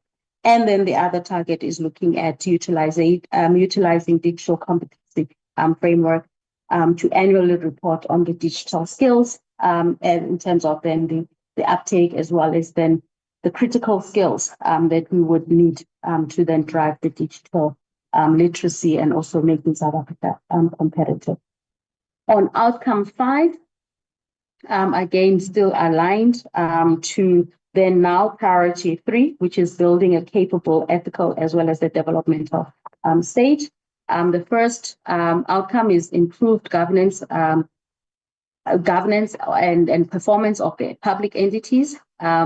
We're focusing with regards to both and ensuring the rationalization of 3 of our entities in the main. This then relates to the BBI, Centec. This also relates to the repurposing of SITA and also then the winding down of ICASA and the repurposing of NUSA. And then we're looking at 100% of the entities with unqualified audit outcomes and also ensuring that 100% of our entities are viable and sustainable. And we really want to ensure that we support them with regards to a commercial plan and program for the entities within under our portfolio, especially looking at Schedule 2 as well as the Schedule 3B entities, namely which is the SABC, Santec, as well as the Postbank. We're also going to be looking at 100% of our entities achieving a minimum of 80% in terms of governance performance. Honorable members, you would ask why not the 100%, but as you said, that where some of the entities who are moving from it, they're having disclaimers, material irregularities, and we want to be able to correct these and basically achieve at least minimum 80% of their governance performance. You will then also receive from each of the respective entities their presentation in as far as what are the targets respectively over the 5-year period. And then if we then move on to the next outcome under a capable and professional public service, in this regard, the internal focus will be on the DCDT-IT strategy implementation. We are going to be drawing up a new IT strategy, taking into account obviously emerging technologies that are coming up, and then obviously also setting another target of 40% procurement set aside for women and youth. This will also be supported, honorable members, by also ensuring a 30% youth recruitment within the organization. I'd like to now hand over to then the DDG to just quickly at a high level unpack then these targets into then the annual income. Thank you.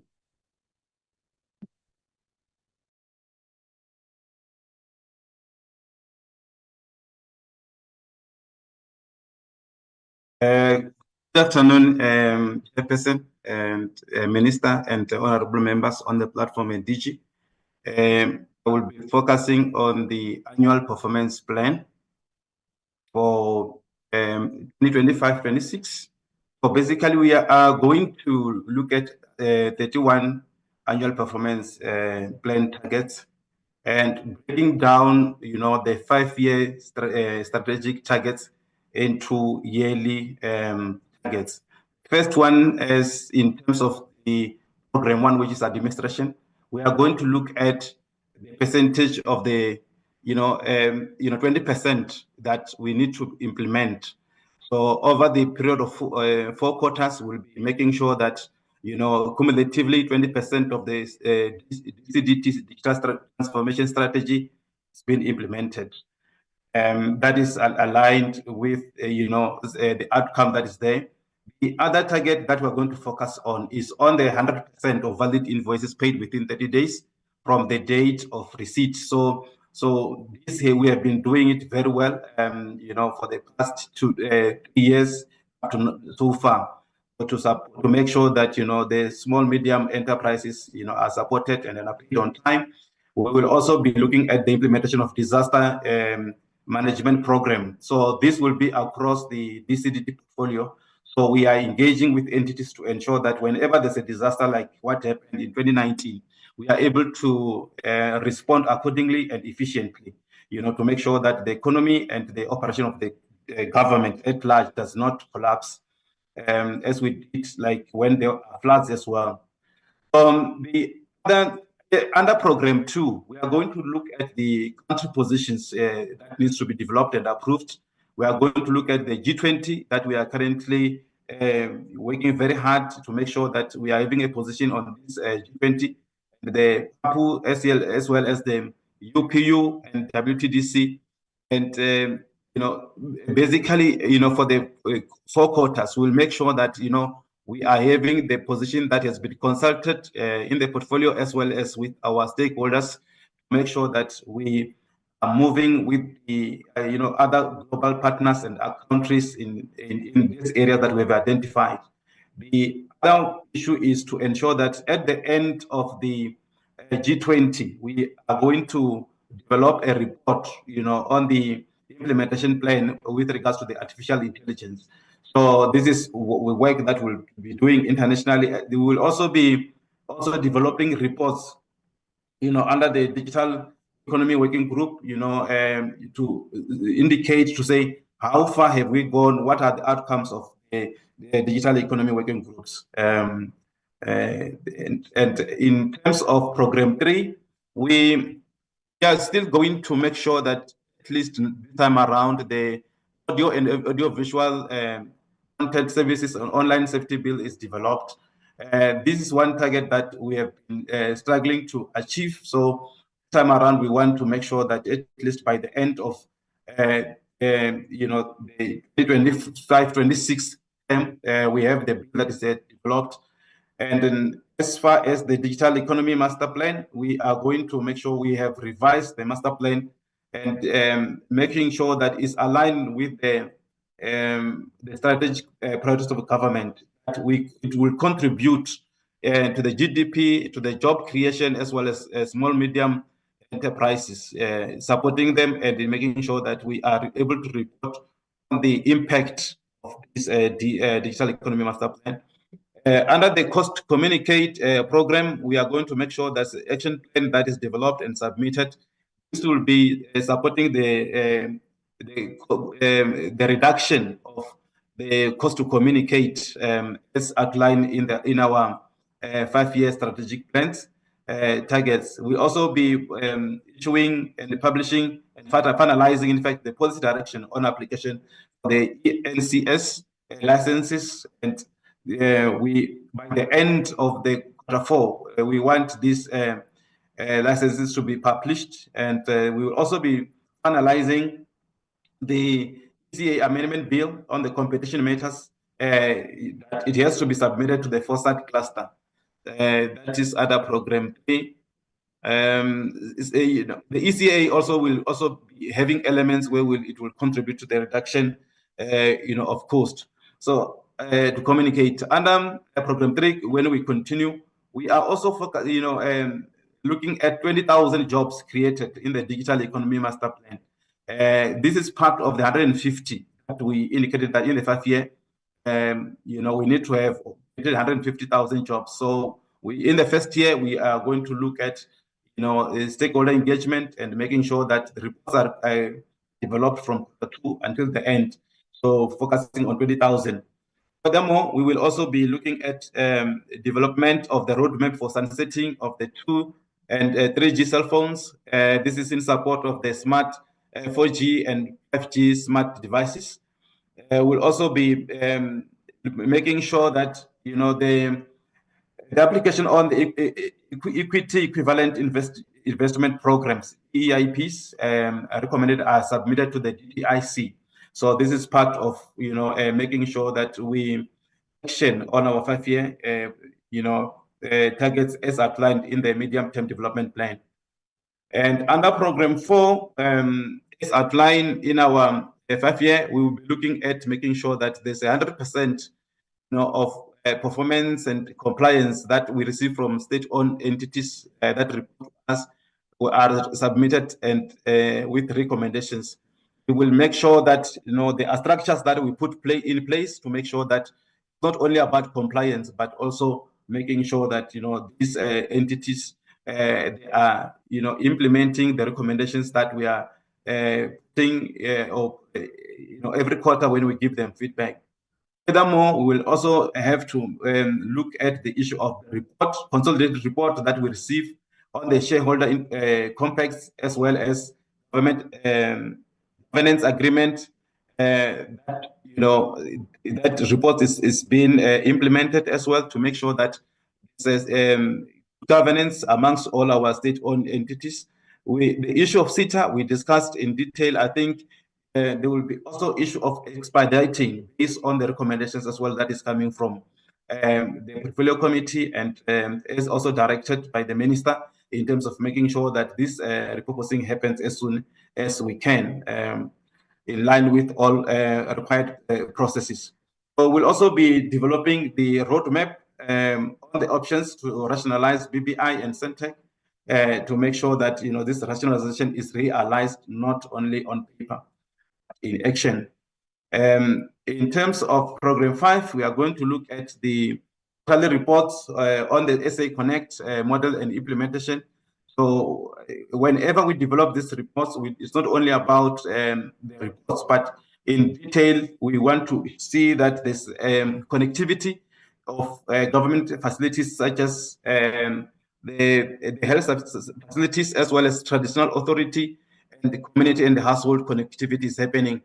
And furthermore, we will also making sure that, in this report, it is very clear in terms of the connectivity to the public schools, to make sure that access is realized even in the rural areas, so not only in urban areas. We'll also be looking at the issue of cybersecurity, where we'll be developing quarterly reports on the strategic national security programs and services to make sure that all threats that are identified are submitted to relevant authorities and agencies such as SSA, State Security Agency.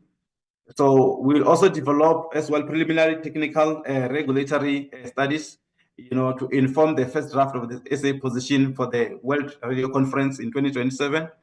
So that is one area, so that we are evidence-based in terms of the position that we develop, that we present in the international space.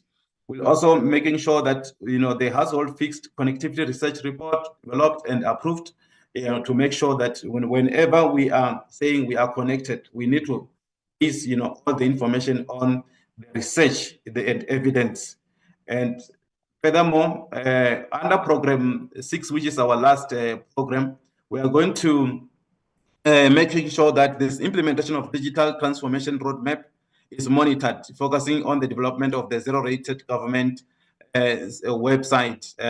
This is where we will also making sure that the issue of utilization of the services is also monitored, and the transformation roadmap is being implemented, and then we'll be able to present and to this portfolio committee when it's required. So we'll also be looking at the implementation of digital transformation roadmap, by other government departments. We realize that we cannot really do implementation on our own. We need to also have a mechanism to also monitor what is happening in other governments, so that when we report collectively as the lead department in this area. We'll also be focusing on the internet usage on government services, report developed. There's been a lot of information gaps in terms of how many users, citizens are using our government services. So we'll also be doing the reports with regards to that. And we'll also develop a research report to inform the digital competency framework, so that when we report, on the digital skills information across the government and our stakeholders, we need to have a framework that says, when we are saying maybe we are having 2 million, it must be, the information that, is uniform across all our stakeholders and the government and ourselves, as when we report on this digital skills training numbers. Furthermore, we'll also develop the national artificial intelligence policy and submit it to the cabinet for approval. Furthermore, we will also be looking at the issue of the employment equity in the IC sector. So in this space, we look at all our state-owned entities and even other information that we receive from our stakeholders, because collaboration that we have formed with the stakeholders assist us in terms of making sure that there's a transformation as far as equity in the ICT sector. So furthermore, in supporting of the national strategic plan on gender-based violence, we develop reports, across the sector as well, and especially that relates to the ICT. And then we'll also be looking at the youth and children program implementation in all 9 provinces in support of the national strategic plan on the gender-based violence. And we'll also be looking at the implementation of departmental state-owned companies, priority projects coordinated in the priority district. This is the issues around the DDM, make sure that we are reaching the citizens, and especially in the rural areas.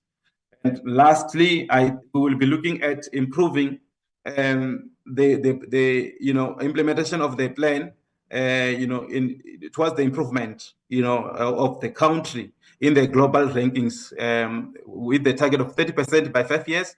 So this process will start in in this quarter, in quarter 1, and we'll be looking at the lines and assessment, to make sure that we achieve our targets of 30%. DG, with your permission and chairperson and minister, I can hand over to my colleague CFO, take the members and the committee through the finances. Thank you very much.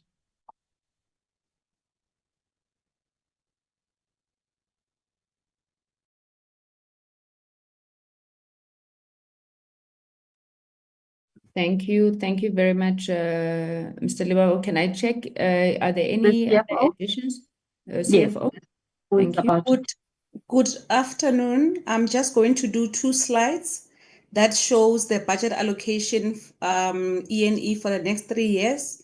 For the 25-26 financial year, the department is going to have an allocated budget of 2.440 billion.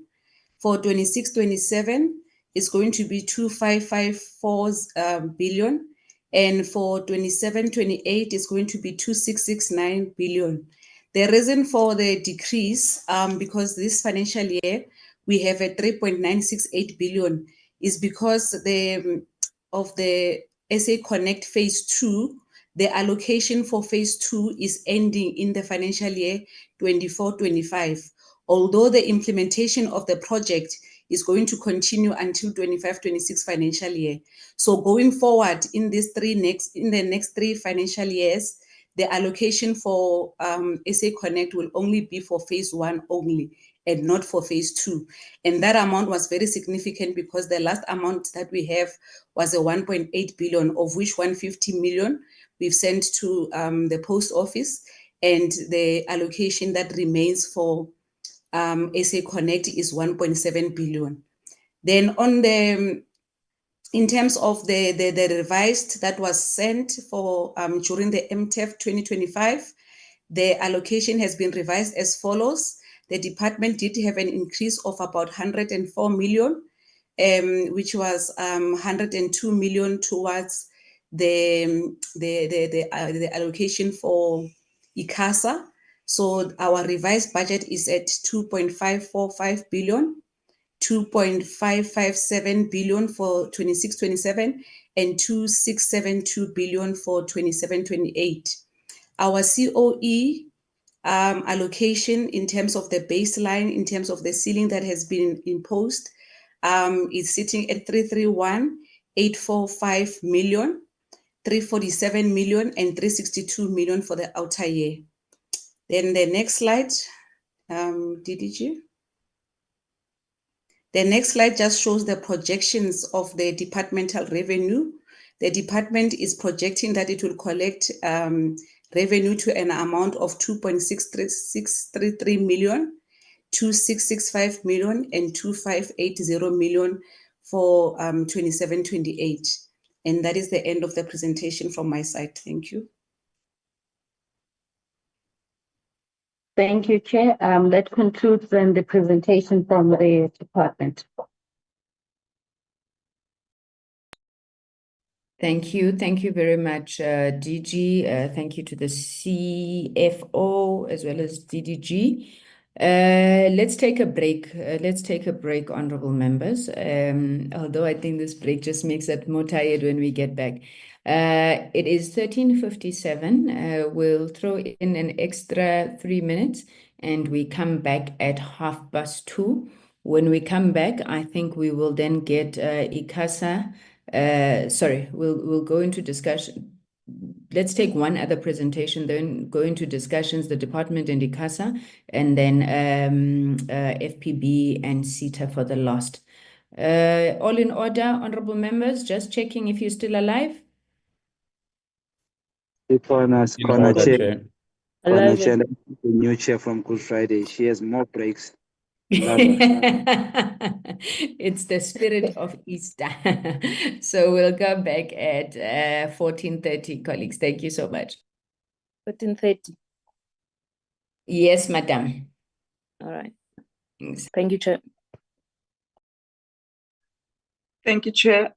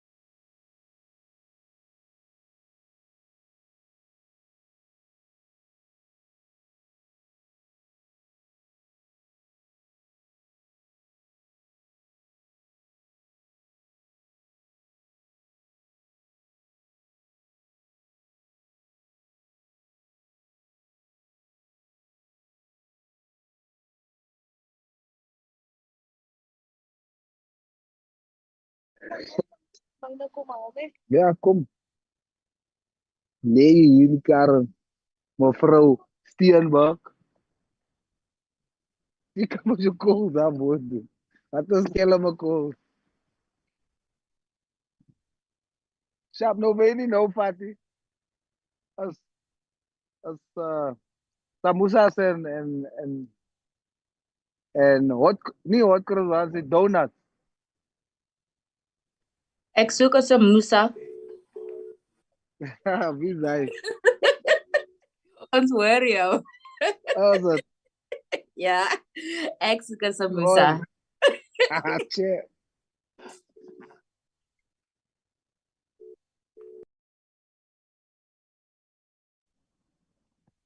Don't punish me, né? Ik heb samosas en zo. It's Honorable Chauke here speaking. What I'm going to request is that through the chair is that she must take a ruling that we must all receive samosas. No one is gonna support that notion. Because the last time I put on the group that I miss you guys, we must have face to face. Now we're sitting here with virtual meetings. Now you want my samosas as if No, don't we are worry. face to face. I'm face to face. Please bring me some samosa. Honorable Chauke, sugar. don't forget. Too late. Unganilibali. Ciao.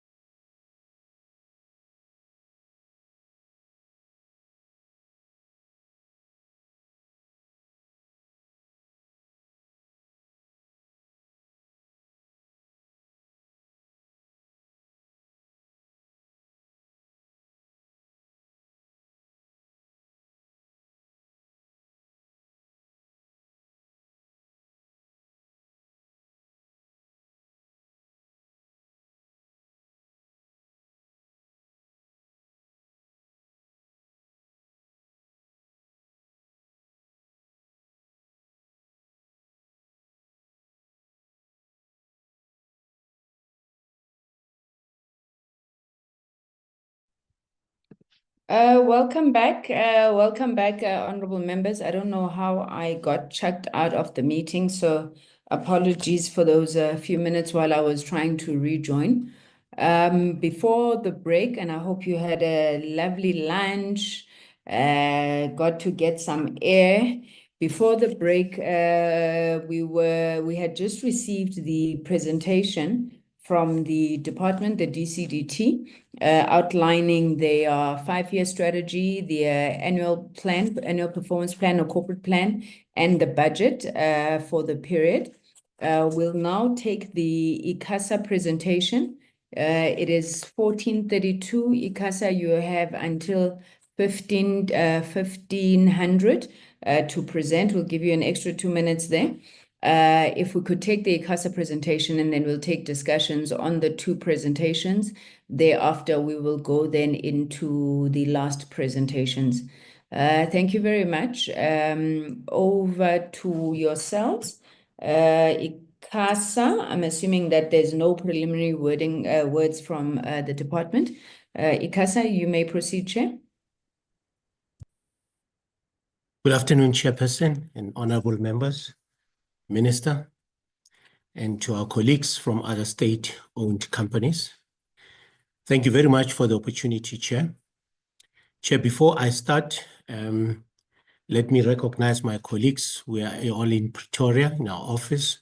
I've got councillors in attendance, Acting CEO, Fikile Hlongwane, and I've got Mr. Mulapo, and I've got legal as well, represented with the CFO and the company secretary. I'm raising this, Chair, because what I'm going to be doing I'll be giving just a 2 minutes overview, reflecting on the environment of our past 5 years. Once I'm done, I will then hand over to Mr. Mulapo, who will then take us through the strategic plan 2030, followed by Acting CEO, Ms. Fikile Hlongwane, who will then take us through the APP. Chair and members, I think just to reflect on the past 5 years, because I thought it's important that before we can even talk about the next 5 years, just to give you an indication and insight on the opportunities, challenges that we might have experienced in the past, and with an intention of actually discussing with you on new tactical ways that we're going to be implementing in our next 5 years, having obviously considered the landscape and the opportunities that have been presented through emerging trends and technologies. Now, 5 years ago, I think the main theme within government, we've noted that there's always been a desire for us as an authority to find ways of facilitating digital transformation. And by doing so, as an authority, it became very important for us to put together systems that will take us to come up with evidence-based regulations. Because in a digitally transformed environment, it requires a regulator that has got all the various mechanisms from its operations, from the funding, from skill set. And one of the areas that we've picked up, we needed to come up with a regulatory intervention program that addresses the challenges of relating to poverty, inequality, and unemployment, including inclusivity. I must say, Chair and honorable members, that the past 5 years, we have made some very good stride, despite some of the challenges that we have in relation to skills that are meshed with the sector, funding that is required to respond to the policy directives that have been issued in the past 5 years.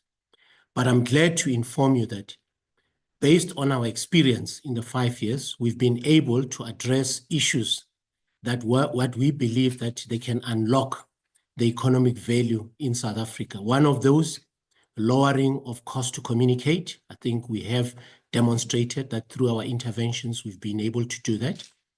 And having gone through the state of our ICT reports, that has become our baseline document, just to give all the investors an insight on how South Africa, especially us as a regulator, we've been managing not only telecommunication, but broadcasting and postal services. We had obviously challenges in the postal sector. Sorry, Chair. Sorry, Chair. You're not on the presentation now. You're just making your opening remarks because the screen is not moving. Okay, no problem. It's opening remarks, Chair. So no problem. Yes, thank you, Chair. So, Chair, I said, whilst the journey to obviously facilitate digital transformation looked like it's rosy, we have had some of our licenses that were challenged in the past 5 years, notably one of them being the Post Office in South Africa. And I think we have been able to identify some of the root causes that actually affected the Post Office. But primarily what was important is to make sure again that we advance our compliance in relation to our licenses adhering to persons with disability, all the services. And I think it's something that we believe that in the next 5 years, as David is going to outline, we then have to demonstrate through our regulatory intervention on how are we now going to address some of the emerging trends, technologies that have been pronounced not only in South Africa, but worldwide. In my closing, the question that Chair and members could be asking is, what is then our new game changer as an authority? We have observed, Chair, that it's going to be important that as a regulator, we are not going to be developing our strategy in isolation. We saw it fit that we need to bring in all our stakeholders. And this was meant to make sure that we bring everybody into our plan so that whatever that is going to be delivered, it must reflect the requirements not only of ICASA, but with our stakeholders. I'm glad that the next 5 years, the plan that Mr. Mlapo is going to be outlining, it's a collection of inputs, not only from ourselves with staff members, because we involved our unions, it involves even stakeholders from the industry. So we'll be presenting an inclusive plan. And in our case, we are now saying that it's going to be an important program that will rely on the Department of Communication when it comes to legislative review. Because some of the elements that we may want to implement, some of them still relies on policy, and some are informed by the emerging trends in the world. Finally, the issue of audits, having realized that in the past 5 years, we've had our challenges in terms of skill set, systems, people, and technology. We have identified a new way of how do we then change our game plan, because as much as we have unqualified, but obviously we need to make sure that we work towards a clean audit. And for us to get a clean audit, Chair and members, it's going to be a situation where we need to look at ourselves internally in terms of our posture. Are we ready then to implement all what has been communicated, not only through our licenses, but by the industry itself, both postal, telecommunication, and broadcasting? Are we well funded in terms of our operational excellence? Are we actually aligned to industry norms when it comes to the skills that are required? So let me then hand over to Mr. Mlapo, who will then take over from our experience in the past 5 years and be able to share with the committee and those that are in attendance to say, what's new? What is it that we're going to do different for the next 5 years? And what problems as an authority are we going to be solving? Because NDP 2030 has got targets. The question is, how are we going to meet those targets in the next 5 years? Allow me then to hand over to Mr. Mlapo. Thank you very much, Chair.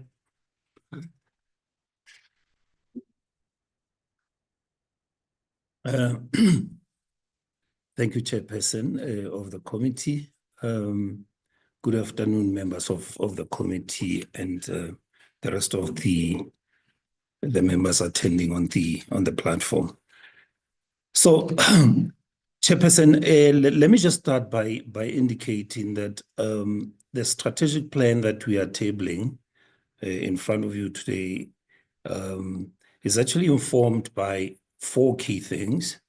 And the first one being the sustained agenda, the change agenda of government, as well as the situational analysis that we did, looking at the external side of things as well as the internal side within the organization. So if one then looks at each of those 4 elements, If I can just, can I get the next slide there? Yeah, if one then looks at each one of the 4 elements, if you start with the sustained agenda, which is basically the ICASA's legislative mandates, you are looking at the Constitution, which informs what we do in terms of making sure that we regulate in the public interest. You have your ECA, you have your ICASA Act, just to mention a few, and the rest of the other legislations that actually inform, what we do on an ongoing basis, hence the sustained agenda. If one then looks at the policy mandates within which, or that inform our strategy, you are looking at the NDP, you can look at chapter 4, 13, and 9, which are really the key areas that speak about ICT. You are now talking about the MTDP 24-29, that also informs our strategy. The State of the Nation address also informs our strategy. Then you look at the different policies there. If I can just look at the national data and cloud policy, for instance, I will not read all of them, but those are also the policy mandates then that inform our strategy, or what we call the change agenda. If one then moves to the next slide. Now, in terms of the next slide here, in terms of our strategic focus, so Chair, our vision hasn't changed. It's still an inclusive digital society. Our mission, as I said earlier, is to regulate the communication sector in the public interest. We have maintained our shared values, which is basically the ones that you see there: innovation, collaboration, accountability, strategic centricity, and also being action-oriented. Next slide. So, Chair, as I said, the strategy is informed by the situation in the environment. So what you have in front of you is really just a quick rundown in terms of the state of the sector. So if one looks at the telecommunications side, one of the key things that we're still reeling from, if one can use the phrase, is the whole issue of load shedding, where we're using, we have 2.4 billion in terms of the batteries that were being used there, generators in the order of 930 million. So the sector revenue has increased by 0.07%. If one then looks at the 5G expansion from 22 to 23, you're looking at that movement there from 20% to around 38.4. On the broadcasting side, one sees a decline in terms of revenue from 41 to 35. If one looks at the employment for all the 3 sectors, it has also dipped to about 5.6. And then if we look on the postal service side, those are the figures there, which also reflect how the sector has actually been operating. Next slide. If one then moves on to just looking at the revenue in terms of the sector, that is the picture that you get there. Next slide. If one then looks at the issues that we picked up when we did our external environment analysis, which we did through 2 sessions that we had with the stakeholders in the sector, one would actually realize that if you look at it from the point of view of network operators, what you see in front of you there are some of the issues. The analog switch-off date, not feasible if one looks at that. So these are the issues that we got, as we interacted with the stakeholders. If one then looks at, you go down on that in terms of the network operators, can look at things like climate change, fraudulent activities that are happening, high cost of smartphones, widening digital divide between the urban, rural, remote, and underserved. So these were some of the things that we picked up as we were interacting that show how the sector or the situation is in the sector. If one looks at it from the point of view of content and applications, you have things like fake news, deep fake, cyberbullying, child pornography, happening there, inability to access sports of national interest. This was also raised as we interacted in terms of the situational analysis that we did. Next slide. If one then looks at the users themselves in the sector, so you look at limited access to digital content as one of the things that was raised, consumer billing and quality of service issues, inability to access communication services by people with disabilities, closure of postal outlets. So this is how the situation, and just mentioning some of the elements there that we were able to pick up as we did our analysis. Next slide. Then one of the key things in the country is the issue of women, youth, and people with disability. We also did a dipstick, if you like, check, looking at how the situation is there. If one looks at women, so we used the statistic from Statistic SA. If you look at the figures that we have there, proportion of working females, Q2 2014, it was 50.8%. Q2 2024, 50.4%. So if you just look at that, if you over a 10-year period, you can see how little the needle has moved, if you like. In fact, there's a bit of a decline. If one then looks at, however, one needs to acknowledge, though, that there is an increase in participation in various roles within the sector. However, we still have some challenges in terms of inequality and access to leadership positions. If one looks at the youth unemployment rate, we also got the stats from Stats SA. It's about Q3, 45.5%. Q4 in 2024, 44.6%. It's a slight decline, but it doesn't actually show much. So what is happening there is that you have some various initiatives there to provide skills to the youth. That's what we picked up. In terms of people with disability, we have a total of about 3.3 million people living with disability in South Africa. All this info coming out of Stats SA. However, we notice that there are policies in place to accommodate them, but challenges such as physical accessibility issues and societal attitudes still hinder their employment. So that is what we picked up in that connection. Next slide. If one then just looks at, I will pass through the slides this slide quite quickly because Chairperson touched on the 5 years. You can see that we had a 5-year average of about 87.2%, over a 5-year period. So that is how we have actually performed if one looks at it from the internal environment point of view. Next slide. So Chairperson, then we did a SWOT analysis looking at the different elements internally, because what you want is, you are saying, this is the external environment. Now, internally, how do we look? Are we ready to tackle all these issues that we have actually articulated in the external environment? So we did this looking at our structure, our systems, our style of leadership, looking at the strategy, the skills, and what you have there in front of us, Chair, are all the issues that we picked up. If one just starts from the right in terms of threats, the key thing that we have as a threat as ICASA is litigation. So there's also issues of high staff turnover. Yeah, they want the skills that we have. Also issues, if I can just pick some of these, delays in receiving policy direction is also one of the things. Technological changes that are affecting not just ICASA, but the entire world in terms of regulators. Those are some of the key things that we have picked up as some of the weaknesses that we need to address from internal. Next slide. If one then looks at now, what is it that we are going to then put forward in terms of what we are going to do?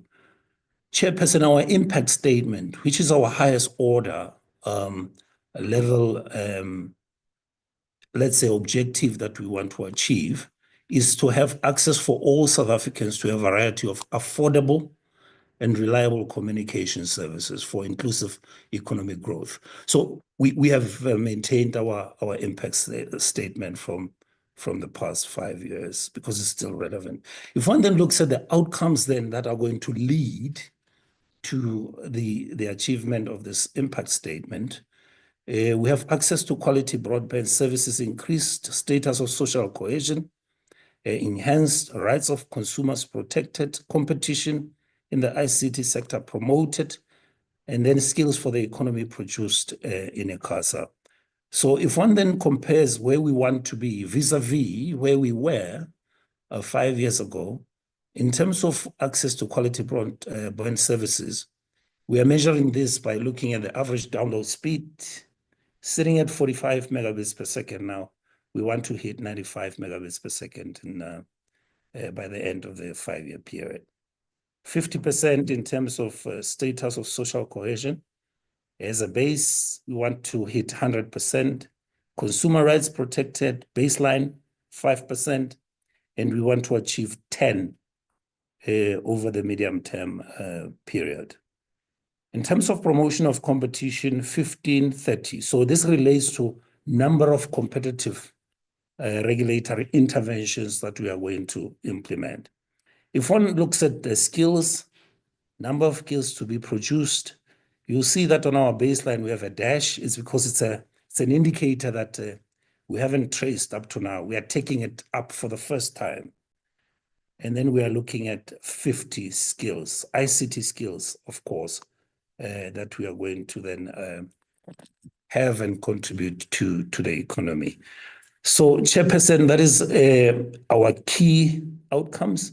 Obviously, the world is not a perfect place, so we have some key risks and mitigation measures that we have developed that we will then implement if some of the risks materialize. So we have done this per outcome so that one is actually clear that lest any of the risks materializes, then we are able then to deal with it so that we are assured of our path towards achievement of the outcomes and realization of our impact statement. So Chairperson, they are there in front of us, and I think we have also stated them in our actual documents, so I shan't go through all of them. Chairperson, can I then move to the next slide? And the next slide, Chair, is now the annual performance plan of ICASA, which will be presented by our acting CEO. Thank you for the floor.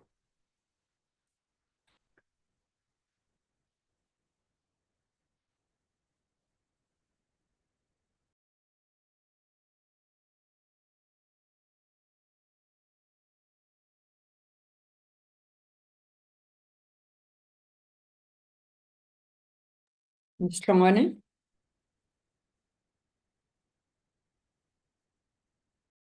You are muted, madam.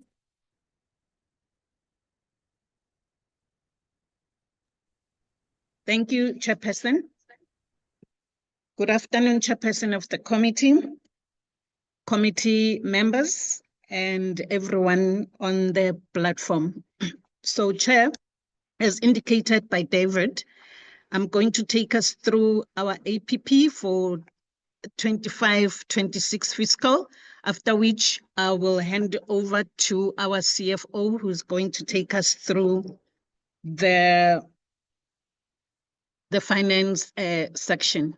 So, Chair, we will, as the authority, execute our mandate and work towards the 25-26 fiscal based on the issues identified in our external and internal analysis, as outlined by David briefly.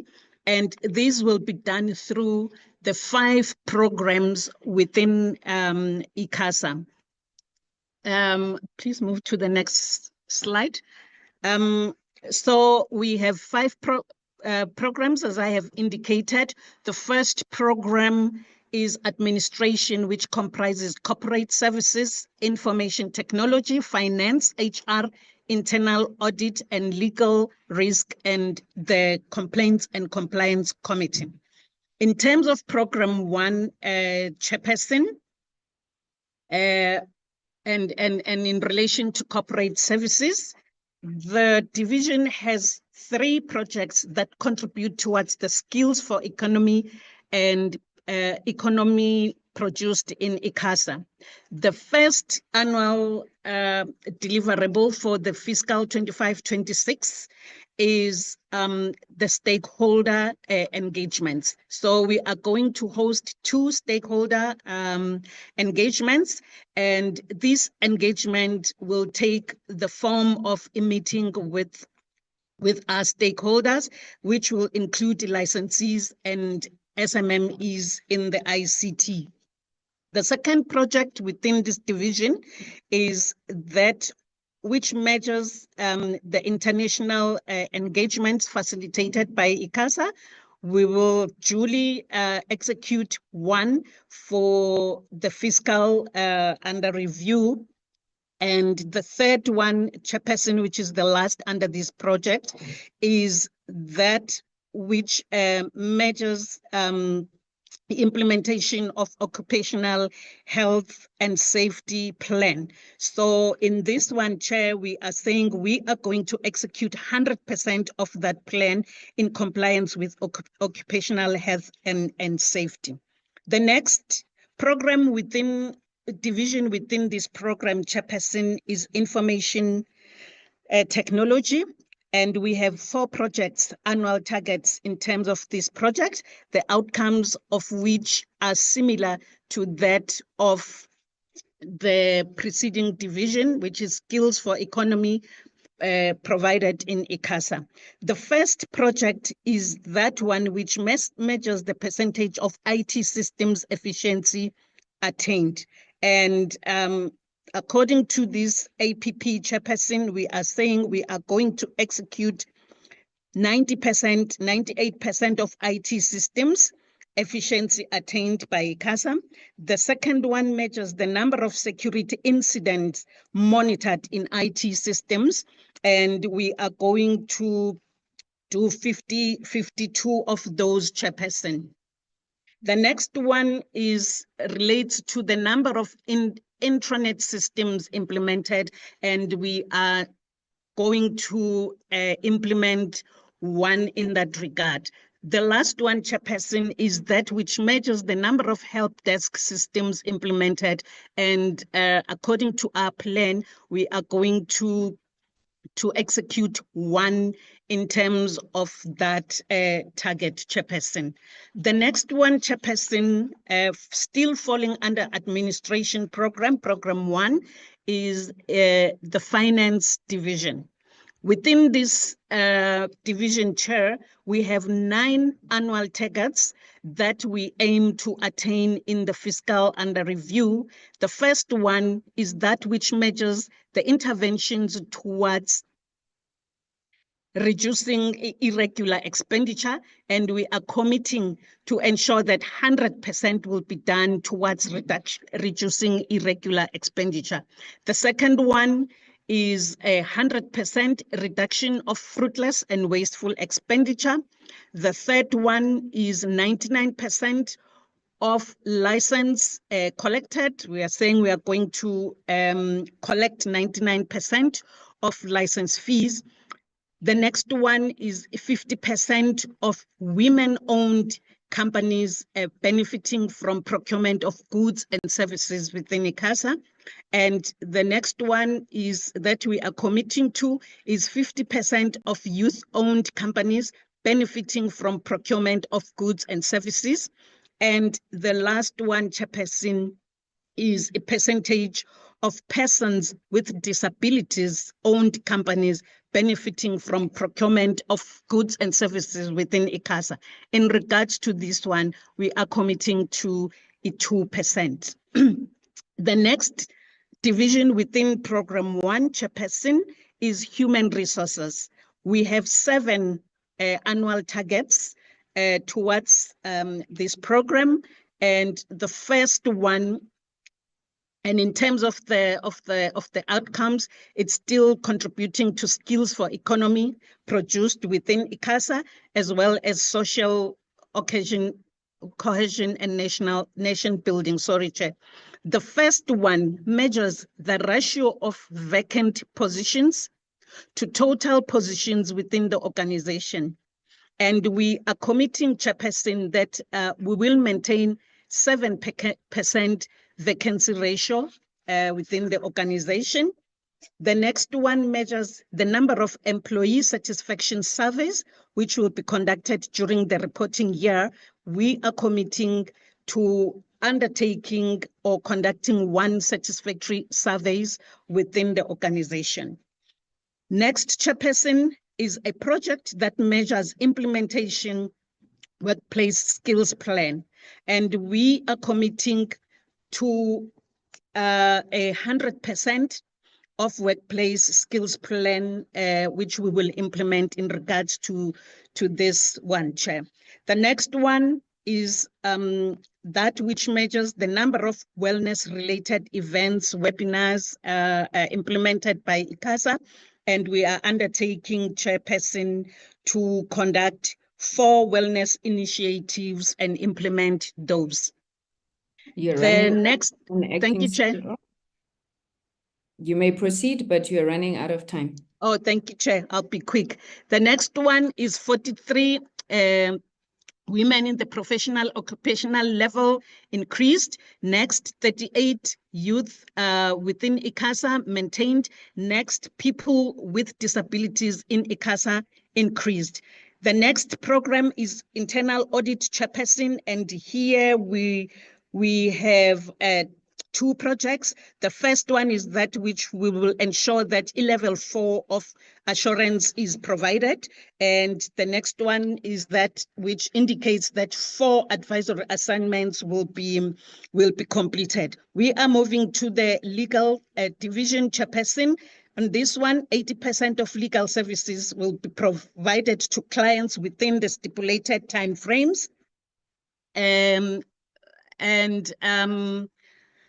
Amongst others is the disaster assessment conducted to identify potential disaster incidents. We are moving to, Chairperson, moving to the licensing and compliance division, which now is program 2. Chairperson, in this division, we have 5 projects which contribute to social cohesion, nation building, broadband services increase, and promotion of competition in the ICT sector. We have the first one, which is 100% of process to license community sound broadcasting services, 50% percentage of process to license digital community TV on Max 1, and the other one is percentage of process to assign broadband spectrum, and this one speaks to the IMT project. We have the elections monitoring plan achieve. Lastly, the percentage of process to develop satellite regulatory framework. In terms of your research and analysis program, which is program 3, we have 3 projects, all of which aligns to the rights of consumers protected and promotion of competition. The first one is we will produce 1 final regulations on the review of municipal elections, broadcasters, and political party advertisement. And the second one is regulations made pursuant to review of the digital migration regulations. And the last one is regulations on signal distribution. The last but one program, Chairperson, is engineering. We have 6 projects there, Chairperson. The first one is 100% National Radio Frequency Plan updated, 50% of the radio frequency migration plan implemented, 50% of the IMT roadmap implemented, 75% of framework for dynamic spectrum access opportunity spectrum management developed, 1 regulation on rapid development, and the last one is 6 provinces monitored for quality of service. And the last program, Chair, is that of consumer affairs. We have 4 projects for the year under review. The first one is ensuring that 98% of radio frequency interference cases is resolved within 30 working days. The second one is level of service delivery within respect of license applications within turnaround time. The next one is 89% of consumer complaints resolved. And the last one is a number of 1 advisory provided to ICASA by the Consumer Advisory panel. Thank you, Chairperson, and I hope I haven't taken much of the time. I will hand over to our CFO. Thank you, Chairperson, to quickly wrap up. Thank you. You've taken all the time, CEO. But I know accountants to be very quick. So, Mr. Mkarela. Thank you, Chair. Sorry. Just trying to move, Chair. Yes, the next slide, Nico. Chair, I think the first part will be about how we're going to be funding our budget going forward in the current state. And that is to say, we haven't yet finalized the funding model exercise, so we are continuing as is, Chairperson. So from an appropriation point of view, so there are basically 3 parts where we will be looking at. One is appropriation, which is the money that we get from government. One is the reference funds for the monies that we got for our regulatory environment. Thirdly, it will be the retained or what we in government often called the retained funds that were retention funds that were approved by Treasury, where we are looking at to tap in going forward. So from an appropriation point of view, we only have Sorry, about CFO, your sound is very, very million bad. that is allocated for this year. That is excluding the money that is set aside for the second phase spectrum licensing. Chairperson, next slide, Nico. So from the normal operations point of view, Chair, and we, as I said, we are looking at about 486 versus a budget of 584 million, which will make us probably tap to also from some of the interest we're going to generate, and also from some of the retained funding that we have or in our books. So from a support point of view, we're looking at 885 million and 86 million from licensing and compliance. We're looking at 81 million, 22 million for PRA, policy research analysis. And then from a technology point of view, we're looking at 25.7 million with 105 set aside for regional and consumer affairs. Next slide. Chair, as I've said, we are splitting this, and if you recall, Chair, we have promised that we will try to do the budget correctly so that we don't have huge variances going forward. So this is where this funds comes in, Chair. You recall that there are money that we ring-fence, but with an addition of over 300 or 400 million that are sitting there currently. But in this year, in the first financial year of the MTF, we're looking at utilizing 77.5 million thereof in the various activities that we plan from the ring-fence funds, and all this will be in the regulatory space of our OPEX environment. Next slide. The next slide, Chair, is the capital from ring-fence funds, Chair.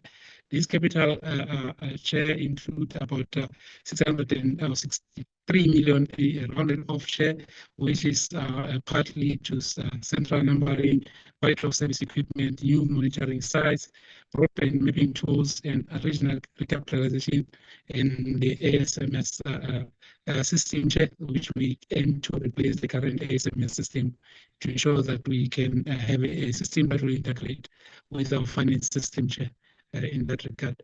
Next slide. This here, I think, is going to be my last slide, which will talk to the money that we're going to be utilizing from what was approved by Treasury in November as a retention amount. We are looking at investing about 72 million of that into the various capital projects, which includes laptops and the ERP system, which again, Chair, we have to link it to the previous one where I was talking about the ASMS to say the two systems would like to have them talk to each other. The third leg is the vehicle, Chair. We have to replenish our fleet or replace our current fleet as it is nearing the end of useful life, Chair. I think at the top of that, I'll leave it at that, Chair. I think those are the most important ones, Chair, not to discount the others, Chair. Thank you.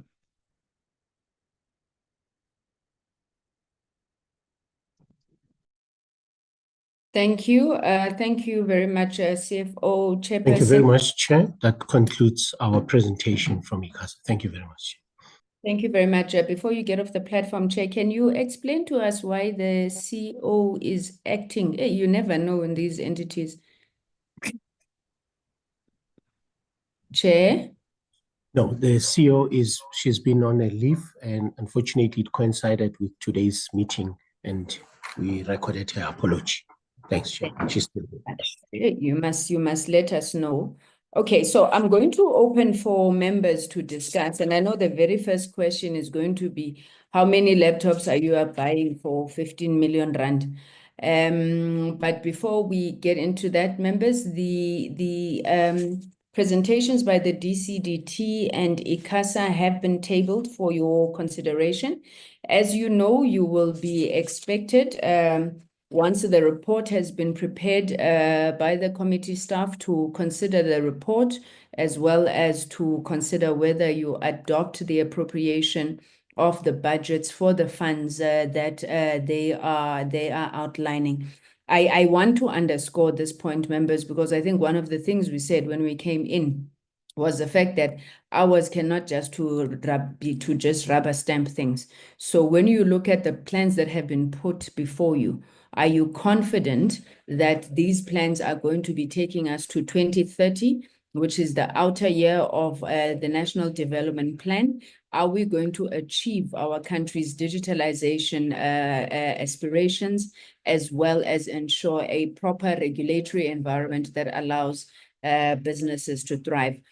So with that being done, I had seen the hand of Honorable Matafa. I will take other hands as they come through. Honorable Matafa, you may proceed.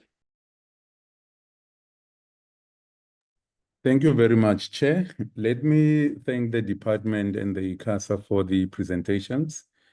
I just have a few quick ones, Chair. The first one to the department.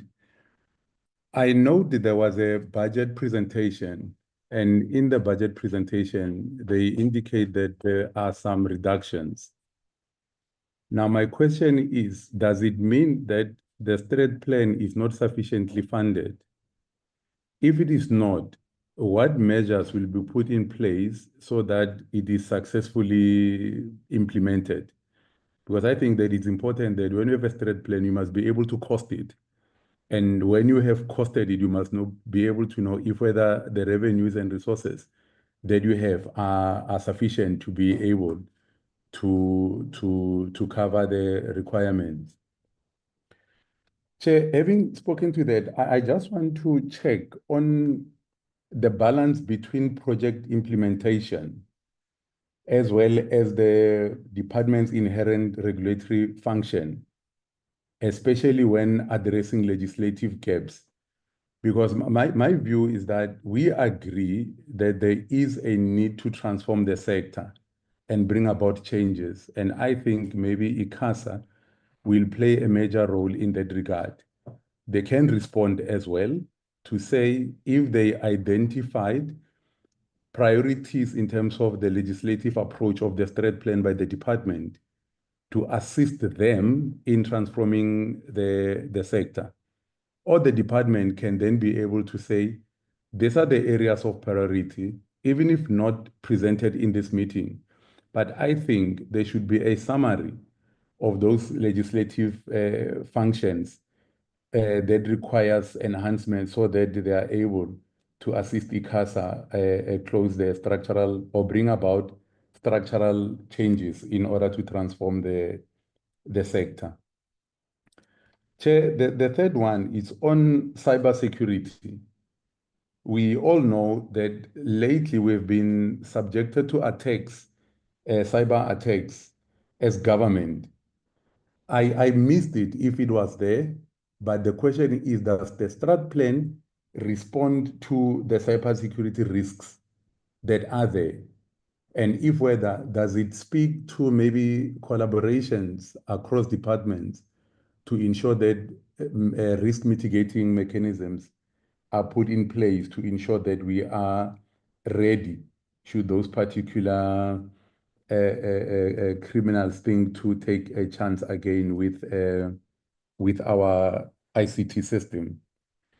The last one on the department, we have been lamenting the approach by departments of lack of collaboration and working in silos. So my question is, are there any measures, probably working with SITA, that the department has considered to reduce duplication of ICT investments across departments. I'm thinking, Chair, I also sit in the Justice Department. There's a program there called Integrated Justice System about all the departments that are stakeholders in the value chain sit together, plan together, identify resources that are required, and implement. So is the department thinking about that across all departments to avoid overlaps and duplication? I think on SITA, I just have two. The first one is on the regulatory tools available to ICASA. If whether are they enough to address the digital divide, especially in the rural and far-flung areas, and what impact had such tools had if they do exist or are at the disposal of ICASA. Now, I'm not sure, Chair, if whether this one is falls under the scope of ICASA. It's on the Universal Service and Access Fund. What role does ICASA have in measuring the impact that the deployment of this particular fund has or is aligned to national objectives in trying to assist the country to close the digital divide and enhancing universal access, as I have already alluded to, even though I know that ICASA is a regulator, but I'm just wondering if whether is there a role that they play. And maybe the last one is on OTTs. Are there any regulatory framework to be able to manage, regulate, or somewhat guide these particular OTT service providers that ICASA is currently working on? And what is the buy-in? Because I hear the chair did indicate that the strat plan was compiled together with relevant stakeholders from organized labor to all other related stakeholders. So it will be interesting to find out from that angle, as well as the competitive nature of the game, what other stakeholders from external how are they cooperating to ICASA's efforts? Thank you, Chair. Let me pause there. I appreciate your time. Thank you. Thank you very much, Honorable Matafa. Honorable Sithole. Thank you, Honorable Chairperson, and thank you to the presenter from DCDT and ICASA. My Honorable Chairperson, I am trying to check about the issue of discontinuation of 2G and 3G cell phones. That thing, Honorable Chairperson, is worrying me because you see there is no education from Department of Communications and even ICASA to inform people that are using 2G and 3G. You see, Honorable Chairperson, in rural areas, I think the stock of 2G and 3G, they just told you that they are using their purpose because is the cell phone that they are affording to have. So now I'm trying to check, Honorable Chairperson, if they are now discontinuation of that one is going to happen soon. Is there any program to educate people about this discontinuations, Honorable Chairperson? Because in rural areas, they are using this 2G and 3G. And the other one, Honorable Chairperson, is the issue of data. You see, Honorable Chairperson, data are very expensive, very expensive. Even us, who are members of parliament, who are actually even those who are working, it is very expensive to have data because. So now I'm trying to check that issue of data. How are they going to handle it, especially for the people that are in rural areas and in township, because they are using phones. So there's this upgrading of cell phones, but there's nothing that is projected to those people who are using it, because the data are very expensive, Honorable Chairperson. And Honorable Chairperson, the issue of on ICASA, I'm worried, Honorable Chairperson, because the high cost of smartphones, the smartphones are very expensive. Very expensive. Now, if the issue of smartphones, the high cost of it is actually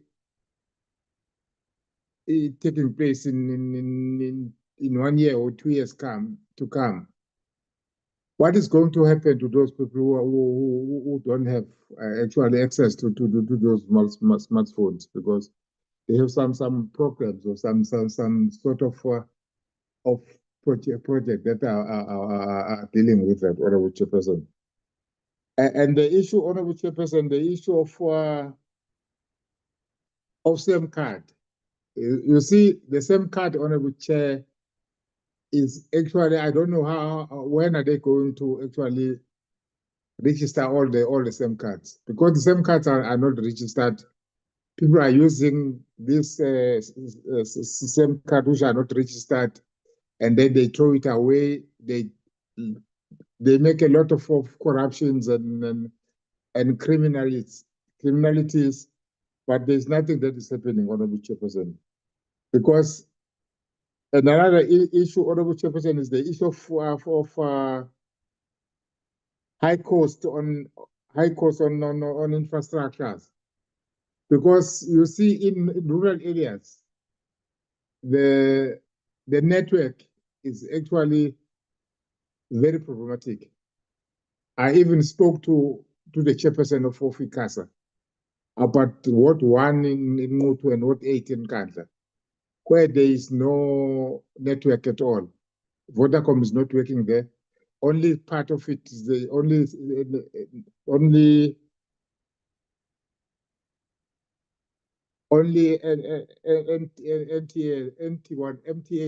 MTN, but the Vodacoms are not working.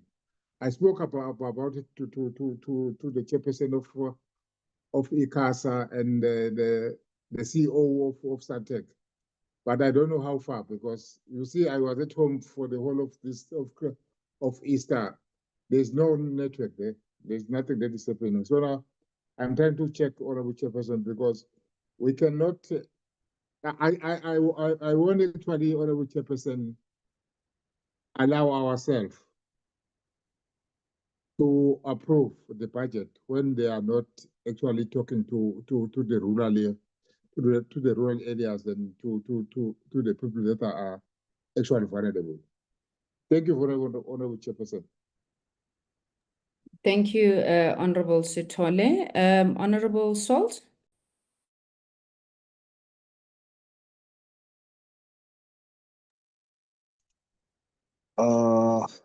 Honorable Chairperson, good afternoon to you and everybody else. At the risk of looking like I have crossed the floor to MK, I just want to reassure you that's not the case. No, You are welcome. I thought where you had just come from required some military gear. We will not go into that controversial subject, Chair, but my question to both the department and ICASA is what is the reason for there not having a plan or targets as part of the priorities around transformation on employment equity for the next 5 years? Thank you, Chair. Thank you very much, Honorable Salt. Honorable Botlani? Chair, I think perhaps to start off, it is quite disheartening that we are talking about a 5-year plan for ICASA when the issue of the ICASA financing model remain unresolved, and we want them to come out of the 5 years having succeeded. I do apologize, Chair. So I just to note that, Chairperson, and just to note the efforts that the team under Ndatera Musi is making, and welcome them. Just a clarity, Chair, if ICASA is saying they are going to reduce irregular and fruitless expenditure by 100%, Could they just remind us what it was in the previous financial year so that at least we know that this is something that is really possible? What was their base for last year? Chair, just to also welcome the use of information, for example, from the Statistics South Africa. We would have seen sometimes where entities just try to reinvent the wheel and go looking for the same data that is readily available from government organizations.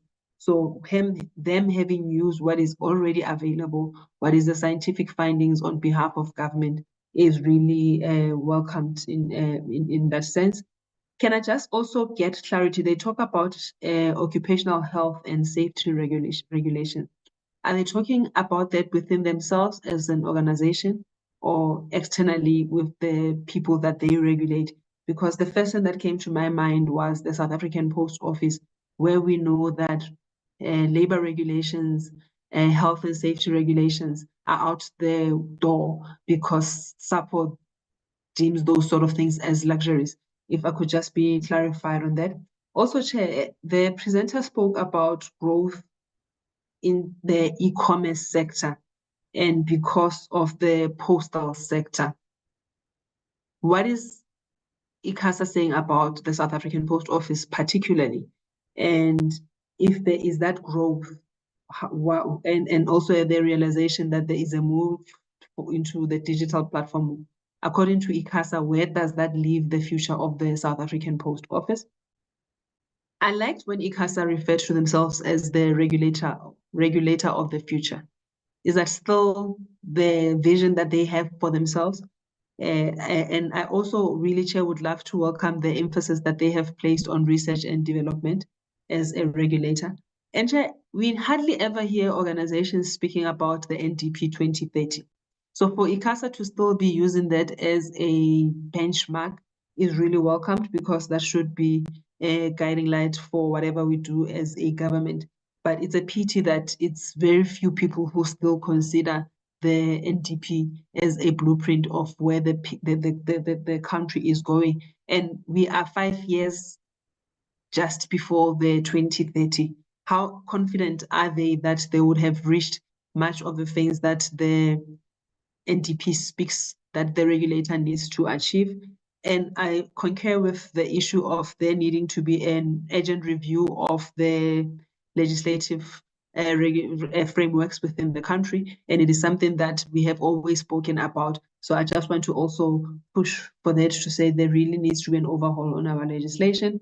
And where does ICASA of the 5-year plan of ICASA leave new players in the sector? That did not quite come out for me. What is the interactions with growing the sectors or the entities that they regulate, organizations that they regulate? How open are they to ensuring that their new players are able to access the sector? Thank you very much, Honorable Bodlani. Honorable Vilagazi.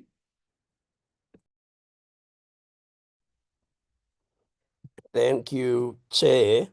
And just coming after Honorable Bodlani, I have to say that they say great minds think alike. We're very aligned in sort of the things that she was asking compared to what I also, just some of the issues that I also wanted to raise. In regard to the department's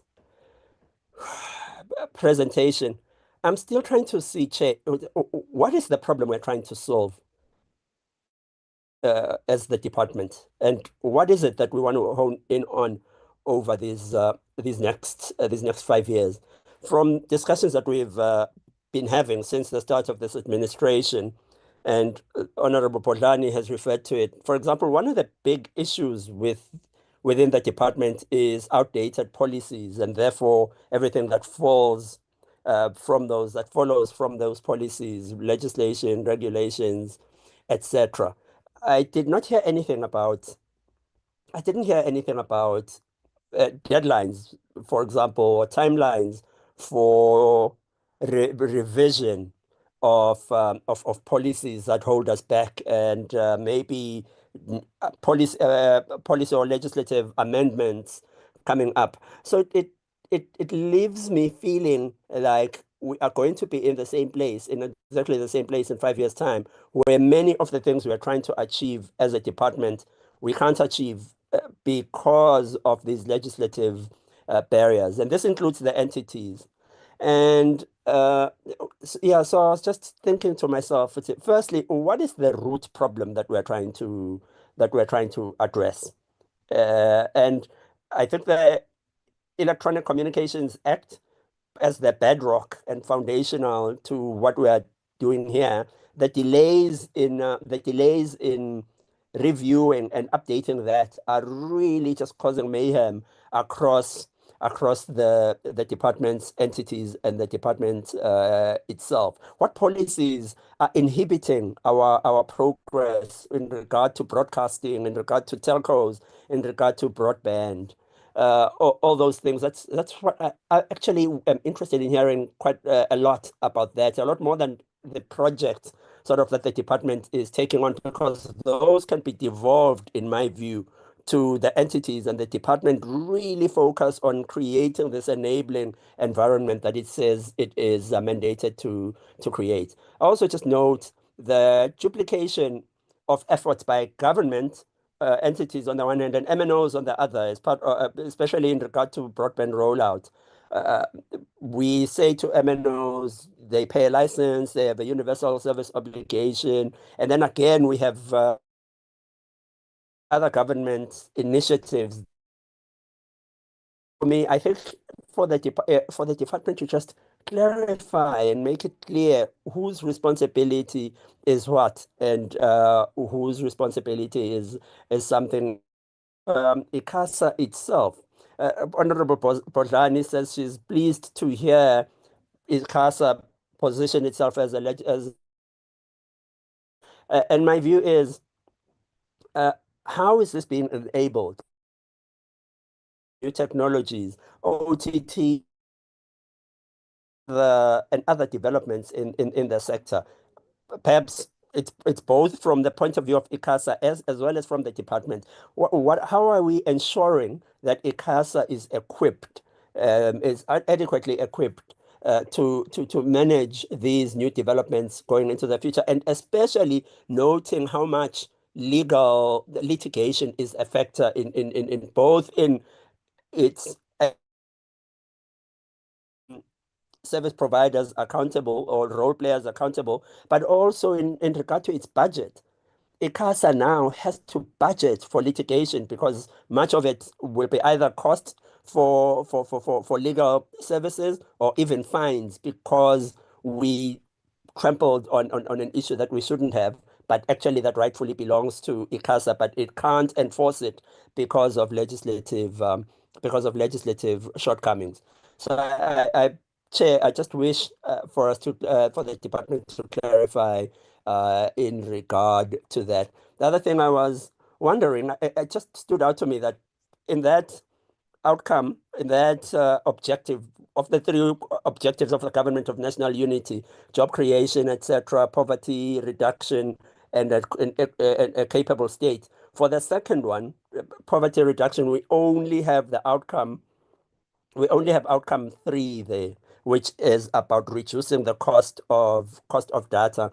In my view, I think the digital technology sector has directly has a major role, if not the leading role, to play in poverty reduction. And I would expect to see us do more than just fight for the reduction in the cost of data. And that's been the contribution of this department that is the custodian of digital technologies in South Africa. So I would wish for us to really look how we align ourselves to that national strategic objective. And then coming to and then for the department, I just wasn't sure. I saw that on the one among the finances there is revenue that's coming in the region of millions. Where are we getting this revenue from, by the way? If they could please just remind us. And then ICASA, I see that the 2022 spectrum auction features highly. It was one of the things that I mentioned there, and it seems to me like we are stuck in past glories. Oh, we did well. We got this many billion rand out of that. I think it's time we moved on. And let's look at, okay, we know that here's how we benefited. And 2022 is only 3 years back. So, I mean, we should still, even now, be getting some of those benefits. But I say, in line with a regulator of the future, let's look on to the next thing now. Let's look forward to the next thing. When is the next spectrum auction happening? What is the progress in regard to that? And what is the impact of the court ruling in regard to the analog switch off in regard to any spectrum auction? Can they please just clarify for us on that one? I noticed that there was a goal on disabled people. Again, I feel that as this department, we should be at the forefront of overcoming challenges to inclusion, including challenges faced by disabled people. What projects are there within the department, within ICASA, to ensure or to speed up this inclusion? And then I got confused, especially in the earlier programs on the ICASA presentation, with some of the outcome indicators and how they contribute to the overall goal. And I'm hoping, so for example, there's number of stakeholder engagements. How do number of stakeholder engagements contribute to skills for the economy produced in ICASA? And why 52 security incidents, and how do those contribute? I'm hoping that at some place or in some document we can have much more detail and see exactly how these contribute to the overall goals that they are said to be contributing to. Moving on, how will ICASA support radio stations that can't afford license fees? This is a question that comes up every time we do an oversight, and we can't just sweep it under the carpet and pretend we don't see it. What is ICASA's view, and what is ICASA's plan in regard to overcoming that hindrance? And then the funding model exercise, again, Honorable Bodlani touched on it. There has been a complaint about Treasury not forwarding, not disbursing funds collected on behalf of ICASA to ICASA. Are there any initiatives to address this? I didn't see anything in this budget period to address this anomaly, or what we see on behalf of ICASA as an anomaly, where they're not able to get to themselves and plan on utilizing funds that they themselves are responsible for raising. And then finally, I noticed that engineering and technology amongst, I think it was expense categories, was the lowest, had the lowest allocation. And it occurred to me that this might be counter to what I would expect for a technology organization such as ICASA. Can they please explain why there is such a small allocation for engineering and technology? I also noted, though, that in the next slide, ring-fenced CAPEX was bigger. So perhaps is some of this engineering and technology integrated into the CAPEX for this ring-fence CAPEX, or have I got it wrong? Can you please just clarify for me? Thank you so much, Chair. Thank you, Honorable Vilakazi. Honorable Chauke Adonis.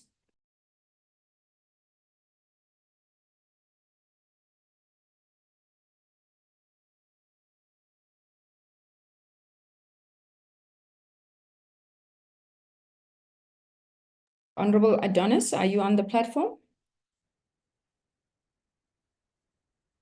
We'll come back to Honorable Adonis. Honorable Subrathi.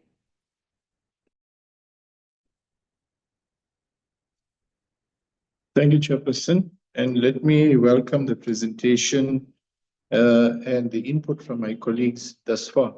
Chairperson, I'd like to ask a few critical questions. My first question would be to the department. And I'd like us to get a very clear answer on this, because this talks the geopolitical and the geotechnology challenges we're facing in this emerging environment.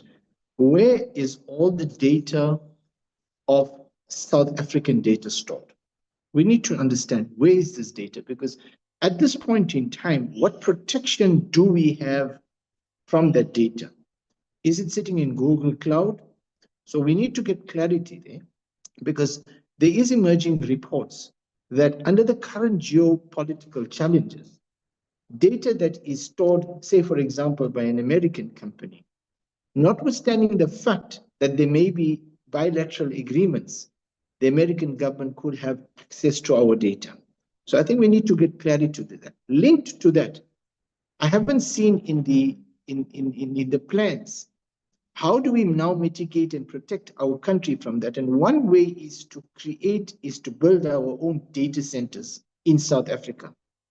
How soon is there a view to moving towards that? I didn't see it being presented. Has that been budgeted for? How are we going to protect our data? And attached to that, are we planning to build our own data centers? Chairperson, I think comrades, honorable members have spoken about the bedrock of us moving forward as a country. And we can sit and talk about building an inclusive economy, etc., but it's not going to happen unless we achieve digital connectivity. And I think this is one of the primary mandates of the department, is to create a digitally connected environment. And that talks essentially to infrastructure, it talks to cost of data, it talks to cost of devices. I'd like to know from the department, what percentage of the entire country is digitally connected to be active participants? And then what or how soon do we intend to close the gap? So what is the gap, and how soon do we intend to close the gap? Clearly, to hear if we're going to close it in 5 years, Chairperson, is very long. And I think greater urgency and emphasis must be given to that. I mean, we've spoken earlier about doing a study tour and understanding how other countries are doing things. But Chairperson, what I've learned in my visit to India is everything builds on the bedrock of a digitally connected environment. So I think for me, that is one of the KPIs of the department. And I think it's an area that as a portfolio committee, we must focus on achieving, that the most underserved and underconnected people in the rural areas become connected to the digital environment to avail themselves of all other services. So that's my second question. My third question is possibly linked to the former one, and I think Honorable Velakazi spoke about it, and maybe this can talk to ICASA, is surrounding the sale of spectrum. Do we have an indication how much of it are we going to sell? What are we going to, income are we going to get out of it? And for those operators that purchased and who were sold a spectrum and have not achieved their conditions, have we fined them? What is going on in terms of consequence management for those who we sold spectrum to and have not achieved their objective? And maybe whilst beyond that, what we've understood from our oversight is that the rural communities, in terms of these MNOs, are giving them sufficient, for example, the schools, they only have sufficient connectivity for the office to work, but real teaching and learning is unable to take place. So which means the thousands and thousands of our learners in the rural areas cannot avail themselves of effective connectivity for teaching and learning to take place. I'd like that to be addressed, Chairperson. Chairperson, what is South Africa's latest position on AI? Given the fact that there is an emerging sense of thinking around the world that AI is still an emerging technology. AI has not settled. And the question being asked is, what do you regulate out of AI? So I believe it's essential for us. There must be some element of regulation. So the question is that what is South Africa's position on AI? Chairperson, what has been the progress on the G20, in particular the T20 that we have been chairing? And I know DG had chaired almost 5 days of the G20 countries were here. Maybe DG can bring us up to date. What has been the thinking of that, the T20 team that has met? I think the Duke, the Digital Economy Working Group. What was the latest update from their most recent conversations? And lastly, Chairperson, do we see satellite? I know we're going to have a joint meeting, but does the department envisage satellite, South Africa launching its own satellite in this medium term before 2029? Because there's tremendous opportunities for us. Is there any significant push and urgency from the department to push the agenda of a satellite as a means to an end in terms of resolving a lot of the challenges we face in terms of connectivity, in terms of creating sustainability, where we can sell a space in our satellite to the rest of Africa, in terms of being able to protect our own sovereignty in terms of data and information. Thank you, Chairperson. And sorry, last question, Chairperson, for ICASA was, I saw 10 million rand allocated to corporate services, other capital. The other capital is a very dangerous space to be in when we have other. I'd like there to be some clarity. What is this other capital that's been spoken about? Thank you, Chairperson. Thank you very much, Honorable Subrathi. Honorable Adonis. Thank you very much, Chairperson. And I would like to start off by just apologizing. I was having some technical difficulties on my end with my device. But nonetheless, thank you for the opportunity. And I would like to also just welcome the presentations that have been made by ICASA and also the department. Also just highlighting the appreciation from myself as a representative of the disability sector on the intention to ensure that persons with disabilities are afforded the opportunity to enabling and informative information and sort of query in terms of the presentation that was made in terms of digital accessibility and inclusion on what exactly is the intervention strategy that's going to be made implemented. And additionally, that one would also like to find out overall what are some of the best international and continental best practices that are going to be sort of used as a pilot project or implemented in the South African context to meet the need and the demand of South Africans and those who are coming from previously disadvantaged communities, such as persons with disabilities, the elderly, disabilities, the elderly, those who are coming from previously disadvantaged, those who are illiterate, and other vulnerable groups such as national interest groups, the LGBTQA+.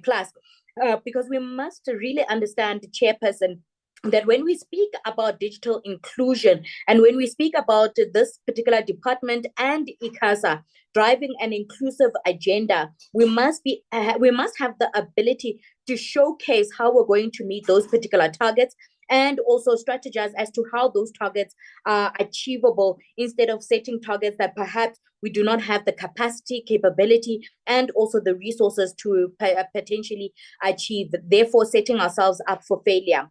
Chairperson, in terms of the skills development training that would then come through the department, one would want to really understand what the needs analysis was applied in terms of the data that had been collected across all 9 provinces, how it's going to be implemented, and also what is the turnaround plan in terms of how we want to ensure that we are able to monitor, evaluate, and measure its effectiveness. I think that's equally important. And then moving on to ICASA, I think one of the things that one always finds, some sort of discomfort with when you engage with the local communities is the inaccessibility of ICASA, inaccessibility of information from ICASA for those who are local, but also looking at how they are going to grow their reach in remote rural communities, in communities, township, and we know they've made significant progress when it comes to township footprint. But one wants to see how do we ensure that the footprint that ICASA has made, even in the township, we're able to sustain it, but also further grow it into the most remote rural areas of South Africa. Chairperson, additionally, in terms of reinforcing finances and resources for ICASA to have the ability to execute its full mandate, one would want an appreciation of what that looks like, perhaps not only looking at it at a monetary point of view, but also at a human capital and capacity point of view, and what type of impact that would have on the capability and ability of ICASA overall and its performance, and the type of anticipated or expected impact and outcome that they are looking towards. Chairperson, one also has a slight concern in terms of how we are going to adopt best practices both continentally and internationally. Because I see in a lot of the reporting that is done by both the department and its institutions, such as ICASA, we do not get a sense or a feel of what best practices they are looking to domesticate from the study trips, the external travels, from the international engagements and interactions that can be domesticated to meet the demand and the needs of South Africans. But equally to that, how the domestication of any of the interventions that they have perhaps put forward can be towards the needs of South Africans that is cost efficient. Because what we regularly see, especially with emerging technology and with the digital era, is that we're bringing innovation, technology, and the industrialization revolution that does not necessarily speak to the economic fiscus of South Africa and does not necessarily meet to the demand of South African, meaning it is not contextually relevant, and therefore it opens a vacuum where we've got more and more South Africans that are outside of the reach of enabling and powerful and informative technology, information, and access to information. So one would want to really understand what is the bridge and perhaps what is the 5-year, and I know this was already presented, but the 5-year plan that is more tangible and realistic, where we can actually see and monitor in terms of the successful implementation of all the interventions that the department has literally outlined on this platform.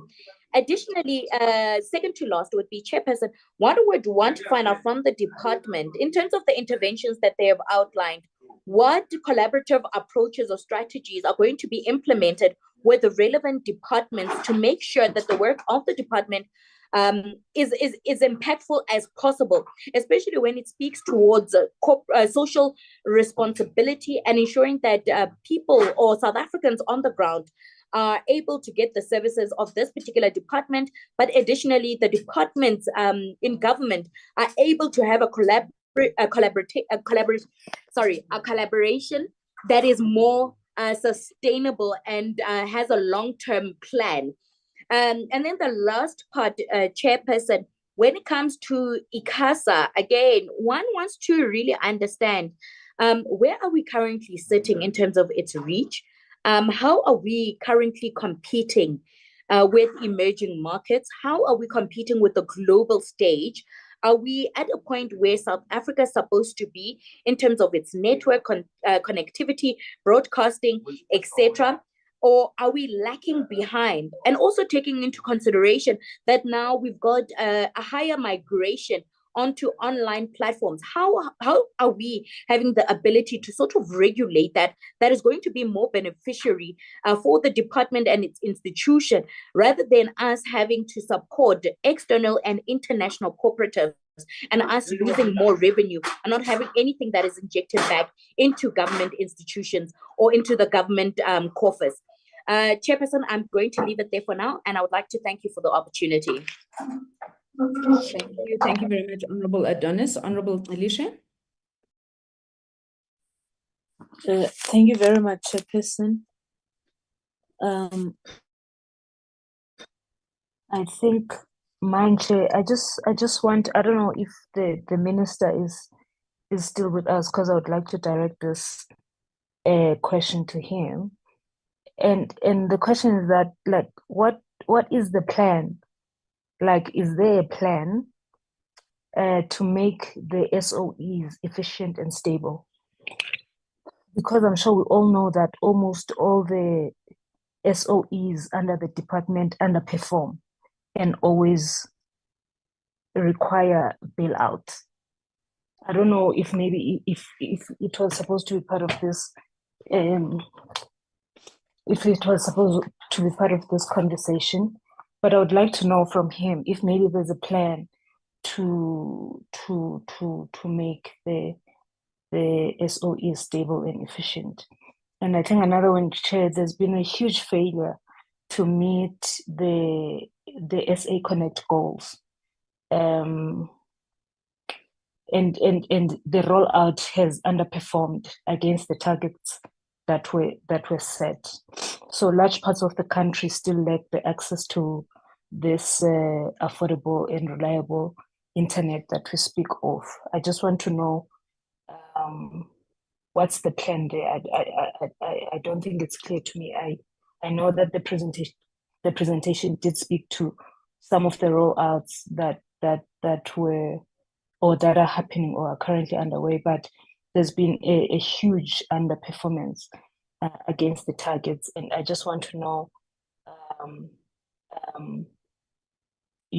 the plan there. And I also just want to know, I know that they also did touch on when they were touching on the rollouts, like the urban and the rural access. So they did speak of the urban, but I just want to know, how are they going to close the gap between the urban and versus the rural access to digital services? I don't think that was clear to me if it's something that they spoke of, Chairperson. And I just want to know the slow. I just want to know the reason behind the slow progress on analog switch off. I know that one of the presenters did touch on the analog switch off, but I just want to know the reasons behind this slow progress.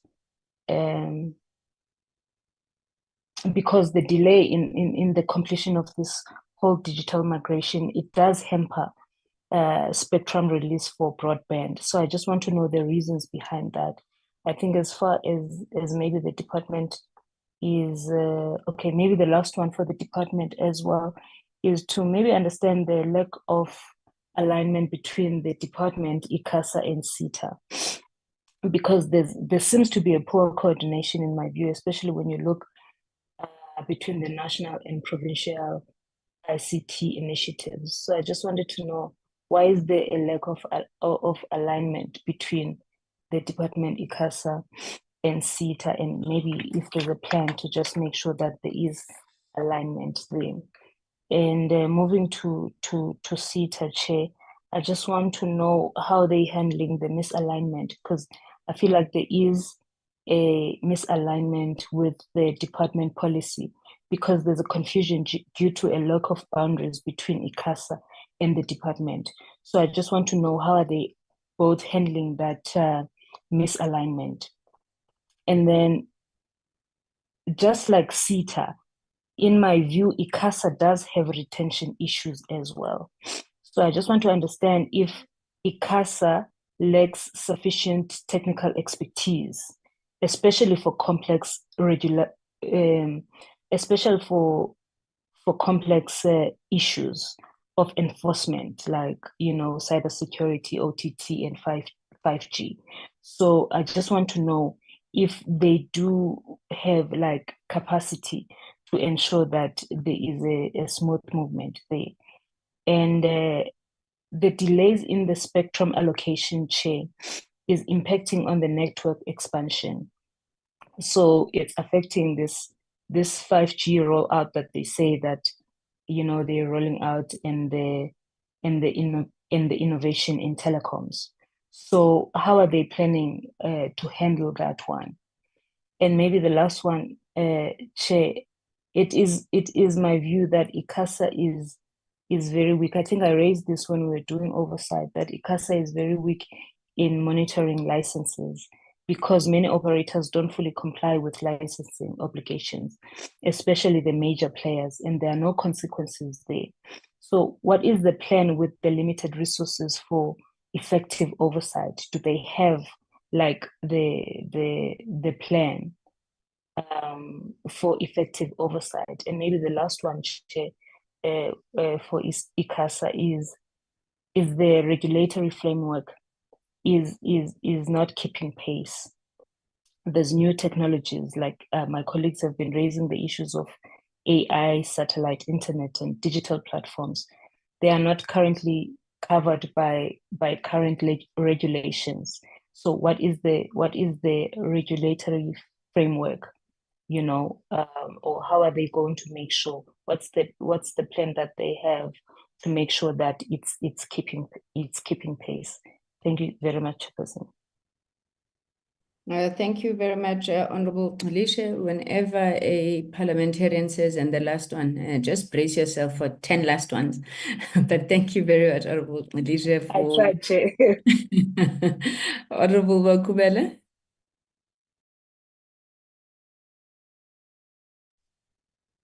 Thank you, Chairperson, and good afternoon to my colleagues again. Chair, thank you for the opportunity. Let's start here. It's difficult from our end to actually welcome the presentations that have been given to us, both from the department and from ICASA, because we don't have a budget. We are busy with discussions on a budget that clearly does not exist. With the case that is underway right now, we do believe that regulations were flawed, and it's unfortunate that we need to go back to the drawing board to make sure that we can put a proper budget for South Africans. But nonetheless, I'm going to engage on the plans that have been provided, so that the time when we have a budget, we can then address some of our concerns. First, the question is, are we going to achieve these targets? The department has given us over-ambitious targets, and we believe that based on the empirical evidence of their historical failures and underperformance, it's difficult to believe that this department has the ability and the competence to execute on the plans that it has provided and detailed before us today. If you look at just simple examples, Chairperson, recently we had a deadlines of 31st March. It was a big deadline for the department, and they failed to achieve on all of those deadlines. And these are deadlines that they had set for themselves over a number of years. The DTT, since in the early 2000s, they have not been able to implement digital migration. The last deadline was 31st March last month. It was not achieved. It had to be shifted. We've got the school connectivity project, which had its own deadlines, which were not achieved. 4,000 schools were supposed to have been implemented by now. I think less than 1,000, almost 599. So when you look at things like ICASA winding down now because they failed to achieve the mandate to provide connectivity to rural areas, underserviced areas, and then you receive a presentation that talks about 90% of 5G coverage. It's difficult to marry the two and to believe that the people that are giving us these plans are actually baselining them soberly on what is their capacity, their capability, what are the budget constraints that they have, whether it's resource constrained in terms of human power. And it's nice to report that we want 100% internet penetration in schools, when since 2015, you could not cover 4,000 schools. How are you going to cover over 50,000 schools in the next 5 years? So I think we have to be very realistic in providing oversight on these budgets so that we don't end up rubber stamping this and then look like fools in 5 years' time when perhaps it will be us or a different team come and interrogate this and ask questions on those that allowed this to pass through. What is it that they were basing it on that gave them the confidence that these over-ambitious plans, indeed, they make sense and they are achievable, which we clearly do not believe they are. First, we talk about the SA Connect Phase 1.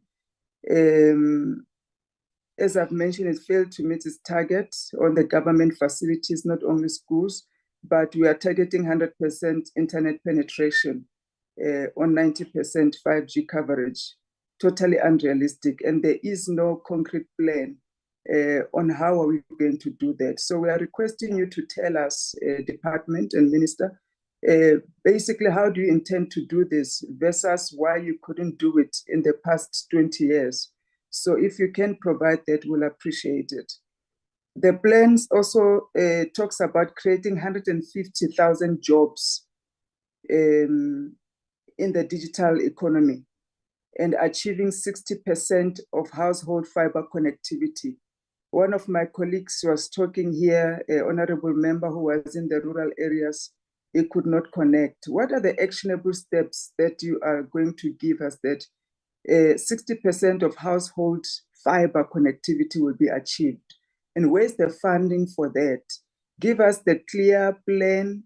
You have the money, you have the skills. This is how you intend to achieve it. Otherwise, it just looks nice on paper, but we are misleading ourselves. You talk about the demand-led digital skills that you are going to create. Yet, thus far, you've been relying on the digital competency framework, which is still not yet developed.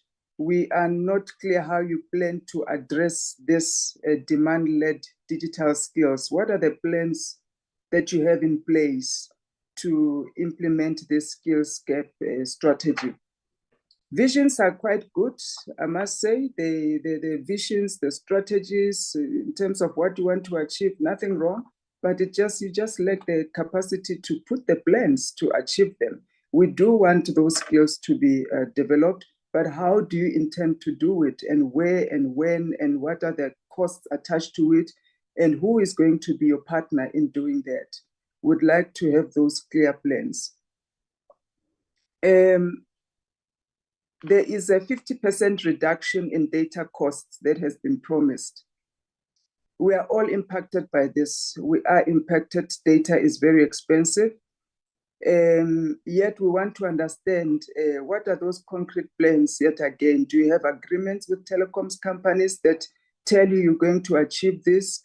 I didn't see anything from ICASA as well that convinces me that we are going to achieve that 50% reduction in data. I don't think it's something that we need to be negotiating with. It has to be done. If our children are going to learn digital skills, artificial intelligence at schools, we have to address the data costs in this country, one of the highest in the world. And it's not sustainable in creating a digital economy. So we need clear plans, how we're going to overcome these regulatory challenges and the industry resistance challenges, because that's a one key thing that keeps pushing us backwards. We talk about the improving South Africa's ICT ranking in the indices like ICT Development Index and the e-government survey, so that we are attractive as an ICT investment destination.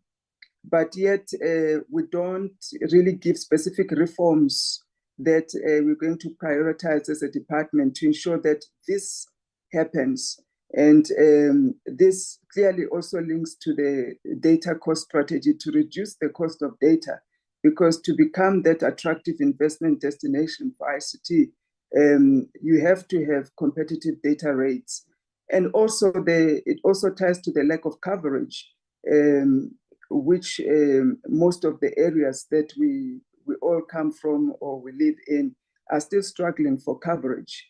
There are those that are excellent, and many, maybe about over 50% of South African, in terms of the geographical landscape, it's still yet uncovered. The Auditor General has repeatedly highlighted inefficiencies and wasteful expenditure, lack of accountability within the department. And there's empirical evidence that we have seen in terms of that report, but we are not given any comfort and clear indication that this is going to be dealt with in this period that we're talking of. So would like to understand, don't get the same findings from the AG, because wasteful expenditure, etc., it eats into the very same funds that we want to use to roll out the digital infrastructure.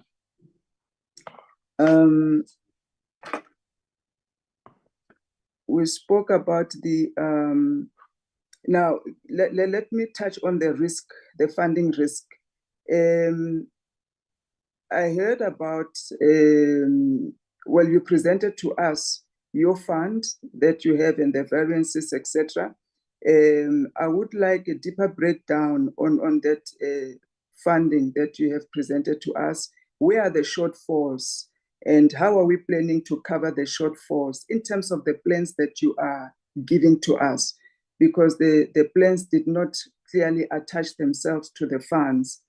And we do have risks that we would like to understand if they have been addressed in terms of funding, because we have not heard any clear commitment, public commitment from National Treasury to fund SAPO, which had a deadline again of the 31st March. It did not meet it, so that it doesn't go into liquidation. We did not receive any report that tells us that the funding was received to save the South African Post Office. We didn't get a report to receive that, to let us know that funding by 31st March was also received to fund the Post Bank. So we'd like to know about those funding shortfalls in the department. What are we going to do about it? My colleagues also spoke about the funding model for ICASA as well. And let's understand where are the shortfalls and how are we planning to cover such shortfalls.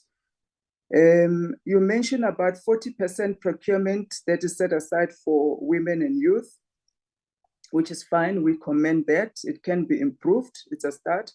But yet we don't know how you're going to monitor this progress and ensure that indeed this procurement of 40% does go to women and youth. If you can let us know how you're going to monitor that and periodically report on that. My colleague asked a very important question around the G20 and the artificial intelligence strategy. The government has highlighted about 3 key priorities on the G20, and one of those priorities was the artificial intelligence. If I can very quickly get to that, because we still don't have a clear understanding of what is our AI strategy and what is our intended outcome as a department from this G20 big conference that is coming in. Government highlighted 3 of their high-level priorities. One was the inclusive economic growth through industrialization, etc. Second was food security. Third was artificial intelligence and innovation for sustainable development. So that tells us that this is very high on the government's agenda. And but we don't see it high on the agenda of the department. How do you marry that? And what is it that is a barrier at the moment, or what is working at the moment in terms of AI? Where are we on the strategy? And how are we then making it an inclusive strategy, not just for those that can afford it? I'm not going to touch on cybersecurity because it was really clearly articulated by my colleagues. Let me quickly go to ICASA specifically. Thank you so much, ICASA, for the presentation. Although we did pick up in your presentation as well a few inconsistencies, again, lack of actionable strategies was presented. Your SWOT analysis, it told us that you speak about the leadership continuity, which is a problem due to the fixed term contracts. And is that an issue that is going to hinder you achieving your strategic objectives that you have presented today? Some of the challenges that you mentioned, which were quite worrying in your external environment, you revealed critical issues like the widening digital divide. That is problematic for us because over the years, the government has been spending millions, if not billions, to close this digital divide. Why does it keep widening? What are the issues And that talks to the performance of the department, the performance of the regulator, the performance of entities like ICASA, SITA, and all of them combined under this department. Because one of the key mandate of the department is really the inclusion to close the digital divide. If the digital divide is widening, it means the department in its entirety, it's not performing. So this is a big red flag for us, and we want to understand the reasons behind it and what are the plans to close that.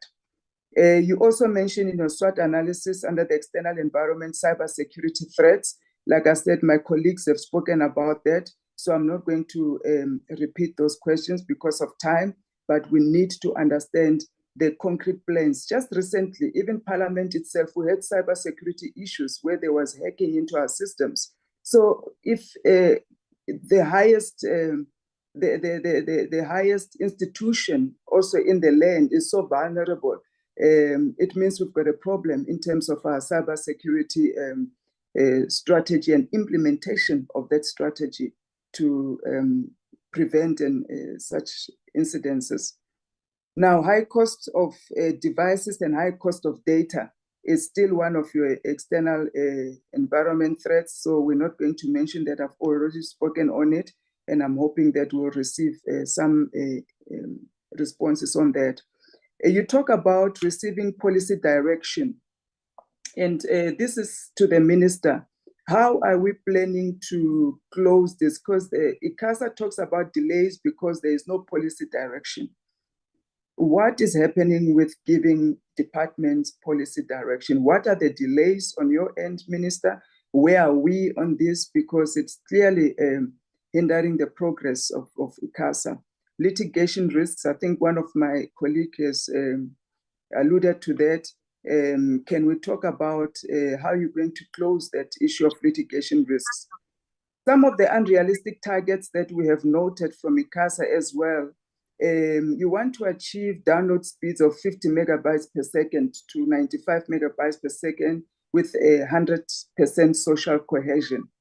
Again, the same question that we asked the department. If this has not been achieved to date, what are the plans, actionable plans really, to achieve this? Are we not setting ourselves up for failure? Is this realistic at this stage? And what are the funding impediments that you are facing to achieve that, so that you don't find yourselves in a situation where you have not performed? You also talk about in your SWOT analysis, you highlight the hierarchical structure, which is delays in appointing full complement of councillors. I know we've just recently appointed some councillors. I'm just not sure. Please highlight to us how many more councillors are required to be appointed, if any, and what is the process that is underway to do that, because we really want you to be efficient in your decision making and enable you operationally. Where is the hindrance in the appointment of the councillors that you require?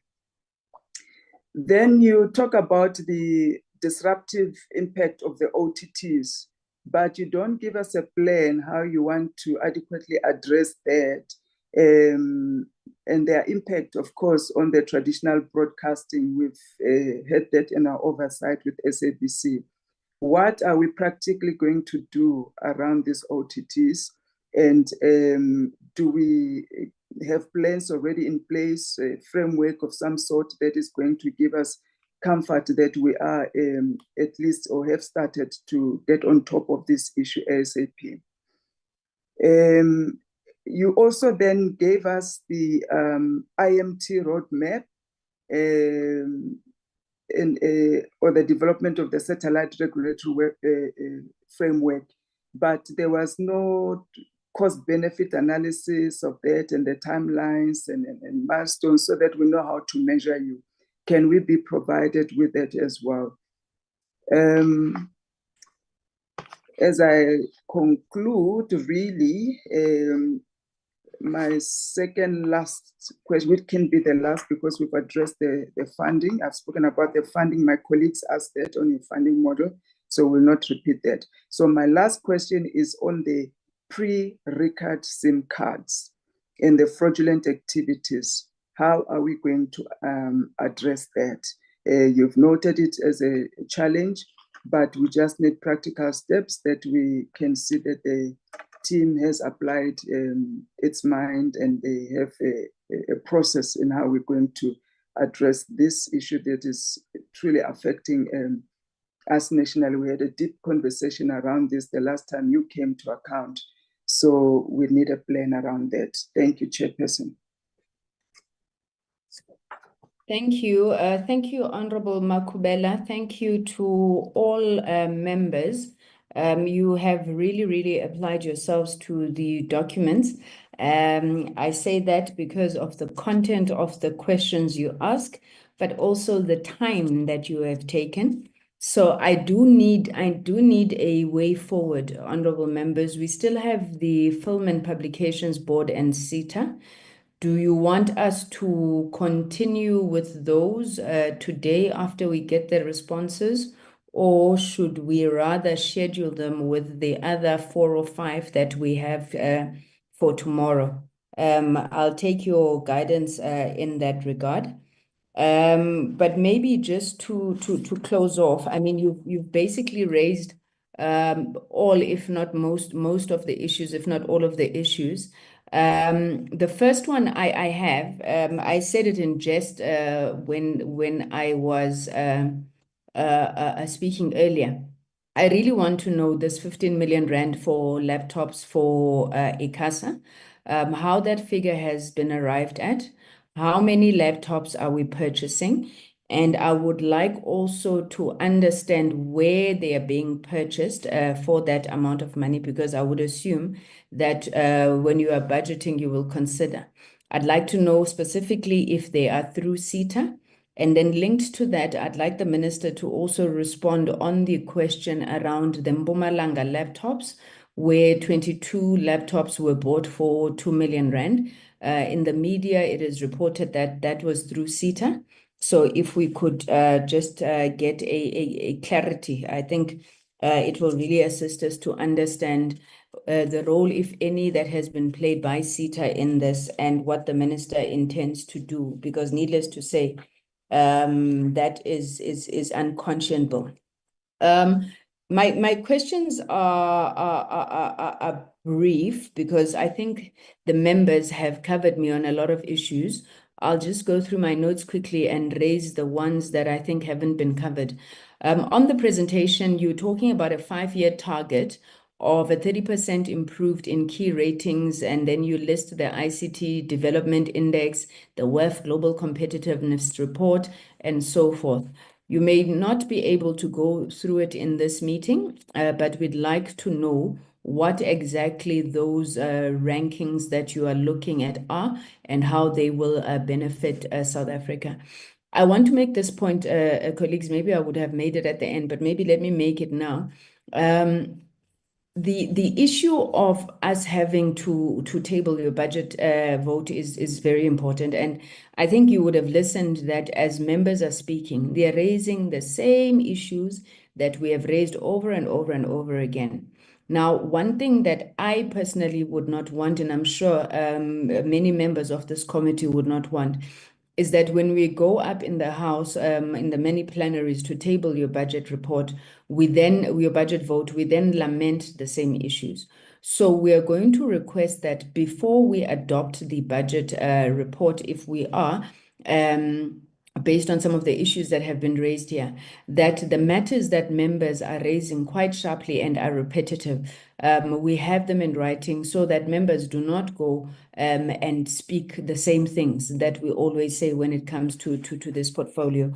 I think I'll round some of them towards the end. So if we're able to have them for the content advisors to speak to them in our committee report, then that makes it easier for us to adopt that report.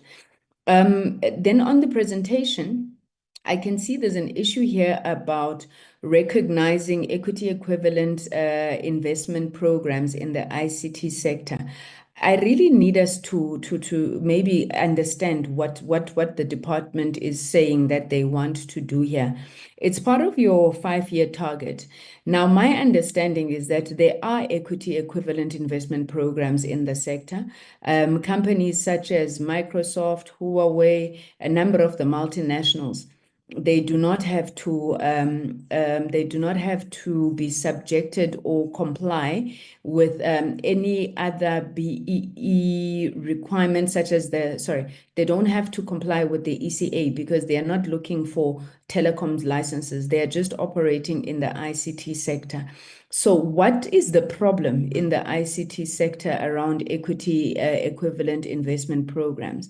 And I'm saying that in light of the earlier discussion, because the only place that EIP does not apply is on issues that are governed by the ECA. And when this discussion has come up, it's always been for people who are looking for licenses like your satellite companies, Starlink, and so forth. But the rest of the industry, there has been equity equivalence. So what are you trying to solve here? What is the problem that it is being elevated to the level of a 5-year target? Because as and when somebody wants to apply, or a corporation wants to apply for equity equivalence, they do that. It goes through the normal process. I think maybe we are missing something there, because this can't be a new target. You are allowed in law to have equity equivalence. You just cannot do it when somebody seeks a license that is governed by the ECA. And then you speak about 100% completion of priority interventions in the digital transformation roadmap. Now, we is expected by, if I'm not mistaken, it's before the 31st of May, my date could be wrong, but we expected to approve a 5-year strategic plan that says that you will 100% complete the interventions, the digital transformation roadmap. So when I was going through your presentation, I said, oh, great. Can we have the digital transformation roadmap so we can see what it is that the department is committing to? And I'm told that there's no such a roadmap. It's probably still in draft stage. So how are we expected to approve something that doesn't exist, and you saying that you are going to deliver against it? What are you basing that on? Yeah, that truly doesn't make sense to me. And the issue of consequence management, colleagues, it's been raised so many times in this meeting. My understanding, and please do correct me if I'm wrong, is that in government, you will develop this 5-year plan. There will then be an annual plan. Then the various branches and units, ultimately to individual level, must then develop their performance contracts aligned to the plan. Can you give us an example where a person did not meet what they were supposed to meet in their performance contracts, which ultimately leads to the department not achieving their targets, and there was action taken against that person? I'm not talking about somebody who got a 3 or whatever, and then they were told, no, you won't get a bonus. I need to understand the exact consequence. So if you don't achieve what it is you have signed up for, and I'm asking this because it is a new 5-year term. So if you don't achieve what you have signed up for, what happens? Does everybody say, oh, we didn't achieve it, and then we move right along? I'd really appreciate your inputs there. The outcome 2, we have a 5-year target of 100% internet penetration for government facilities, 100%. I'm not sure what it was in the last 5 years target, but let's take it at face value that you're going for 100% penetration. Can you provide us with a project plan? Because when you were then developing this, you must have thought, how are you going to achieve this? Can you provide us with a project plan so we're able to track over the next 5 years that indeed you are delivering on this 100% plan? And I think that goes both for the department as well as ICASA, because in the ICASA plan, I heard nothing about the monitoring of the USOs. I think one of the members spoke to this. And for us, these are critical issues that we think that you should be tracking, and that we have an interest in you achieving. And then I won't belabor the point. Honorable Chauke and a number of other honorables made the point around the international work. We did ask when we asked you to come present to us on your international program. We asked that you provide us with information on the implementation of the MOUs, the domestication of issues, and we never got a sense of, so what has been done? You go away, you come back, some things you send to Parliament, we still haven't received anything in this term, but the international trips have been occurring. So what have you done where a country says there shall be knowledge sharing between us, there shall be skills development programs for your young people, there shall be this and this technology transfer. Can we get that report in terms of what you have actually done? Because even this current APP, it's about developing positions, a report, but how that benefits the country at this point, we are not quite yet sure. I want to commend you for keeping up, or at least committing or recommitting that by the end of May, which is the end of Q1, I believe, or end of May, June, that you will gazette the white paper, the audio and audiovisual content services paper. So we really look forward to seeing that. I'm worried that according to your APP, again, we're going to end this year without an amendment of the ECA. And I really want to know whether you think that that is justifiable. You're going all the way up to Q4, and you are still at Q4, only then submitting to foresight cluster. Now, the minister says earlier that we should want better for ourselves. And my question is, if we end another year without the ECA having been at least submitted to Parliament, or at least having completed the process of Parliament and sent to the President for assent, is that wanting better for ourselves as well as the country and the industry as a whole? My last point, I think I won't go into the other issues because there's quite a few of them, but they have been addressed. My last point: why does it look in this program as if now the department wants to go back to being an implementing agent? We've had these conversations. You said that a lot of the work that you are doing is through the monitoring of policy, ensuring a correct policy environment, legislative environment. But when you read the document, you're talking about project management, you're talking about implementation of this. Can we have a sense of what exactly the departments wants to cover? So in conclusion, the issues that I think members are raising, that I think, Minister, if you want to respond to when you are responding to, Honorable Sithole has drawn a red line in the sand around network connectivity in rural areas, saying that for him, he doesn't believe that the budget should be passed without that issue being addressed. A number of members raised the issue of funding, especially for ICASA and the funding model, but generally right across the portfolio. The focus on the legislative regulation and policy environment, which is not coming up from your APP, the regulation of AI, the audit of the spectrum sale, which should precede the regulation of OTTs, and quite a few other things. Chairperson of ICASA will know that one of the things that we're also expecting them to do this year is to undertake with MDDA some sense of whether indeed the community media environment is not saturated, what needs to be done, but instead we're talking about issuing more licenses. So those are just some of the issues that we'll also need in writing in addition to the responses that we get in the meeting. Honorable members, before I open up for the minister, can I get a show of hands? Honorable Makawela, if you could take your hand down so I will be able to see properly. Can I get a show of hands of those who are saying that we must proceed and finish FPB and SITA today? And Honorable Bodlani. Okay, can I see Honorable Bodlani, Honorable Sithole? Those who would like us to, okay, anybody else? Okay, we've got 3 want to finish today on these other matters. A view on colleagues who would like us to move these over to tomorrow?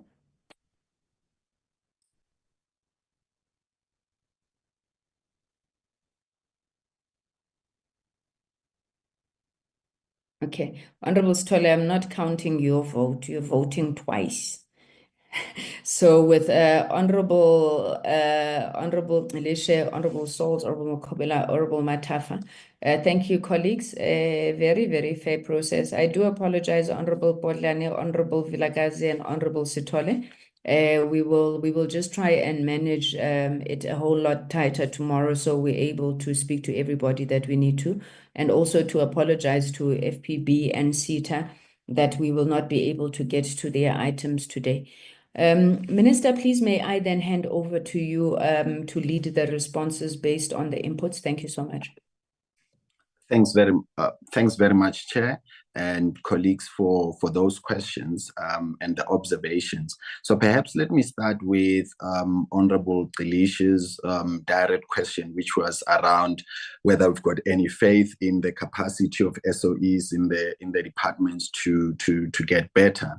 And yes, we do. And in all fairness, it's important to also acknowledge some of the work that was done in the SIX administration and also by my predecessor, the current DM, in terms of strengthening the SOEs and putting in structures such as the Chairpersons Forum, which brings together chairpersons of the entities on a quarterly basis to look at several issues, mostly around harmonizing cooperation across SOEs and also looking at interventions to boost good governance across the entities.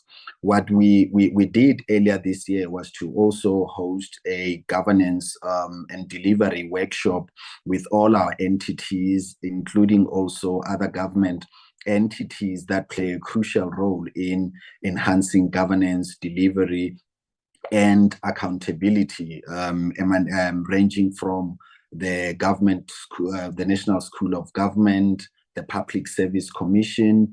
And the intention with that was to identify the common weaknesses around not only audit outcomes for entities, but also operational deficiencies, procurement concerns, and overall accountability. And we believe that those interventions we have put in place and how we're going to enforce them will lead to a much more improved state of welfare of the entities. And I think as I recall saying this earlier in the day around the moves that we're moving with speed in ensuring that the entities have complete boards. I think with the exception of SITA, the boards have been established. The most recent ones being the Post Bank. We finalized the appointment of that board to that event. To that effect, as you know, the post office is still under business rescue, so we can't move on that. And we'll keep putting a close eye on this. And linked to that is the question that both you and Honorable Makubela asked in particular about analog switch off and the historical delay with switch off. And I think in all fairness, colleagues, even leading up to the quest to have the extension, there was a shared frustration of the practicality of being able to then have the date of March as the unlock switch on, given the concerns that were being raised by the broadcasters emanating in the court case, which we lost as the department, but was necessary to defend at the time. And we now have a responsibility to then redo the process of consultation and do it in a manner that the broadcasters and the media organizations will also find it acceptable, so that we do not enter another chapter of litigation, which at this stage would not serve any wise purpose on our end, other than to incur unnecessary state expenditure on that fund. And then I think it was Honorable Subrathi who raised questions around the G20 and also AI. I'll call on DDG Mashuluhu later on to elaborate on some of the headroads that we have made with the formulation of the National AI Policy Framework, which was out for public comment, and that process for public comment concluded in Jan. And basically what that seeks to do is not only determining South Africa's position on AI, but how do we strike the balance between regulation that is required, particularly around preventing the harmful use of AI and managing it in a manner that caps the spread of misinformation, disinformation, the rise of new technologies like DeepSeek and deepfakes that are emerging in the space. Honorable Makubela also raised the point about the lack of policy direction. My understanding of what the ICASA chairperson was referring to was not delays on our end or specifically on the ministry's end, and I'll give him the opportunity to elaborate on what he meant in terms of the policy direction, in terms of finalizing some of the work on their end in order to proceed forward. Look, there is general acknowledgement of the fact that the state of digital connectivity in South Africa is where it is because SA Connect has not been executed and managed well to close that digital divide. And it's part of the interventions that we've put in place in having much more stricter project management, particularly when it comes to also the role of ISPs in the rollout and the connection of government sites and the free public Wi-Fi spots that are being rolled over, but also in terms of internally taking proactive leadership of projects when they are underway. And we are in working together with the DG and BBI and Centec and SITA, also trying to deal with this issue of fragmentation, wherein you've got different entities doing different legs of the level of connectivity. And while it should, in common sense, be smooth, given that all these entities are under one department, but there's been a lot of inter-entity dependencies that have prolonged delivery when that shouldn't have happened, and the interventions that have also been put in place in terms of harmonizing interactions around entities also seeks to break some of those bottlenecks. And then in terms of cyber security and the work that's being done to break down this notion of working in silos and aligning with the observation that the chairperson made around the digital transformation roadmap. I believe that would have been a source of oversight, Chair, on our end for the team not to include the fact that the digital transformation roadmap hadn't been approved, perhaps at the time of submission of the documents.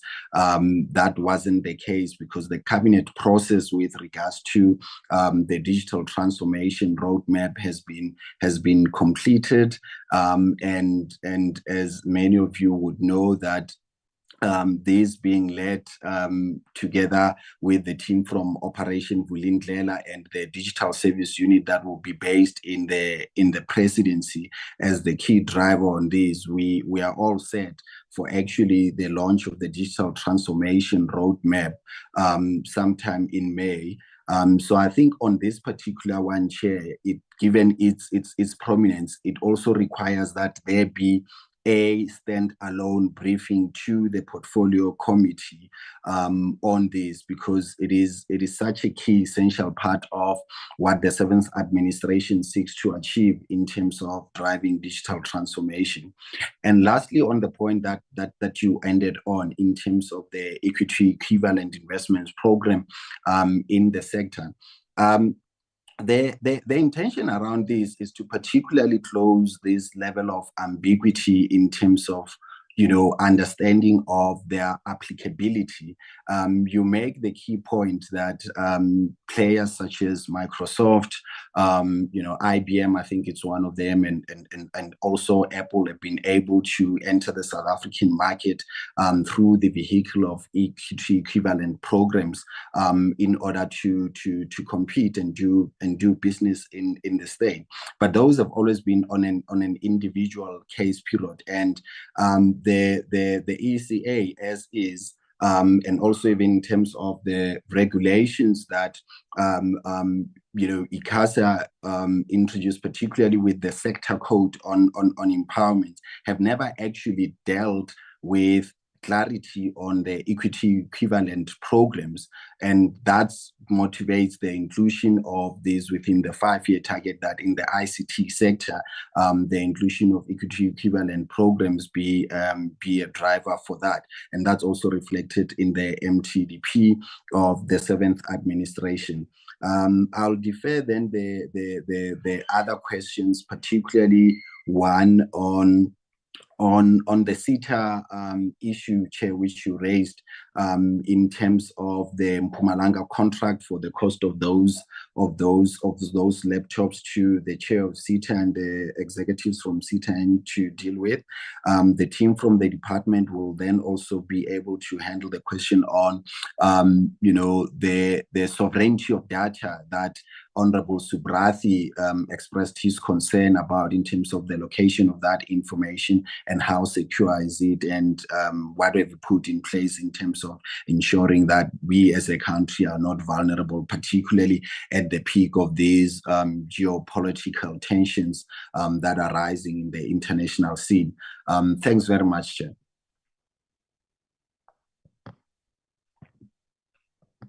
Thank you, Minister. SITA, do you want to come first before we go to the department and ICASA? Yes, thank you, Chair. I think on the question of the Mpumalanga laptops, and I suppose being the black sheep, it's easy to be blamed for everything. But this time it wasn't us. We have checked over the weekend that particular procurement was not done through SITA. We've also checked, because we do have a transversal contract for laptops and related equipments, as to whether that procurement was through that particular contract. We can also confirm, because through the transversal contract, the margins are regulated, that the margins for those particular laptops are above what is allowed on the transversal contract. So I think to that effect, Chair, we are not guilty this time around. Thank you. Thank you, Chairperson. DG, can you direct, please, in line with what the Minister said? Thank you, Chair. Perhaps then maybe to kickstart, I'm going to invite DDG Masholo to respond on the AI question, as well as our AI policy, and also the G20 program. And then he would then be followed by Mr. Alfred Moto, if he's on the platform, and then DDG Shalembe. Apologies, it's been a long day.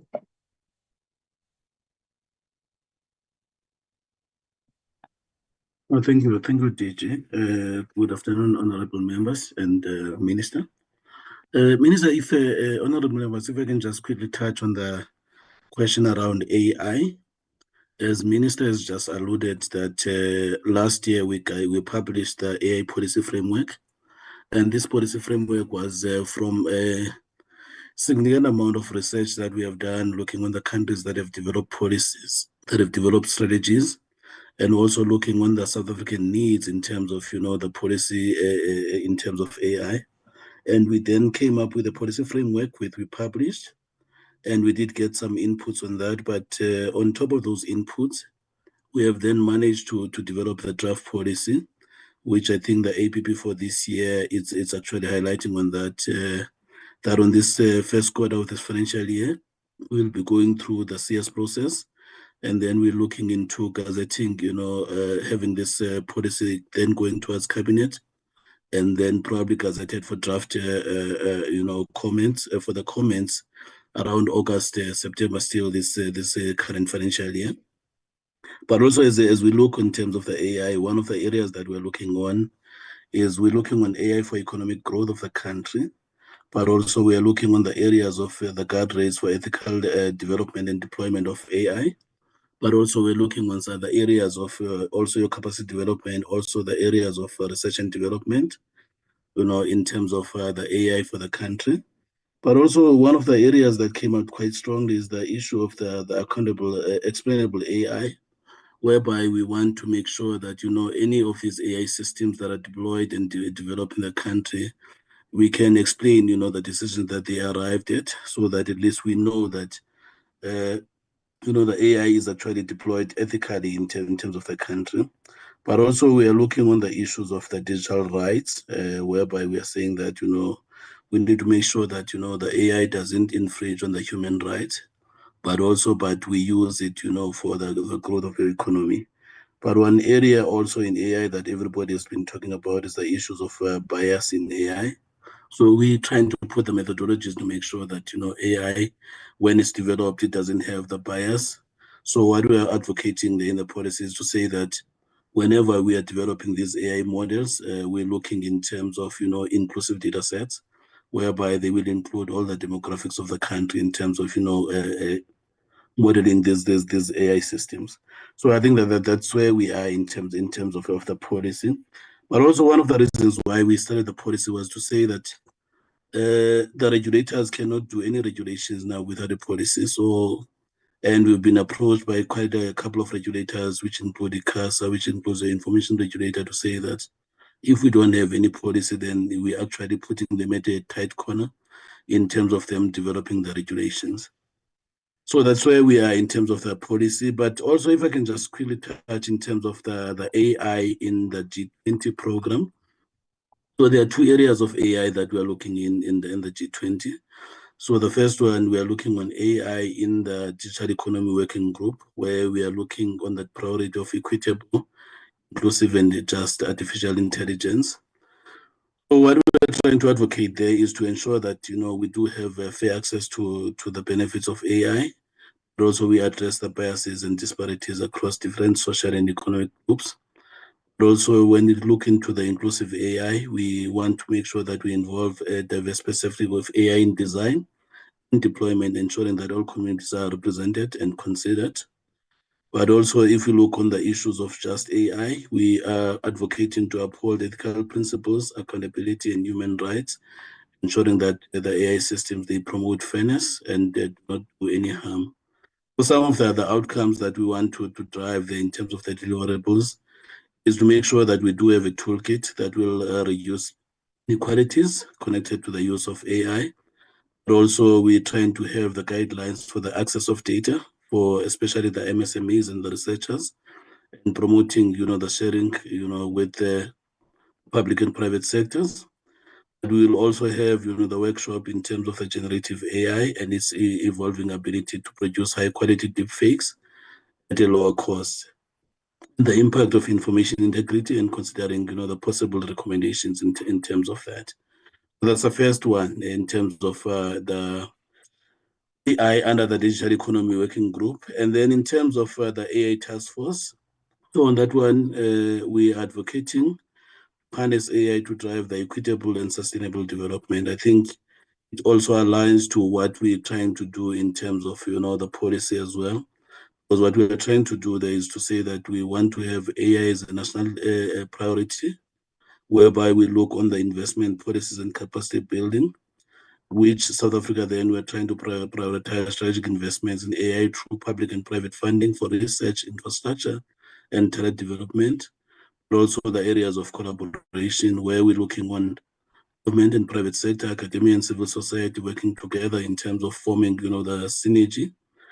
But also we're looking on advancing the sustainable and inclusive growth, whereby we're looking on the aiming of South Africa to use it for a tool for economic growth, aligning it with the sustainable development goals. And I think, Chair, it's important to highlight that AI, the reason why we went this route is to say that if AI can be adopted as it is in South Africa, we've got a country that has got high unemployment rate. So we're trying to make sure that while we adopt AI, we also protect, the jobs that might be lost due to AI. I think before I finish, DG, and back to you, I just wanted to touch the other question that was raised by Honorable Makubele in terms of the digital skills and the digital competency framework. We do have currently the strategy, the National Digital and Future Skills Strategy that we are executing, which also assists us in terms of, addressing the skills gap, which has got, the pillars, which are digital foundations, the intermediate and advanced digital skills for Society 4.0, but also the skills for the future of work. That strategy has been published from 2020, and that one is due for review. So while we are busy developing the digital competency framework, we will be using the National Digital and Future Skills Strategy as a lever to drive, the skills development as well as addressing the skills gap in the country. Thank you, honorable members. Back to you, DG. Thank you very much, DDG. I invite DDG Omega Shelembe.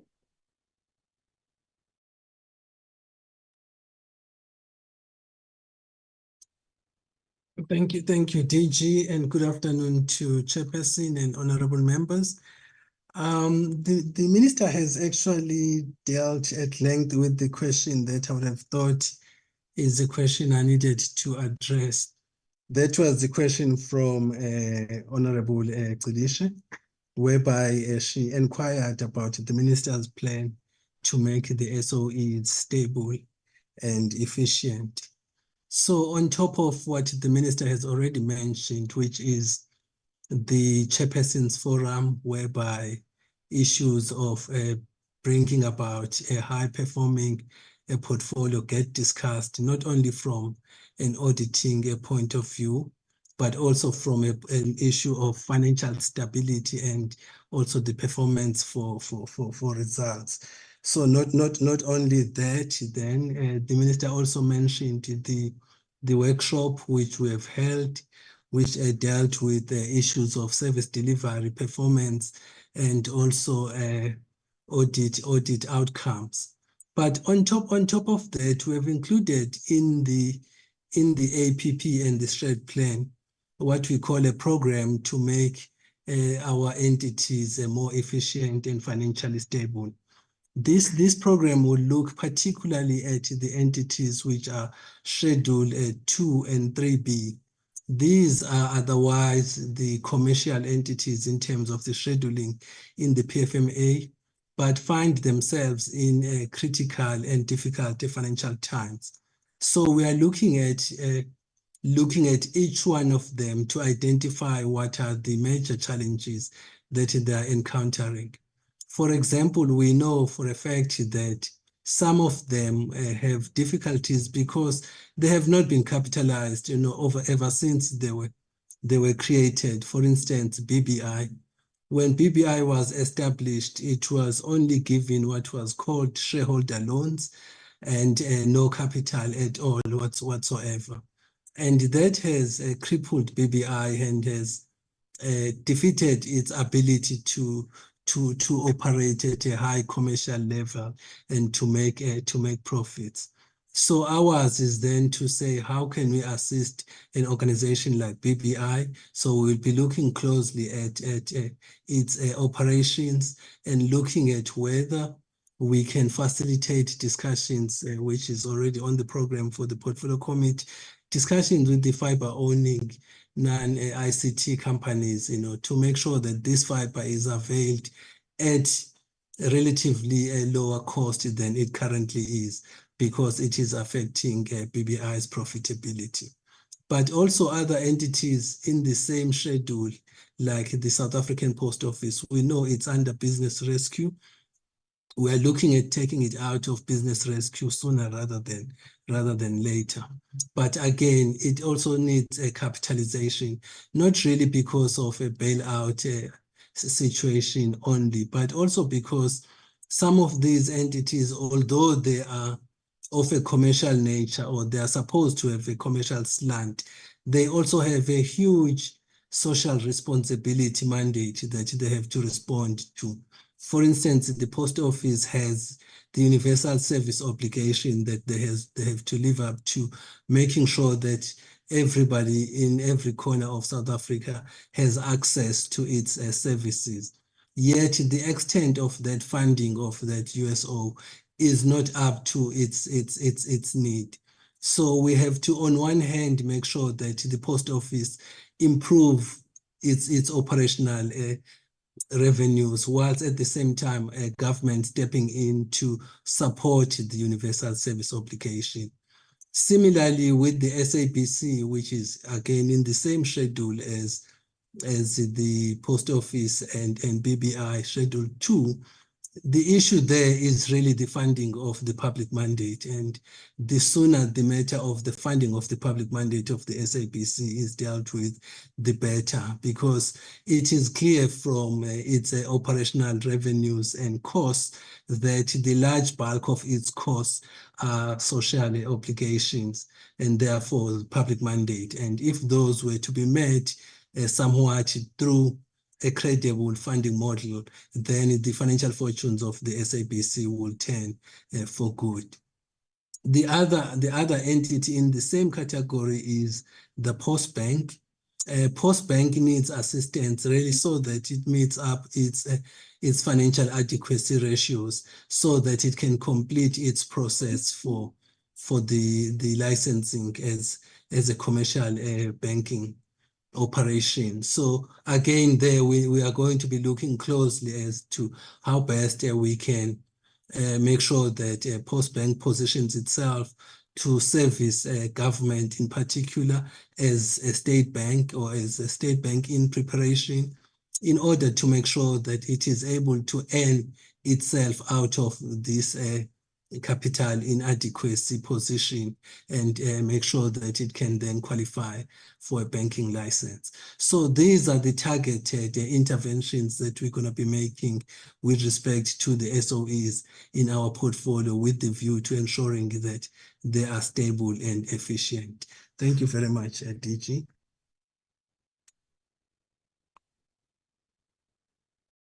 Thank you very much to DBT. Before I call in DBT, Mr. Moto, just to weigh in on Honorable Chair, think on the question by Honorable Makubere.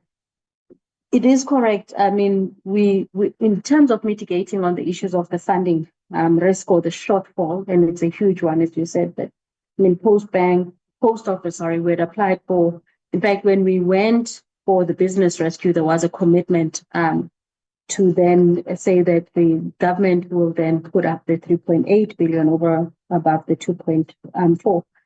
We have not received the 3.8, but we are looking at other mitigation actions because obviously we've identified this funding risk. I'm happy to indicate that one of them has actually came through this past week. We did make an application for relief funding for the post office. And so that is also then going to be taking care of the issues related to salaries and keeping therefore the operations at the post office. We are also then working as far as then the partnerships with the private sector, and again we're monitoring and assessing what is coming through. Our intent, as you know, and thank you to Parliament for having passed the post office bill, is to really set up the post office as an e-commerce hub. So our intent is that the collaboration and partnerships with the private sector, international bodies to then set the post office, and these obviously are now under discussions for us then to be able to continue this, not only to make the post office operational, but to also ensure the sustainable future sustainability of the post office. And I think we've had this discussion at great length to give the business case for it, in as far as then the study that we did with regards to the need for the postal sector, and especially in terms of your rural reach. And that's probably also one of the other elements that we've identified within the post office and its assets, is the fact that it's got points of presence where the network is, and those networks we're intending obviously to change some of the post office outlets into business hubs. That will also assist in terms of the SMME empowerment and making sure there's more economic activity. Some people, we no longer have to now drive to major towns and cities for one to be able to connect. You don't need to necessarily, even for business purposes or even business meetings and whatever not, then we're saying you can utilize the post offices for that, and the partnerships discussions are underway. I think the DDG spoke about Postbank ICASA. I'm going to hand over to the chair. But yes, there is a discussion also to then say, how do we ensure that the regulator retains some of the funds that it did? It was unfortunate that we raised over 14 billion in terms of spectrum auction. That's just but one, but they also do revenue generation in terms of other licensing that they disperse back to the fiscus through the national revenue fund, and they don't retain any of that, and it is rather unfortunate. So we are working with the regulator. We're waiting for their proposal, and we will be giving that support for them to be able to retain some of that funding, or looking at alternative funding model, as is the case within other jurisdictions and other countries as well.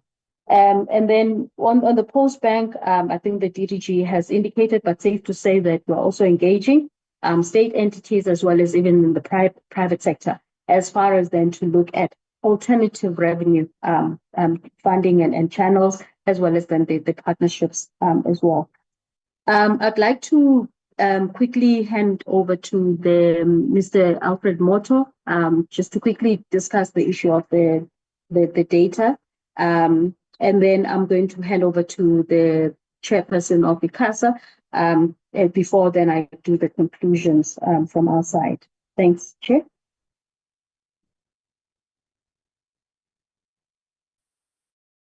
Good afternoon, Minister and honorable members and colleagues. The last time I responded to this question, I went into too much detail, so I'll try to be brief this time. In terms of data centers, the reality is that at the moment, due to the cost of building and running a data center, cannot yet be affordable to government to go and build data centers. Last time I was giving an example of a data center whose energy requirements are equivalent to 800 households.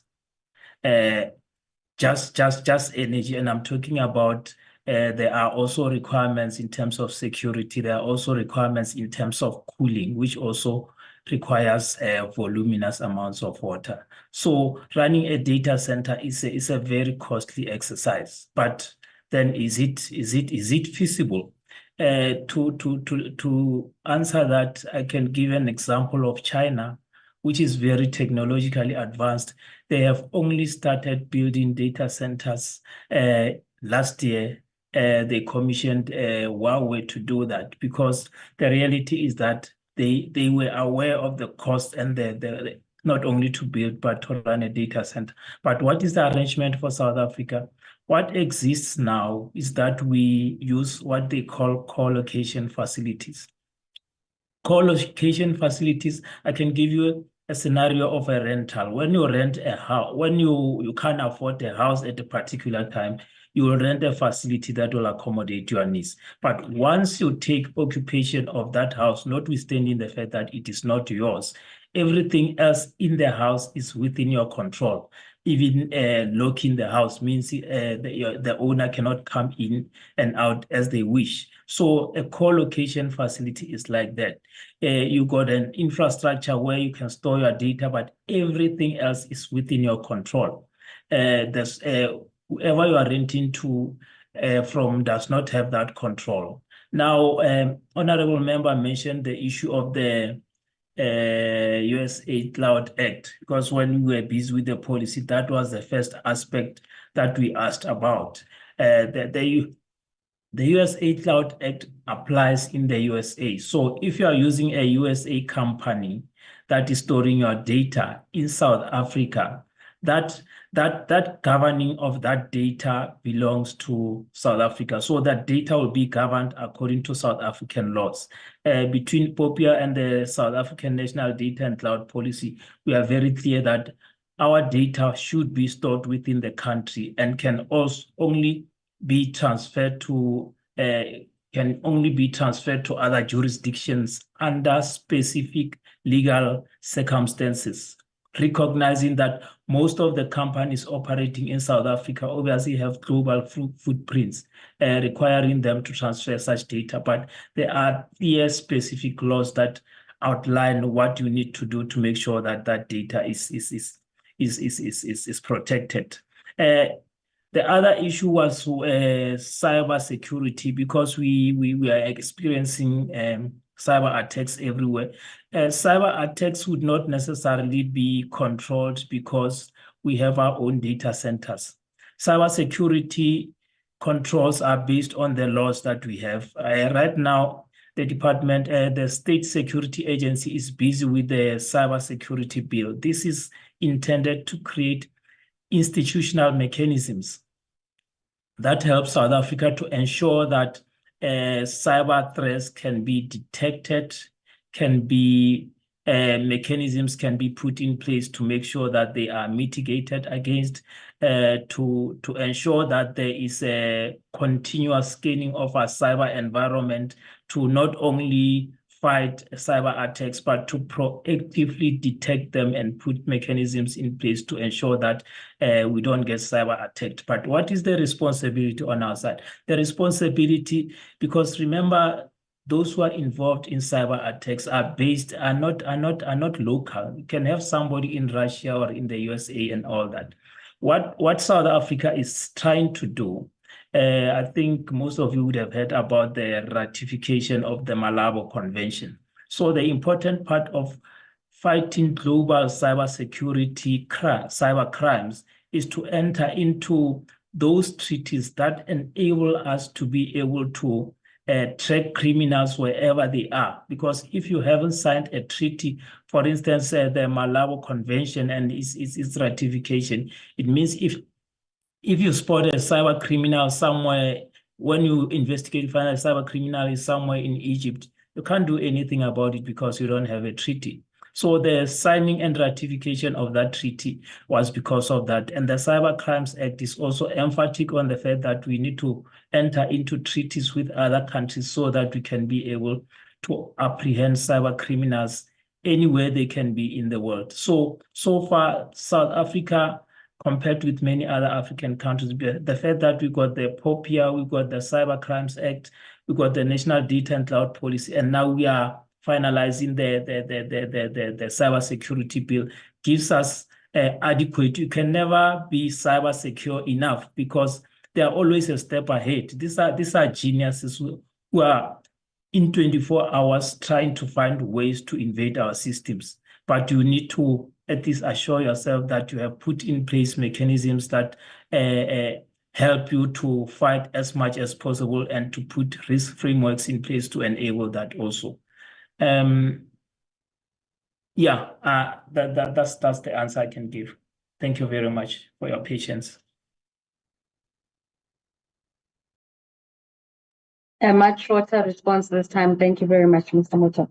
I think maybe if I can ask the regulator to step in, But I would also request them to also respond, Chair of the ICASA, to respond on some of the reforms that we are putting in place as far as then to reduce the cost of data, just to link into that. As far as then one, the social obligations, the zero rating Gazette notice that you've issued, and also obviously the work that you are doing with the Competition Commission, just to reduce the cost of data in the country. I'd like to hand over to the Chair of ICASA to also then respond on the other questions as well. Thank you.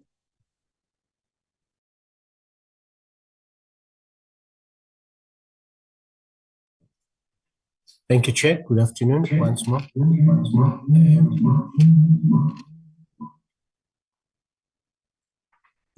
Chair, we've subdivided the questions, so I'm going to ask Figile, the one with the acting CEO, to respond. Then we'll come back. I will come back with the rest of the other questions.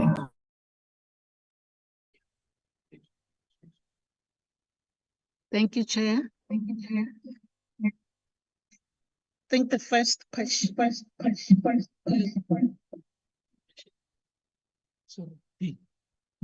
I think the first question related to. CEO, you have a gadget that is on. If you could please just mute that other gadget. Honorable Souls, let's allow them to finish their responses and then I will recognize you. Acting CEO. Thank you, Chair. So I think the first question that I'm going to respond to relates to Universal Service and Access Funds and what role does ICASA play? And I think it also talk to disbursement of those funds. So our role as ICASA is to ensure compliance in that licensees need to pay the USAF as provided for in terms of the regulations, and we then transfer the funds that we collect, other than those that they would have paid directly. We then transfer those funds to a treasury. Once a transfer has occurred, as ICASA, we have no role to play on how those funds are utilized. The second question relates to, I think the question related to OHS and whether that is it looking internally or externally. And the response there, Chairperson, is that it is inward looking. It's internally looking. The next question was in relation to the issue of the court ruling. I think it came from Honorable Vilakazi. The issue about the court ruling on analog switch off and the impact in terms of mobile services. The impact is nil. It is nil because the spectrum that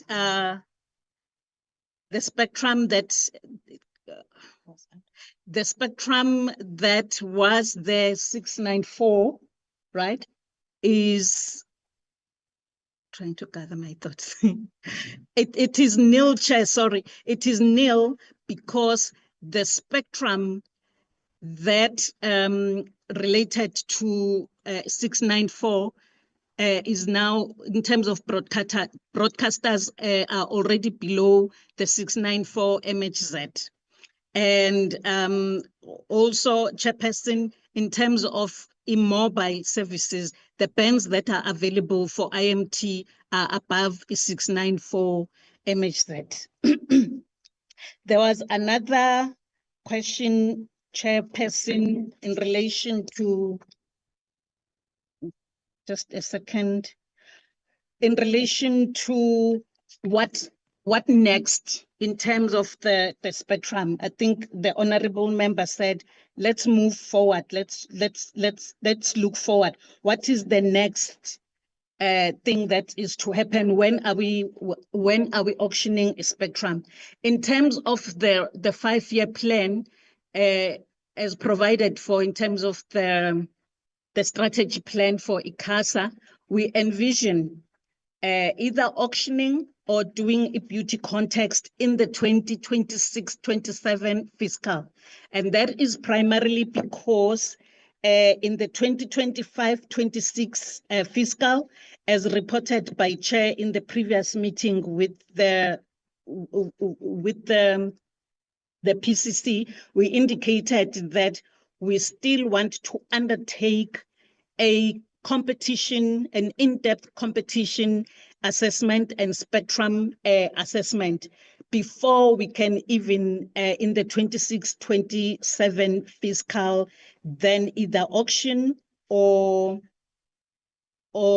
undergo a beauty contest. The next question, Chairperson, related to inaccessibility of ICASA and in information.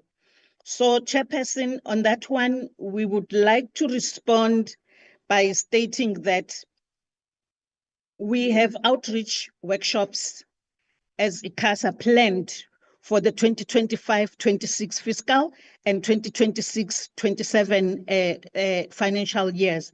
That will target all the provinces, and these will include largely the rural areas and townships. Additionally, we have liaison officers besides the compliance officers who reside or who are at head office. The liaison officers are on the ground conducting awareness campaigns regularly, and they partner with communities through community radio stations, workshops, and events, that are organized by municipalities and other government institutions. We do acknowledge, Chair, despite what I have just said, that there might still be room for improvement for ICASA to ensure that there's extensive accessibility. We are working on that, Chairperson, and we envision that these fiscals that I have mentioned, the 2025-26 and 26-27, will yield better results in terms of outreach in that regard, Chairperson. There was another question related to the issue of coverage in rural areas. So, Chairperson, again, we note what has been expressed by the members. So usually ICASA responds to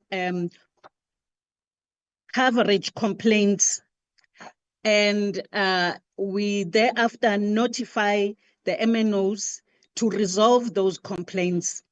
One of our divisions within ICASA regions will then verify afterwards whether the issues have been resolved or not.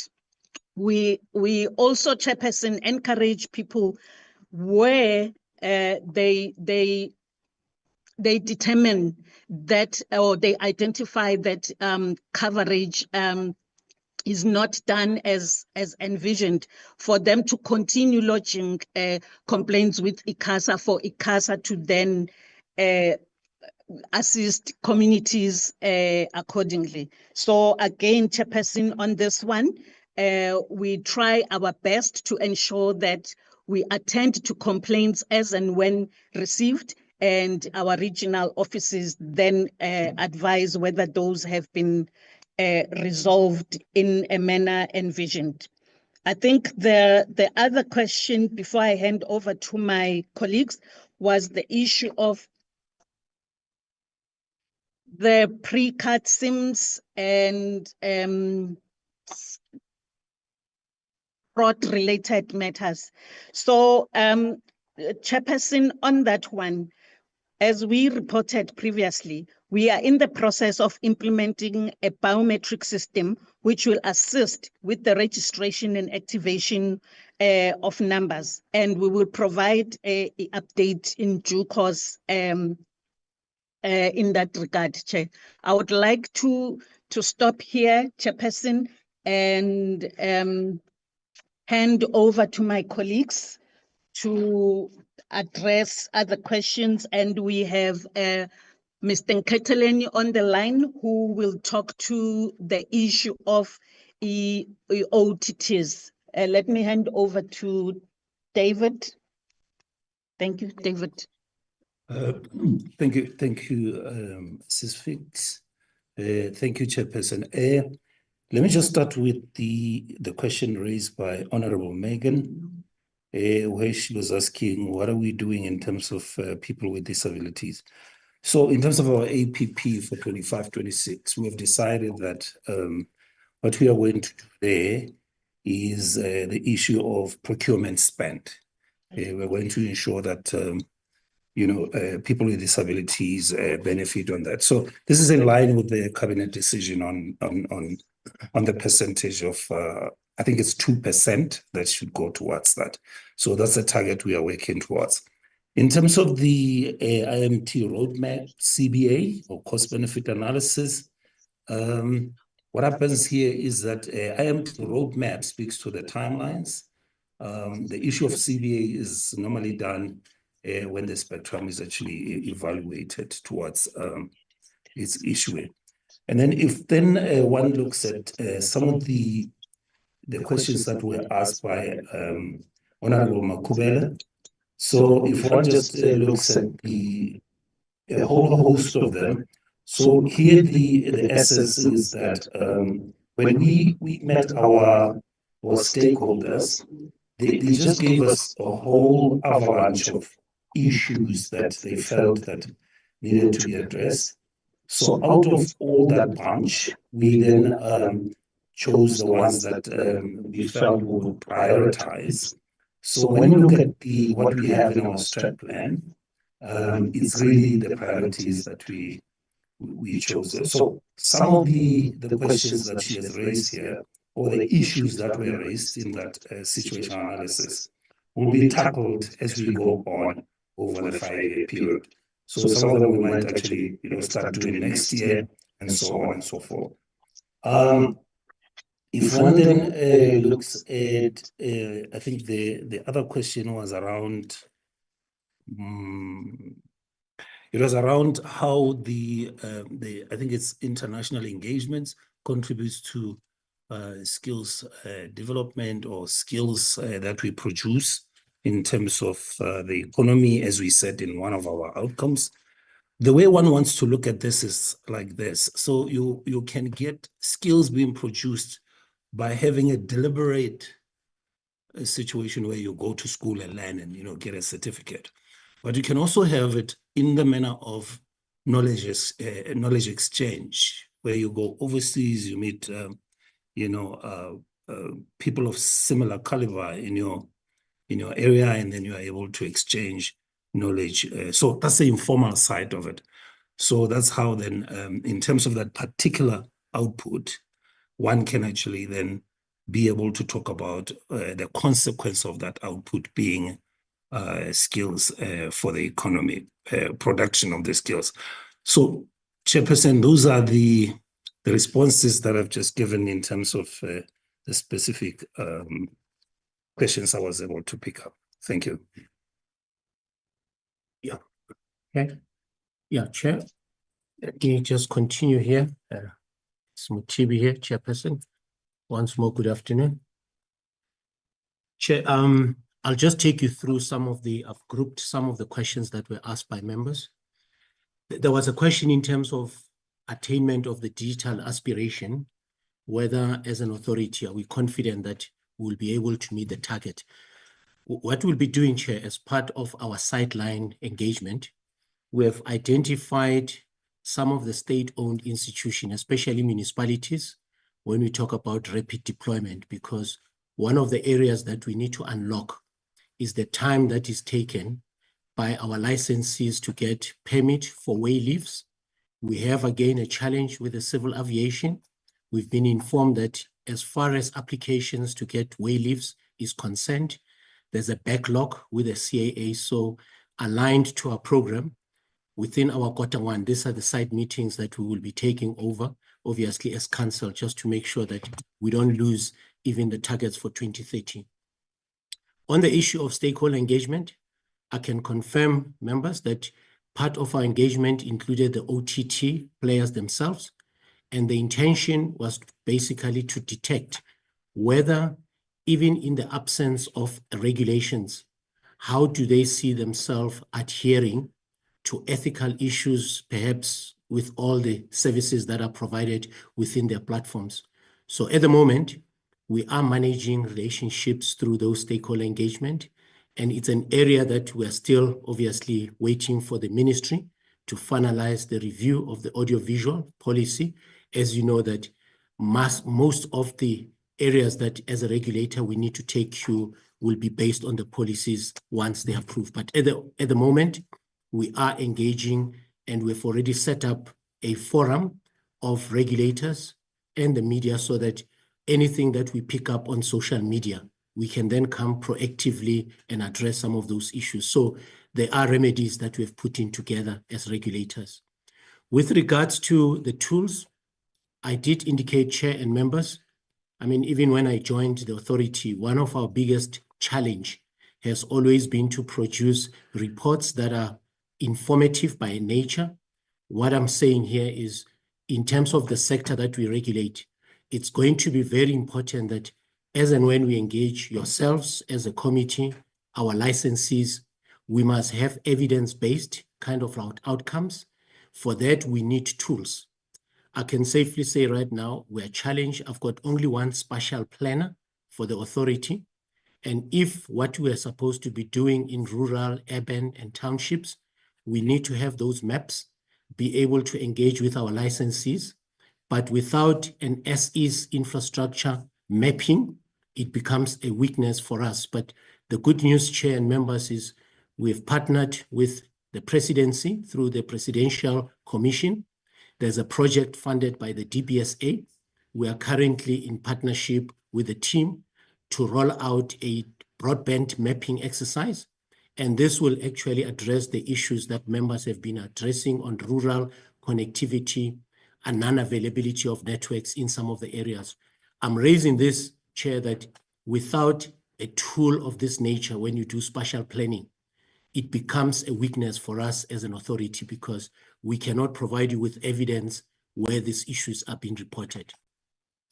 Then in terms of the sunset for 2G, 3G, at the moment, Chair, I know that this has been one of the areas that we've been focusing.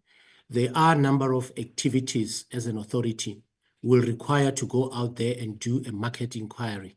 So at the moment, we have committed, I think we've had a meeting myself with the minister, where we have committed that in the next 30 days, we should be coming out with a plan that will indicate our engagement strategy, because we need to remember, Chair and members, that when you talk 2G, 3G, sometimes people misuse the language of standards and technology.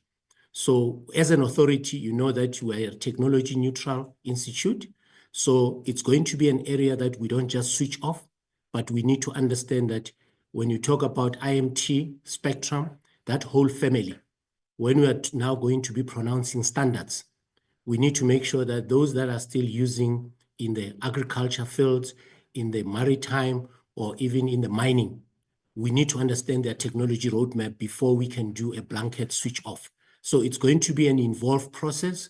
There are sectors that are running parallel to ICT that are still using, I would say, legacy technology. So by switching off, we just need to make sure that we're not going to deprive some of the vertical sectors that are utilizing the technology. Then in terms of alignment to priorities, we've demonstrated that, Chair, that as part of the GNU, our plans are aligned, especially on issues of inclusivity and making sure that when you talk about digital transformation, the spectrum that we are currently identifying to allocate to all the new players. Recently, we've issued a public document for the dynamic spectrum. What this is going to do, Chair and members, it's going to provide an opportunity for SMMEs, youth, women in rural areas, townships, to build community networks. We've got white space spectrum, which universities can use, especially if we're talking about closing of the digital divide. So these are the initiatives which, as an authority, proactively, we have already identified national priorities, and then we're using our tools as a regulator to see how we can align all our programs. So the spectrum that is being made available at the moment, it's quite aligned to advancing our digital transformation program. When it comes to high cost on infrastructure, is the same. The spectrum that we are availing, when it looks for those dynamic spectrum, white space, we are engaging with the OEMs, your original equipment manufacturers, even to understand their roadmaps. Because when you talk of gated communities, whether it's in townships or in a rural village, one of the components that we need to understand is where are we procuring this technology? So with this, we're going to be engaging with the DTIC just to make sure that when it comes to importation of technology, we're not actually disadvantaged from a cost to communicate. So OEMs are part of the program, people that will be engaging. The issue of the KZN, I think my colleague, acting CEO, did talk. The challenge, as we are indicating, it's about the tools, availability of us with all our driving cars to identify where areas of gaps are at the moment. In terms of the employment equity, currently we do submit to the Department of Employment and Labor. So when it comes to our demographics, we are guided by the legislative framework that exists within the labor practice. Then with issues around the e-commerce, you'll recall, Chair and members, e-commerce, it's one platform from an IT point of view. In terms of regulation, there are innovative ways that people are using, taking advantage of your online platforms. And it's an area, our posture as an authority, it's just to be mindful about how e-commerce can actually erode into our environment. It's the same with your fintech.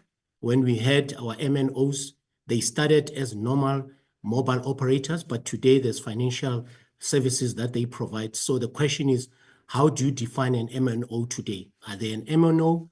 What about the fintech? It's the same with e-commerce. So with the post office, it's one of those areas that whilst technology is evolving, it's going to be important that all our licensees as well must adapt to change. So change, unfortunately, as a regulator, the good thing is we promote innovation, we promote changes in the sector, but if in your business strategy, decisions are taken long to be taken for the CIOs to buy equipment and application or enterprise, these are the challenges where you'll see e-commerce eroding into your business. So it's an area that we're encouraging all our innovators. I think the ECA allows us to encourage innovation, and we're beginning to say that anything that will be seen to be encroaching is within our license framework, whether it's broadcast or postal or telecommunication, we will be guarding against all those issues. Then in terms of regulator for the future, thank you very much for the compliment. Yes, I think in terms of research, like as I've given an example, I only have one spatial planner. A regulator of this nature, if we're talking digital transformation, I need data miners, I need data scientists, we need data analysts, because the only way, Chair and members, to give you comfort about how the future is going to look like, I need to start with our team to develop models so that we can identify gaps, and proactively, when the minister comes with policies, we should, at least as well as an authority, come up with an informed regulatory program. And at the moment, because of funding, because of lack of skills in this specific new skill areas that we need, it's an area that you might have picked in our next 5-year plan, that in order for us to be relevant and to have an impactful program, we need to change the skill set that we've been employing in the past. On the issue of NDP 2030, I indicated we need to take away the barriers, the big one being the issue around rapid deployment. We have made our our regulatory intervention by looking at specific sections in the ECA, which still remains a challenge to facilitate rapid deployment. The kind of structures that we need, for example, municipality have indicated, civil aviation, this requires a collaboration. The only way, Chair and members, in order for us to win some of the challenges that we've put together for 2030, we're going to need support. I think as much as we're an independent authority, we will need our policy makers to assist us with all other sister organizations like Department of Transport to come on board, because ICT cuts across the entire country. And for the authority, in order for us to facilitate what is required, we need cooperation. And the cooperation has to be people coming in, supporting our pride. And I think that's the only risk at the moment, Chair and members, that we see that could be a barrier for rapid deployment if it's not managed. So those are the issues that we're discussing with the ministry to take out all the barriers that we see.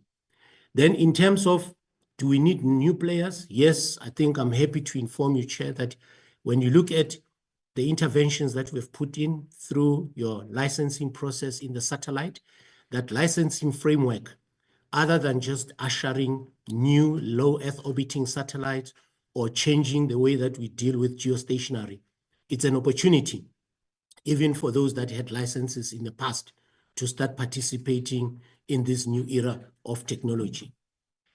I think the issue of spectrum auction has been raised. We are not going to be rushing into that, Chair. We need to look at the impact, how that spectrum that was sold through auction, to what extent are people in rural areas benefiting from that spectrum. It's going to be an important outcome to inform us going forward in terms of the future. Funding for ICASA, Chair, we have started a benchmarking. We've got councillors and colleagues who are now going to be visiting some of our sister regulators worldwide. The intention is to look at how possible we can change our funding model, because as it is, DG earlier on did indicate, we collect the money passed through us, but we retain as per the allocation. And if you look at the agenda for the next 5 years, it requires skills, it requires funding. And I wouldn't want, Chair and members, to be running an organization where we are hamstrung because we can't deliver the mandate because of funding. So one of the areas we have instructed our CEO, there is a business case that is being developed, and the business case is meant to inform yourselves, Chair, members, the ministry, on when you talk about the regulator of the future. How does this regulator, how is it supposed to look like? And secondly, what are the key drivers for this new regulator? Because when you talk OTT, when you talk data centers, even if we're not yet regulating, when you talk a sector that is now integrating by nature, issues of cybersecurity, how to deal with a zero trust architecture when networks are being built. On that, we have been participating at the ITU level, and I'm glad to inform you that within ICASA, we do have a resource who is actually looking after all cyber related standards, because this is one thing which we as an authority, we needed just to inform the committee that whilst we are talking about hacking with other institutions, whether it's at the server level, we need to make sure that even the OEMs, the original equipment manufacturers, the technology that they deploy, the standards needs to adhere to the ITU to an extent that when people talk of a zero trust architecture, it starts with a base station all the way for a BTS up until it gets into a mobile phone. So from a regulatory point of view, we've been participating in developing those standards so that there's a collaboration within SADC and within the world when it comes to infrastructures that are being developed. So at the moment, Hani, who is a lady as well, we are led by a female within ICASA, and I think it's something to be proud of in that because it's a highly specialized environment. In terms of consequences, Chair, I must say, yes, we've had challenges. Mobiles, where they don't participate with their networks, it's going to be an area of focus in terms of non-delivery, activation of penalties, but they have to be done within the names of terms and conditions of the awarded licenses.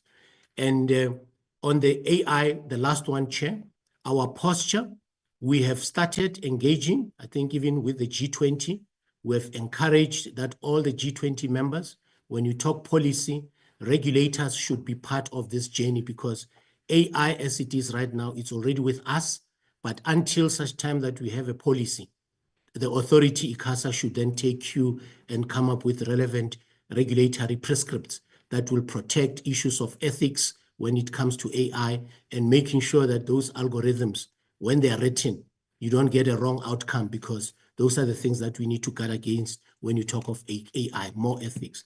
Thank you, Chair. I think those are the answers that I thought I could share for now. Thank you. Okay, we've totally run out of time. CFO on the laptops. Run out of time. I can't Thank do you, this. Chair. I really can't do this to the members. The chairperson is back. Honorable Souls, we have run out of time. I'll let you pose if you've got a follow-up, but we'll only get a response for tomorrow. I really don't want us to make this a norm. Honorable Souls?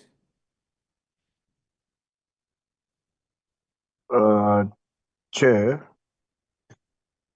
I did not receive my answer to the question. There's a number of questions that were not responded to, Honorable Souls, which is why we had asked that the content advisors must put those issues in writing for us to receive before we adopt any report coming from here. I remember your issue was around the issues of employment equity. So that has been recorded. Sorry, Chair, but I mean, I asked one question and other people asked more than one, and 4 or 5 questions has been answered for one person. I mean, can one question be answered for me? I've got to wait until it's answered in writing. I think that's a bit unfair. Okay. Honorable Souls, you know, you're really getting me in trouble with members, because we don't do these follow-ups. There are members who haven't had their questions, but I think the department and the ICASA has noted Honorable Souls' question. Can we please have a response in the morning when our meeting resumes tomorrow morning? I want to thank, as we wrap up, thank the minister, who unfortunately did have to leave. He had initially put in an apology for 5 o'clock, extended it to about a few minutes ago. So thank the minister for his attendance, to thank all the members. Colleagues, we tried this of breaking down the presentations, and still we ran over time. So I'm going to appeal to the departments as well as the members. Tomorrow we have 7 items on the agenda. We will start with the Film and Publication Board, move to SITA, move to the SABC. Each organization is given 30 minutes to present, no more than 30 minutes. We will stop it once it goes over 30 minutes. So anything that needs to be said, we require that you say it within 30 minutes. Thereafter, we will leave an opportunity for engagement with the members' questions taking 1 hour. That was the general trend today on the questions. Then we will give another hour for responses. After that, we will then move to Centec, NAMISA, ICASA, BBI. 30 minutes each takes us to 2 hours. Questions, 1 hour. Responses, 1 hour. In total, that's 7 hours for tomorrow. Now, it is up to everybody in the meeting for us to finish on time. The additional hour really would be if there's things really that run over, which should not be allowed, and for us to meet what Honorable Shongwe said he wants in terms of breaks. So I'm appealing. I really don't want us to have problems when we stop people unceremoniously tomorrow. Let's leave it to that in terms of how we are going to manage the time for tomorrow. I do know that reports had been sent to the committee, the full reports. However, the last check I had with the secretariat, the presentations had not been sent. Can every entity that has not yet sent a report please ensure that we receive those reports speedily, those presentations speedily? Otherwise, you are then also depriving us an opportunity to engage with you on the issues that we are supposed to raise. So without any further ado, colleagues, let me declare the meeting adjourned. We will resume at 9 o'clock tomorrow morning, and we will then follow that structure that has been outlined. I request the content advisors and the Secretariat to, as speedily as possible, just work on the follow-up issues that members had raised, which were not responded, or those that we require to have them as critical issues that the members want answered before the budget debate. Thank you very much, DG. The DDGs present, senior managers, chairperson of ICASA, chairperson of Centec, senior managers, and all other colleagues of the institutions that I may not have seen. I wish you a glorious evening further, and the meeting is adjourned. Thank you so much. Thank you, Chair. Bye, Chair. Thank you. Thanks, Chair. Kunzima. Kunzima job. Thank you, Chairperson. Good night. Control imbuza akube 10 minutes akuthi bangaphezulu 10 minutes. Bye. Bye.